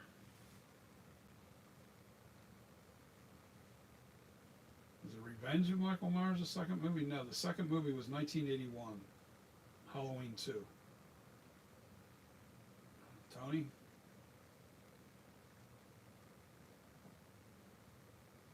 Part 4. I don't know. I don't know what they're doing with the series now. I don't know if there's anybody that's even picking it up. I think they had it up for sale. But they're asking a lot of money for that franchise. That's a lot of money. But whoever buys it's going to make a shitload of money if they're good. And I still say it. The reason why a lot of those other movies didn't do as well as, I mean, they did okay. They did good. They did good. Don't get me wrong. But a lot of people got disappointed. Let me go back. I'll rephrase. All right, H1 and H2, the original first and second movie. They used the exact same mask. Only two different actors wore it. All right. Nick Castle was in the very first movie.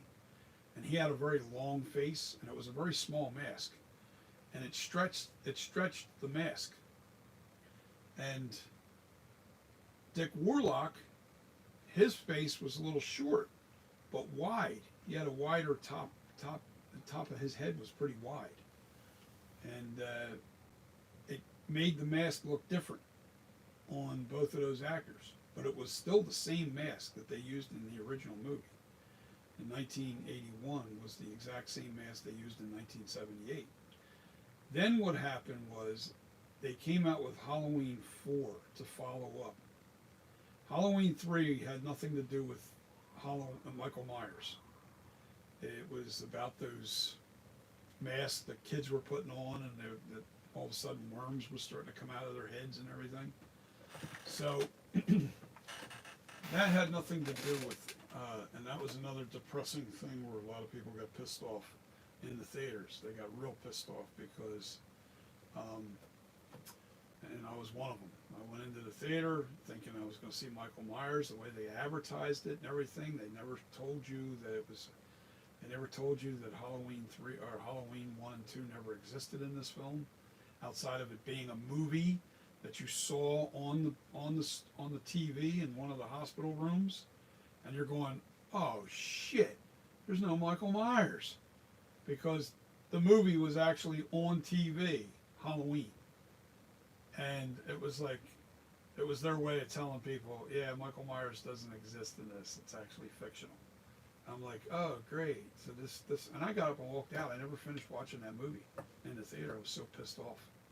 So, Halloween 4 comes out, and that was Donald Pleasance's return to the franchise, and Michael Myers' return to the franchise. But they tried to get the rights to the original mask. They would William Shatner's mask. William Shatner wouldn't release it. They wouldn't let him. He wouldn't let him do it. And I don't know if it was William Shatner or a combination of William Shatner and Don Post Studios. It might have been just Don Post Studios. I don't know the whole story, but I think it was a combination of both. And therefore, nobody was allowed to use the look-alike. They weren't allowed to make the mask look like William Shatner anymore. So then they were forced to use a clown mask. It looked like a clown mask by the time it was all done. It was white, but it had none of the features that Michael Myers actually had. And that went on up until, I guess, a certain amount of time goes by, and then they can't hold, like you can't hold anything back. And it's like 40 years or something like that. And that wasn't until recently. It was the 2018. After 40 years, nobody can. It becomes public, material. So after 40 years, they were able to use William Shatner's look-alike again. So 2018 was 40 years from 1978. They came out with the Michael Myers looking like the William Shatner mask. And that, to me, was a big boost, because all the other movies didn't do as well. They did good, in the beginning, but then once people got word that the mask looked like shit, storyline was okay, but it wasn't great. Next thing you know, it wasn't the Halloween 4 and 5 weren't box office smashes. They were B movies, and they did well. All right, Tony, but I just hate to disagree. Look, everybody likes their mask. I get that. Everybody loves their version of Michael Myers. And when you're younger and you didn't live through the whole thing, like I did, I'm 61 years old. I don't know how old you are, Tony. I'm presuming that you're younger. And you didn't experience it from start to where it is now. It changes your perspective. It really does, because of the highs and lows that happened throughout the franchise history.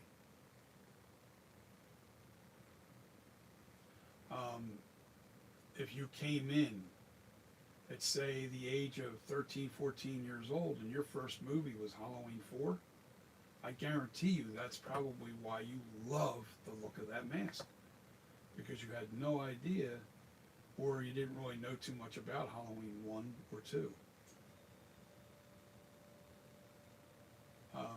Yes, I'm trying to give you an explanation of why, younger people were going to like those older masks. I want to say not older masks, younger masks. Because they probably saw the movie at the age of maybe 13, 14 years old for the first time, and they happened to see Halloween 4 or Halloween 5 or Halloween 6 or 8 or whatever the hell, 7 or 8.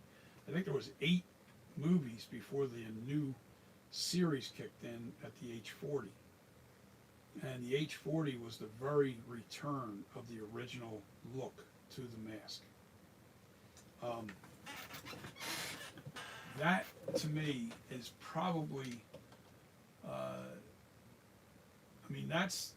that's, you're hearing this from somebody that saw the original movie in 1978 at the age of 16 years old. I was 16 when I saw it in 1978. I'm 61. You can do the math. You can figure out that I was 16. 16 years old. I see this movie in 1978. It was the very first movie that I saw.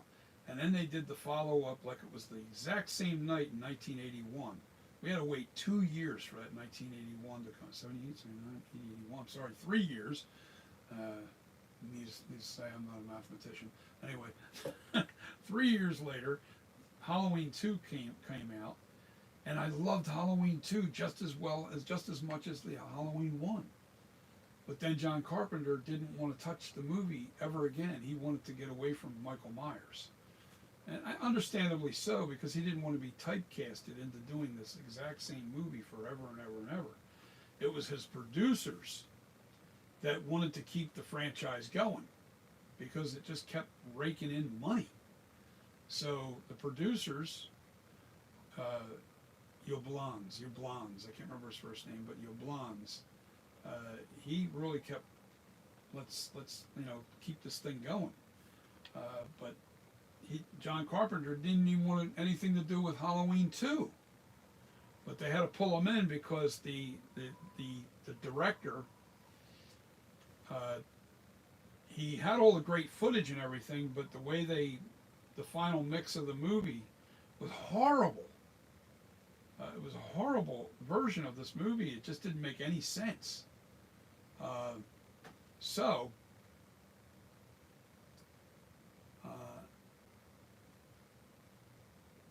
what happened was,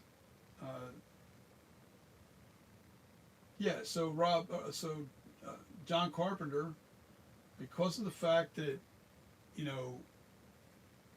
he really gave him a shot at putting his name on the map and being able to make big movies, John Carpenter came in and re-edited the 1981 original Halloween 2 movie.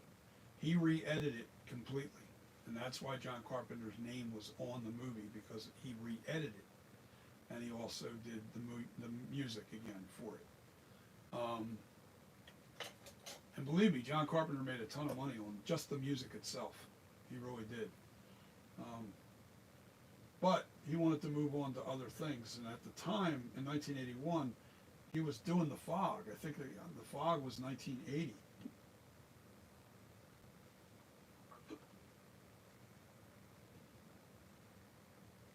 Bob's death was awesome, man. Stuck to the wall. That's another thing about Michael Myers.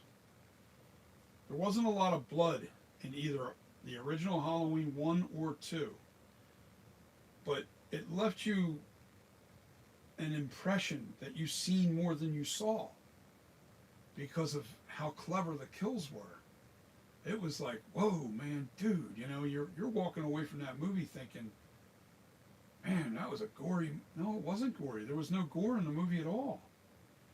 So my explanation to all you guys, even like your Rob Zombie fans and all you guys out there, I am not knocking on you, because honestly, I think I look at it and I go, okay, you might be a younger person that saw this movie that really affected you at a young age, and it was the first movie you saw, whether it be a Rob Zombie movie or but I want you to look at the entire franchise, all right, and really go back to those original movies, and you can see the difference in quality throughout the whole thing.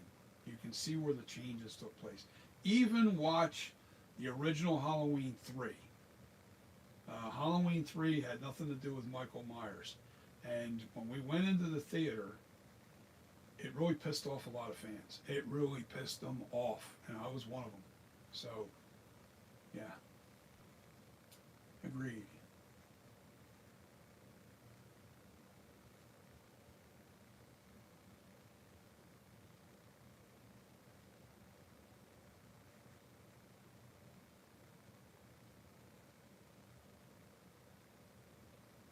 Yeah, well, I mean, like I said, I have the original. Now I have both of those in 4K.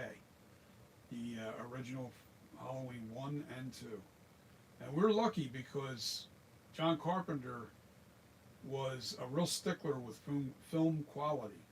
So he did everything in a very real good film. I think it was what did they call it? 35 millimeter. He did everything in 35 millimeter. He really did everything in really top notch quality in those films. And we're lucky we can have it in 4K now because, you know, films were not nearly as good back in those days.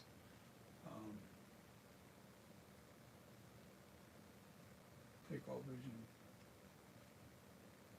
I love scary movies too, but you know what? And this is my opinion on scary movies. What makes a movie scary isn't gore. Gore is disturbing. I'll give you that. Gore is disturbing, but it's not scary.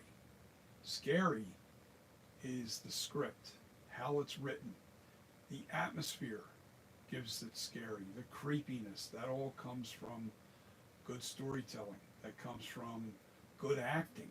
It has to be great actors. And I'll tell you something. I'm going to go real far back to my father was a big fan of John Wayne movies. All right. John Wayne movies. I'll give you an example. If you watch any of his movies, you're going to fall in love with the story and the way he acted and his action. He was just a tough son of a bitch. And his movies, the storylines were amazing, but they were simple. The stories were simple. Now, everything's CGI, special effects, and da-da-da, all this, and it has to hit you out of the gate on fire right from get-go. Like you know, you're starting out in action right away. You don't build up any story. You don't build up any mystery. You don't build. There's no build to movies today at all. Now people would say that, well, then the movie feels too slow. Well, yeah, well, you know, the whole point of a good scary movie is to build tension, not come right out the gate. That's why I never was scared. I never felt that Jason was ever scary, because he came right out of the gate, just a slash and dash. You know, there was nothing creepy about it. I'll give you you guys are gamers, right? I'll bet some of you guys are gamers. All right, the difference between what was the one game that my son used to play, and he used to think it was scary. I forget. Wait a minute. Let me do this right, because. But it was a slash and dash game. It was just like, okay, cut them up and then run to the next victim or run to the next kill or whatever. Slash and dash. So I said, no, you want a scary game? I'm going to give you a scary game. Now he's like 12, 13 years old, and he's like, nothing will scare me. Okay. So I go out and I purchase Resident Evil. You remember the game Resident Evil? The very first one? I ask you this, how did you respond when you went into that corridor and you went back in the very beginning of the game, when you went into the big dining room downstairs and you went to the back right hand side door?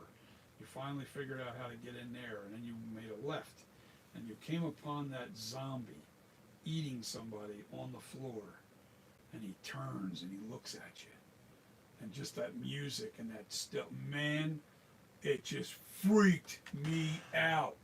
It was so cool. My son buried his head in the covers. He's like, damn, now that's scary.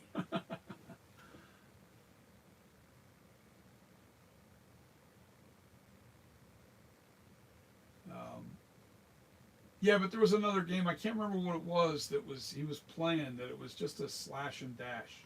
I used to call them slash and dash. You know, it's just gory. You know, it was a gory game, and he was playing it, and he said, oh, it's a scary game. And I'm going, this isn't scary. He said, what do you mean, Dad? It's scary. It's gory. It's got blood all over the place and this and that. I said, well, it's not scary. You misinterpret what scary is. It's disturbing, I'll give you that. But Resident Evil freaked his ass out. That scene, he wouldn't play the game after that. He stopped playing the game. That's it. I'm never touching this game again until he got older. Then he started playing the game. But he wouldn't play that game after that. Man, that scared the crap out of him, man. That one scene. And it got me too, because I never saw that scene. It got me too. I was, woo, damn. But I heard reviews on it and saying how scary it was. I'm like, and it was older guys that, were into gaming, and at the time I just finished doing Tomb Raider, the original 1, 2, and 3. I finished all 3 of those games. Took me a long time, but I finished them. I was a big Tomb Raider fanatic. I love Tomb Raider, the originals, and I have the new release, the anniversary, or not? Is it what do they call it? Remastered? I bought the remastered version of the original 1, 2, and 3. If you guys don't have that yet, go get it. Awesome, awesome. Love the remaster of that game. I still got to get used to the controls are just a little bit different, but not significantly. But it's really cool.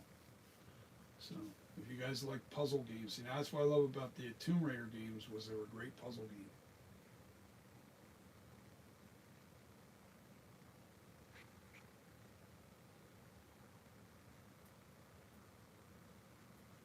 Wait a minute, hold on. Who are you talking to, Tony? No slasher game. I've never played President Evil. No, Resident Evil, not President Weevil. That's funny. Take off vision. Look up. No, I'm sorry. Resident with an R, as in running. Resident Evil. EVIL. Look that game up. Look up the original. See if you can get the original.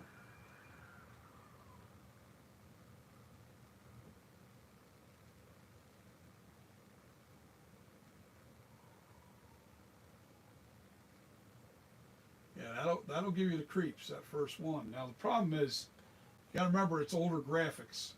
The graphics aren't as good as the like the new games. The graphics are night and day.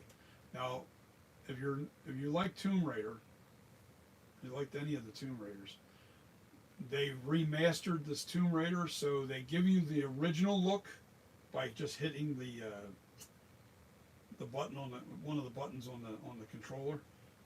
You can switch back and forth from the original look to the new remastered look. It is so cool. But there's puzzles. There's a ton of puzzles. There's great action in it.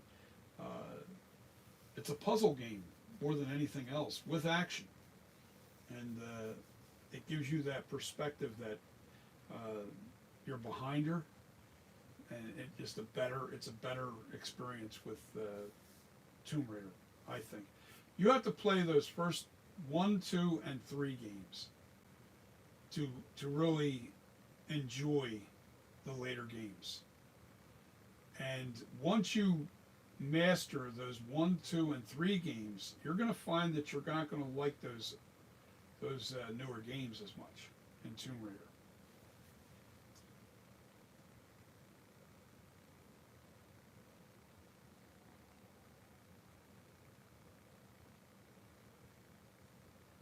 Yeah, well, I got to tell you, Resident Evil.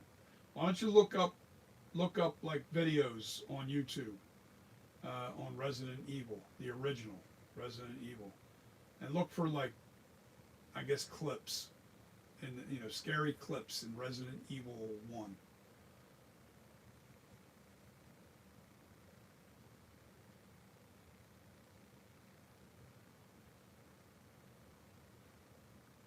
Lindy, I'm not sure. You guys are talking to each other, so I'm kind of chiming in on things that you guys are talking to each other about.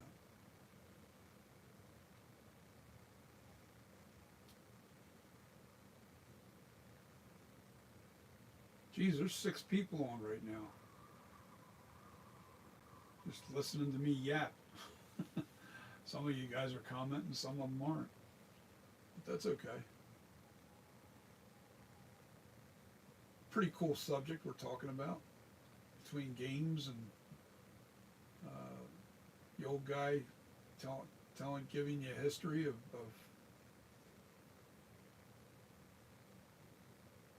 you guys enjoying the stream? Hopefully. I see the Tony.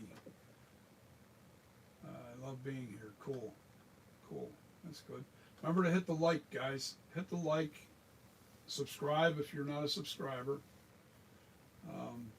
Thank you so much. I really appreciate it.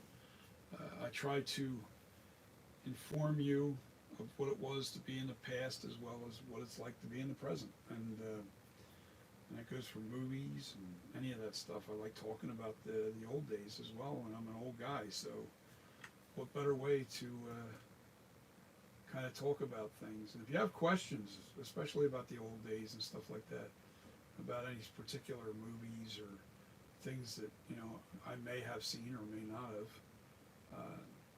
I'd like to share you the storyline on how things, I mean, I'm telling you, the Exorcist back in the 70s, God damn, man, I'm telling you, so many people got scared to death. They were throwing up in the movie.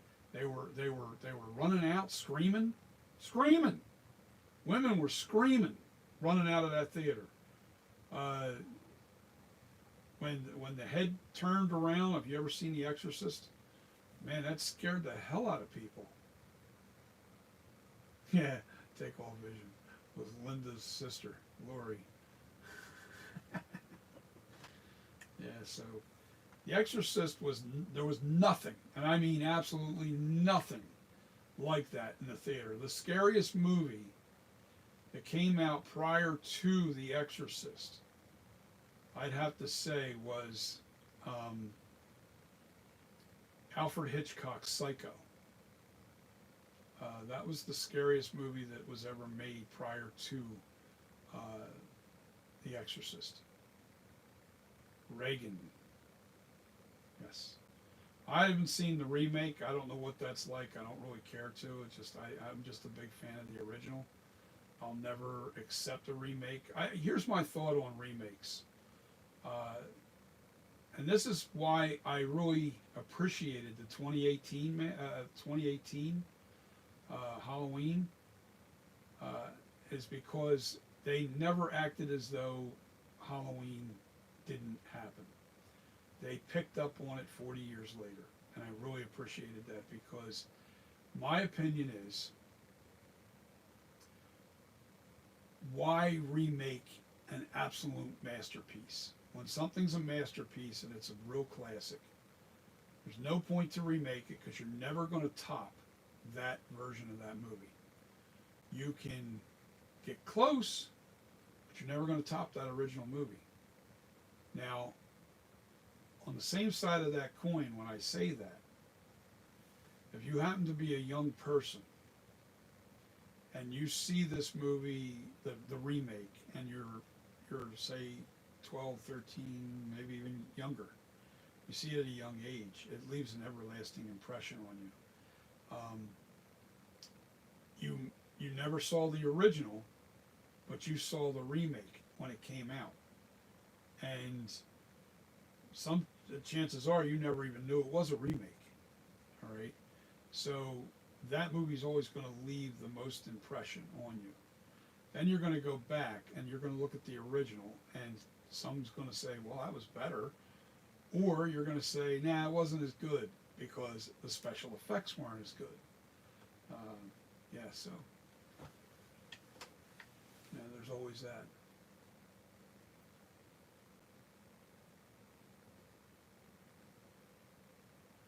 Sheriff Brackett was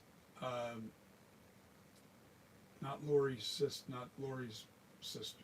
Come on, that wasn't Lori's father. That was the other girl's. Linda, she said. Linda. Annie. Sheriff Brackett's father was the father of Annie in the original film. Annie was killed in the first movie, and so was Linda, and Lori was the only one that survived. And Bob died. Let me see. You had Bob, Linda, Lori. I don't think there was any other kills. There was only the 3 kills. Oh, I'm sorry. The first sister in the very beginning of the movie. So there was 4 kills in that movie. That's all there was there. Most of it was built on suspense. Halloween 2, same thing. There wasn't too many deaths in that movie. You had the security guard. All right. You had Bud. You had the nurse. I can't remember her name off the top of my head. It was Susan Shoup. That's who played the nurse, the one that bared her boobies. So that's 3. You had the other nurse. They got the needle in the eye. All right. You had, there was more kills. You had the black lady. Can't think of her name. Shame on me. She died. Did I mention Bud? Yeah, I think I mentioned Bud. So far I think there's 5 deaths. Oh, and the girl in the hallway where she got lifted up out of her clogs. 6 deaths, if I count right. 6 deaths.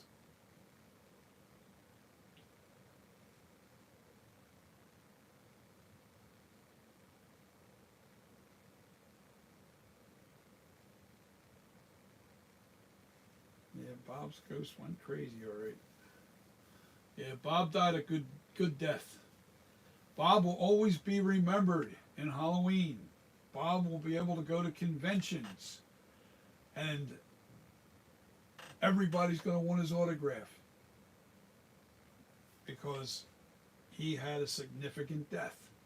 That's the thing about all horror movies. If you died a really good death in a horror movie, you will be remembered for the rest of your life. What about Bucky? I mean, what about Bob? So, I don't know. But, guys, I got 7 people on here, and I've been on here for 4 hours. And I am starving, and my sugar's dropping, so I have to get something to eat. But if you're not a subscriber, I'm going to be going on more often because I'm going to keep working on the sculpture. So maybe every other night or something I'll come on. Maybe I'll be on tomorrow night. But hit the subscribe button. Make sure the notifications are on. And if you stop getting notifications from my YouTube, unsubscribe and then resubscribe, because that sometimes will allow you to get you'll get the new notifications. Sometimes that happens. That's how I found it. I had to do it to a couple guys that I follow all the time. All of a sudden I stopped getting notifications. So what I did was I unsubscribed and then resubscribed, and then boom, turned on all the notifications. All notifications. And it'll do that every so often. You'll notice that with some of the people that you follow, especially if you have a lot of people that you follow. People that you watch all the time, all of a sudden you're not being notified. And it sucks, but it might be just something in their algorithm. I don't know.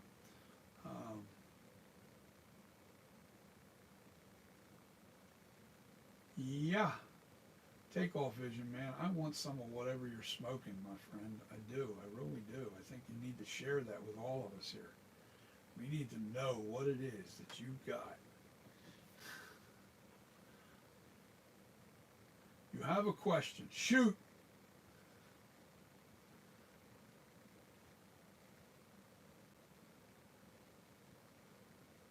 Shoot. Tony, what's that say? Pooh? I didn't even notice the rest of the name. Holy shit, I just kept calling you Tony. Tony, my coaster poo-poo. Now that is a funny ass name.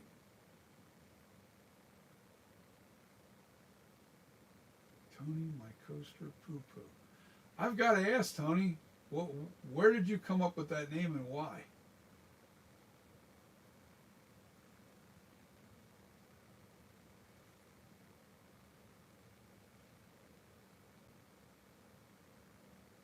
Gasoline. You mean to what? I'm not sure what you mean. I'm not. I'm really lost on that, Tony. I'm trying to figure out.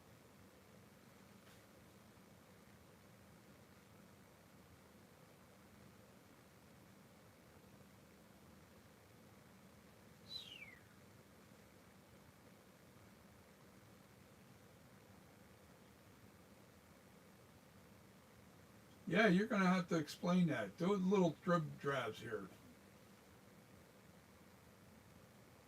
Smooth the clay. No, you want to use naphtha, but when you're using naphtha, make sure you use a chemical glove.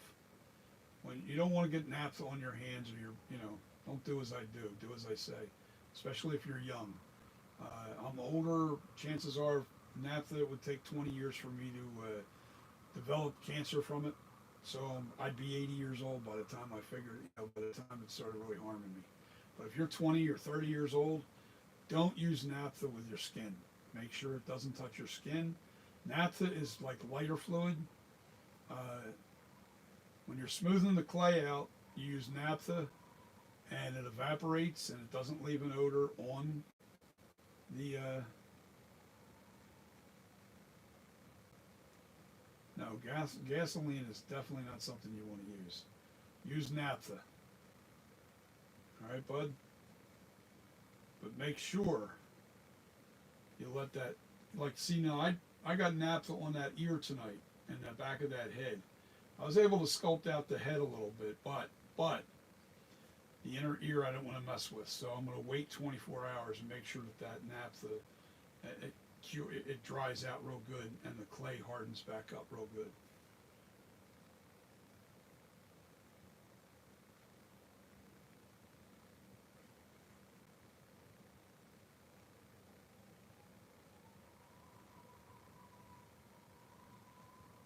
Well, Tony, naphtha ain't friendly either. Naphtha is a lighter fluid.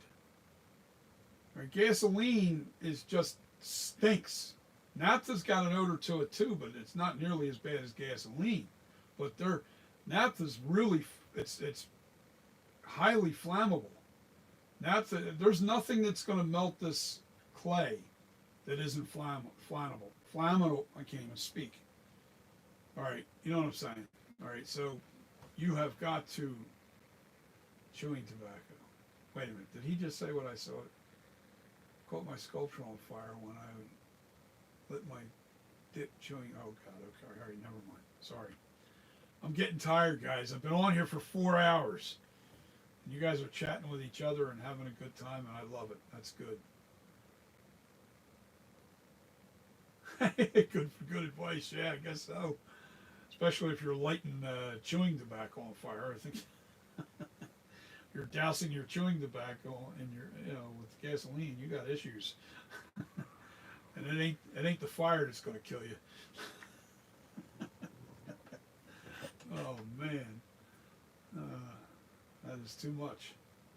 That is too much. Chewing tobacco.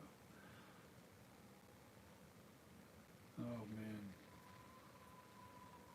Takeoff Vision. You got it. You got another prankster here. It's pretty much on your wavelength.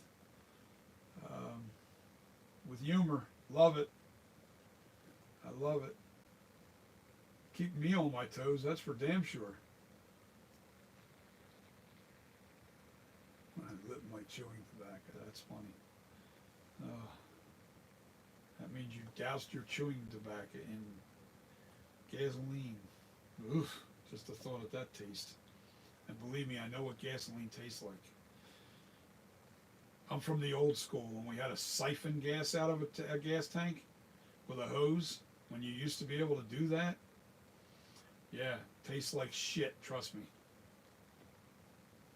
So, anyway, thought that was pretty funny.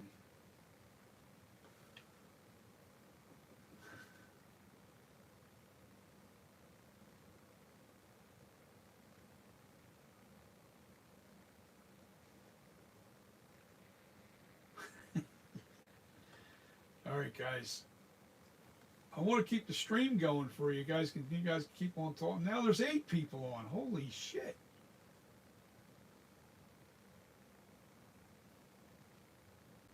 But I gotta go get something to eat, man. I gotta go to the store to go get it too. I don't have anything here that's like healthy enough for me.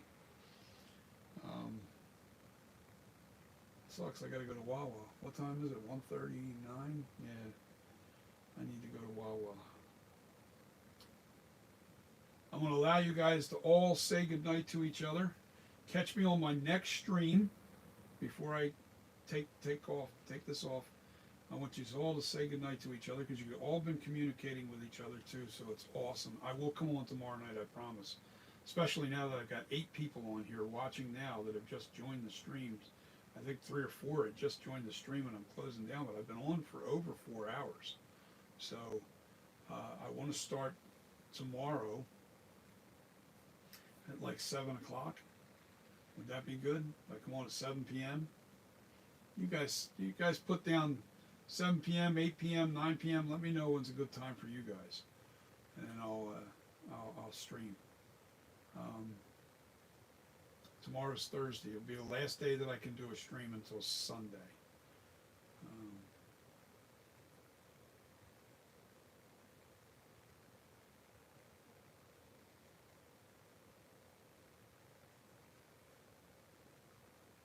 Try to make it back, Tony. It was fun. Take Off Vision, all you guys. You guys have been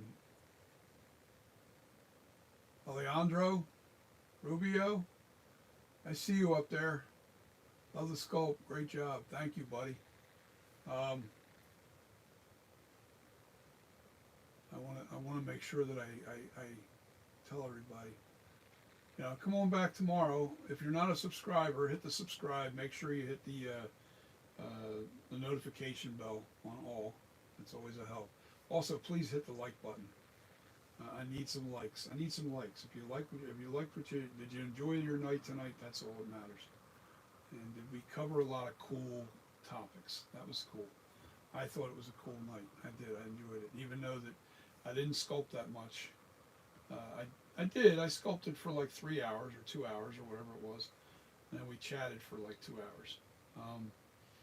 But I did the ear on the sculpture on the right side. I'm still not done the ear. It's shaped out pretty good now. I have to lower the earlobe just a little bit more. I can see it on the sculpture. Has to protrude out a little bit more too.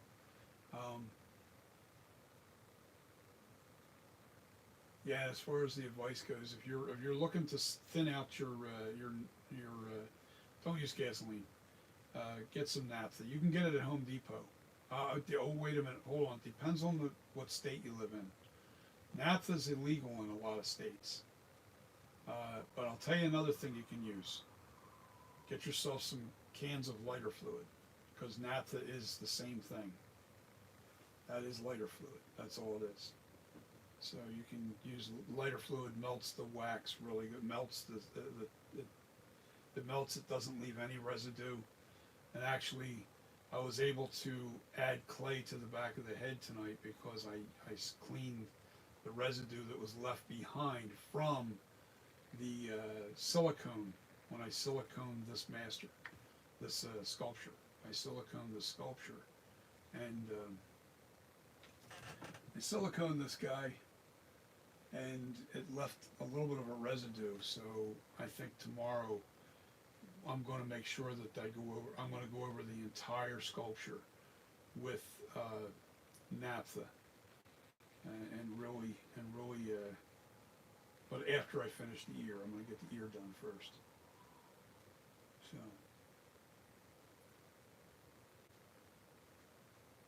But I want you guys all to say goodnight to each other, and I will see you tomorrow night. Especially you guys have been communicating with each other. And I'll see you tomorrow night, same time, or 7 p.m. I think 7 p.m., 7, 8, 9, 10. I'd like to be done by 11 p.m. So I'll go from 7 to 11. And then Saturday night, I stream my music. I do my music. So you can join me on that too. That's when I DJ on here on Kick. I have an app called Kick, and I do a stream with old classic disco and funk and new disco. I do a lot of that. I also do some freestyle from the 80s, but mostly 70s and 80s is what I really do a lot of. And I do that on Saturday nights. And then Sunday night, I'm back to sculpting again. So tomorrow night's the last night until Sunday night that I'm back to sculpting. So tomorrow night will be the last stream for sculpting until Sunday night. And I'll be on tomorrow night at 7 p.m. and we'll get busy with the sculpture again. And we will get this thing done. So, yeah, so if you guys can join me, I'll share the link. Look for me on Facebook. Look me up under John Hickman, Hickman is how my last name's spelled. And in parentheses, look up DJ Styles at DJ Styles with 2 Y's. All right, so it's DJSTYYLES in parentheses, aka DJ Styles. It's John Hickman, aka DJ Styles. All right, look me up on Facebook and click the link that I share. That'll take you right to Kick, the stream. And if you guys like the old dance music, join me tomorrow on Saturday night, and I'll start that stream around 7 p.m. I try to make sure everybody's done eating dinner when I do those streams. So, yes, that's the plan going forward. All right, so Saturday night, music. Sunday night, back to sculpting. And probably Monday night, Tuesday night, I'm going to keep pushing. I want to get this thing done. I want to get this sculpture ready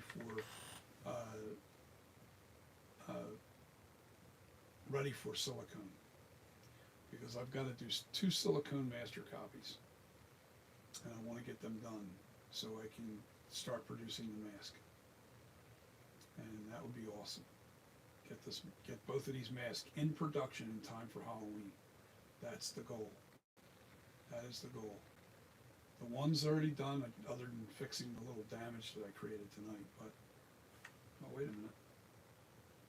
Holy mackerel! It stopped updating the.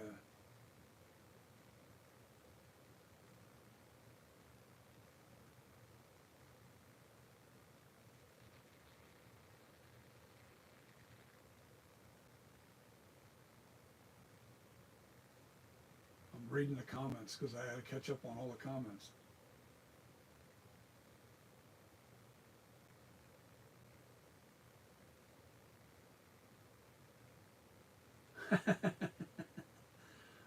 Takeoff Vision with going to go watch Halloween 2. Cool. Paint thinner, I'm not sure. I've never used paint thinner. It might work, but it's also stinks. Paint thinner is really, it's harsh on the nose, and you better not be in the house with it because you're going to stink up the whole house. The reason why I use naphtha is it doesn't stink as bad. It still has an odor, but it's not nearly as bad. Now, there is such a thing, if you watch Bob Ross, any of his old videos where he does paintings, there is such a thing as an odorless paint thinner, but I don't know if it'll work on that on clay, on the monster clay. I'm not sure if it'll work on that. I wouldn't use paint thinner because that stinks worse than gasoline, I think. it's harsher.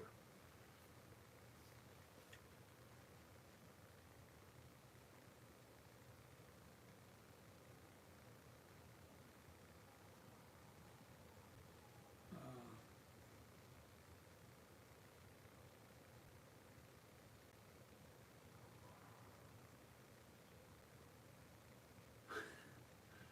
man, oh man. See, Takeoff Vision starts out like a normal guy. And as the night progresses, he gets weirder and weirder and weirder. I mean that friendly guy. I mean that as a joke. But it's fun because Takeoff Vision's got a cool sense of humor. And some of the things he says just drives just friggin' funny as hell. I love it.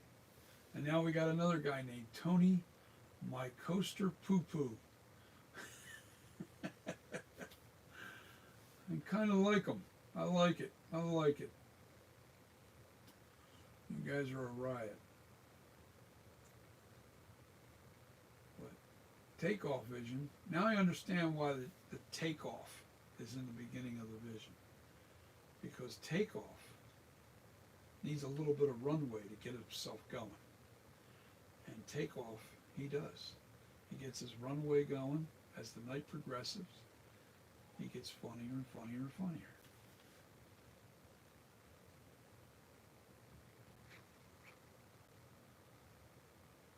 Yeah, well, nothing wrong with that.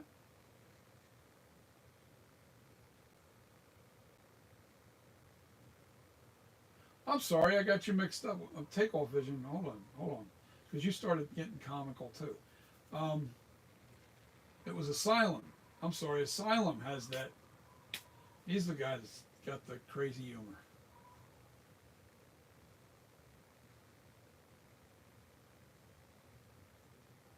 All I know is I'm batshit bug-eyed right now. My eyes are friggin' burning. I'm tired as hell.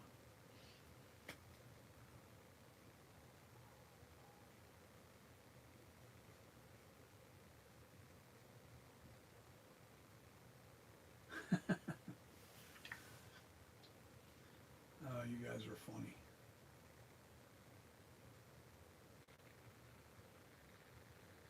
Yeah, I got you guys mixed up. Takeoff Vision and Asylum.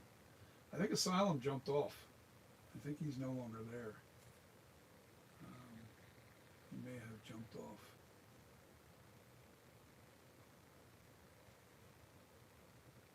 Asylum, you still on? Yes. I'll be here tomorrow, guys.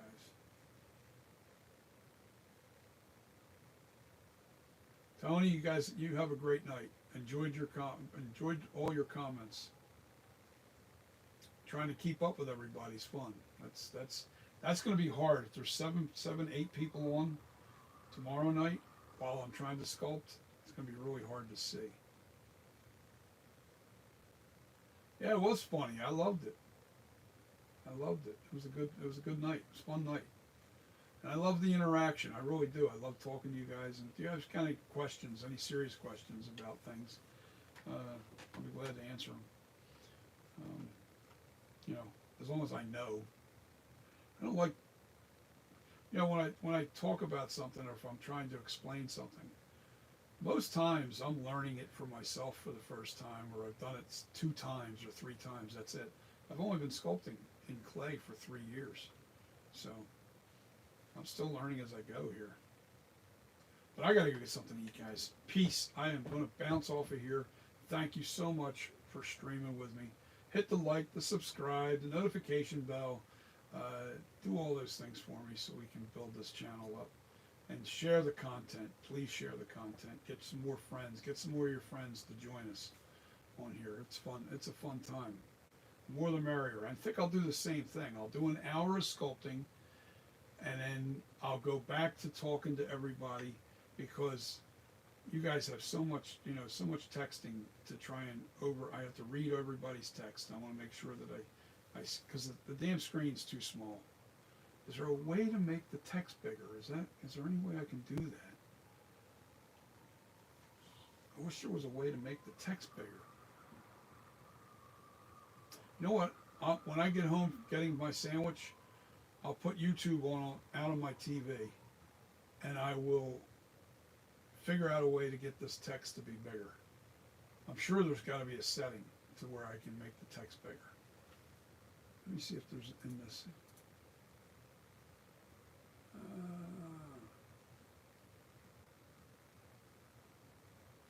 Timestamps, pop out chat, send feedback. I don't see anything. Yeah, I have to research that. Hopefully I can make the text bigger. That would really be awesome.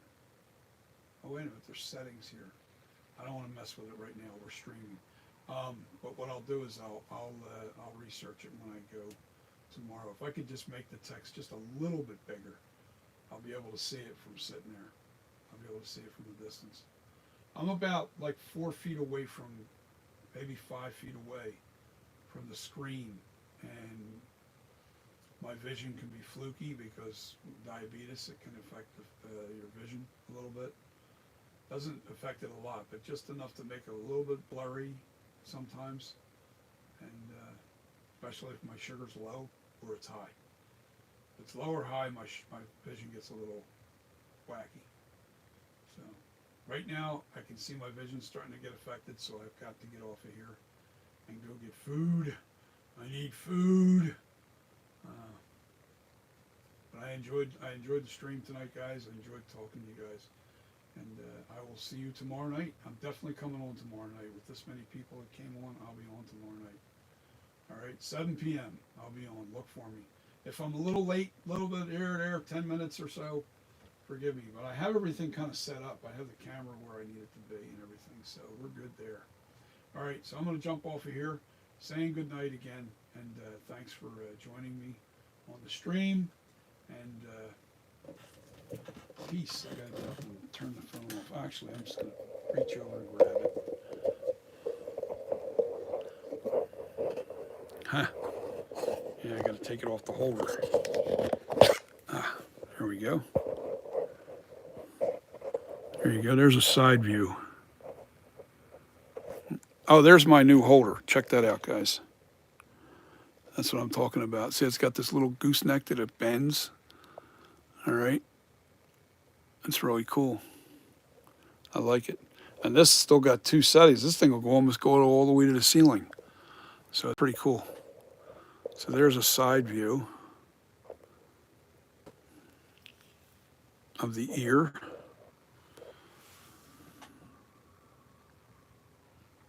Oh yeah.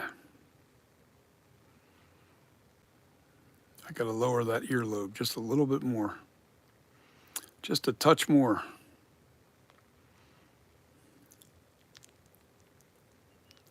Yeah, it's still a lot of smoothing to do. I got a lot of work to do underneath the neck area.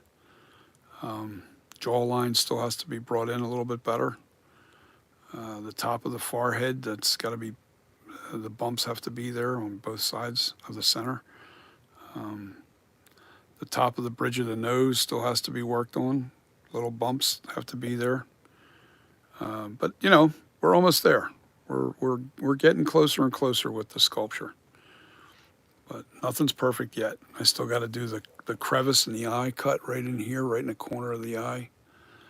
I had to shave away from here a little bit more, and did that tonight. And then I got to fix this in here. But anyway, that's where we're at, guys. And I will see you on the next video tomorrow night. Peace. Love yous all. Be safe. Be kind to each other. And I'll see you tomorrow night. Bye.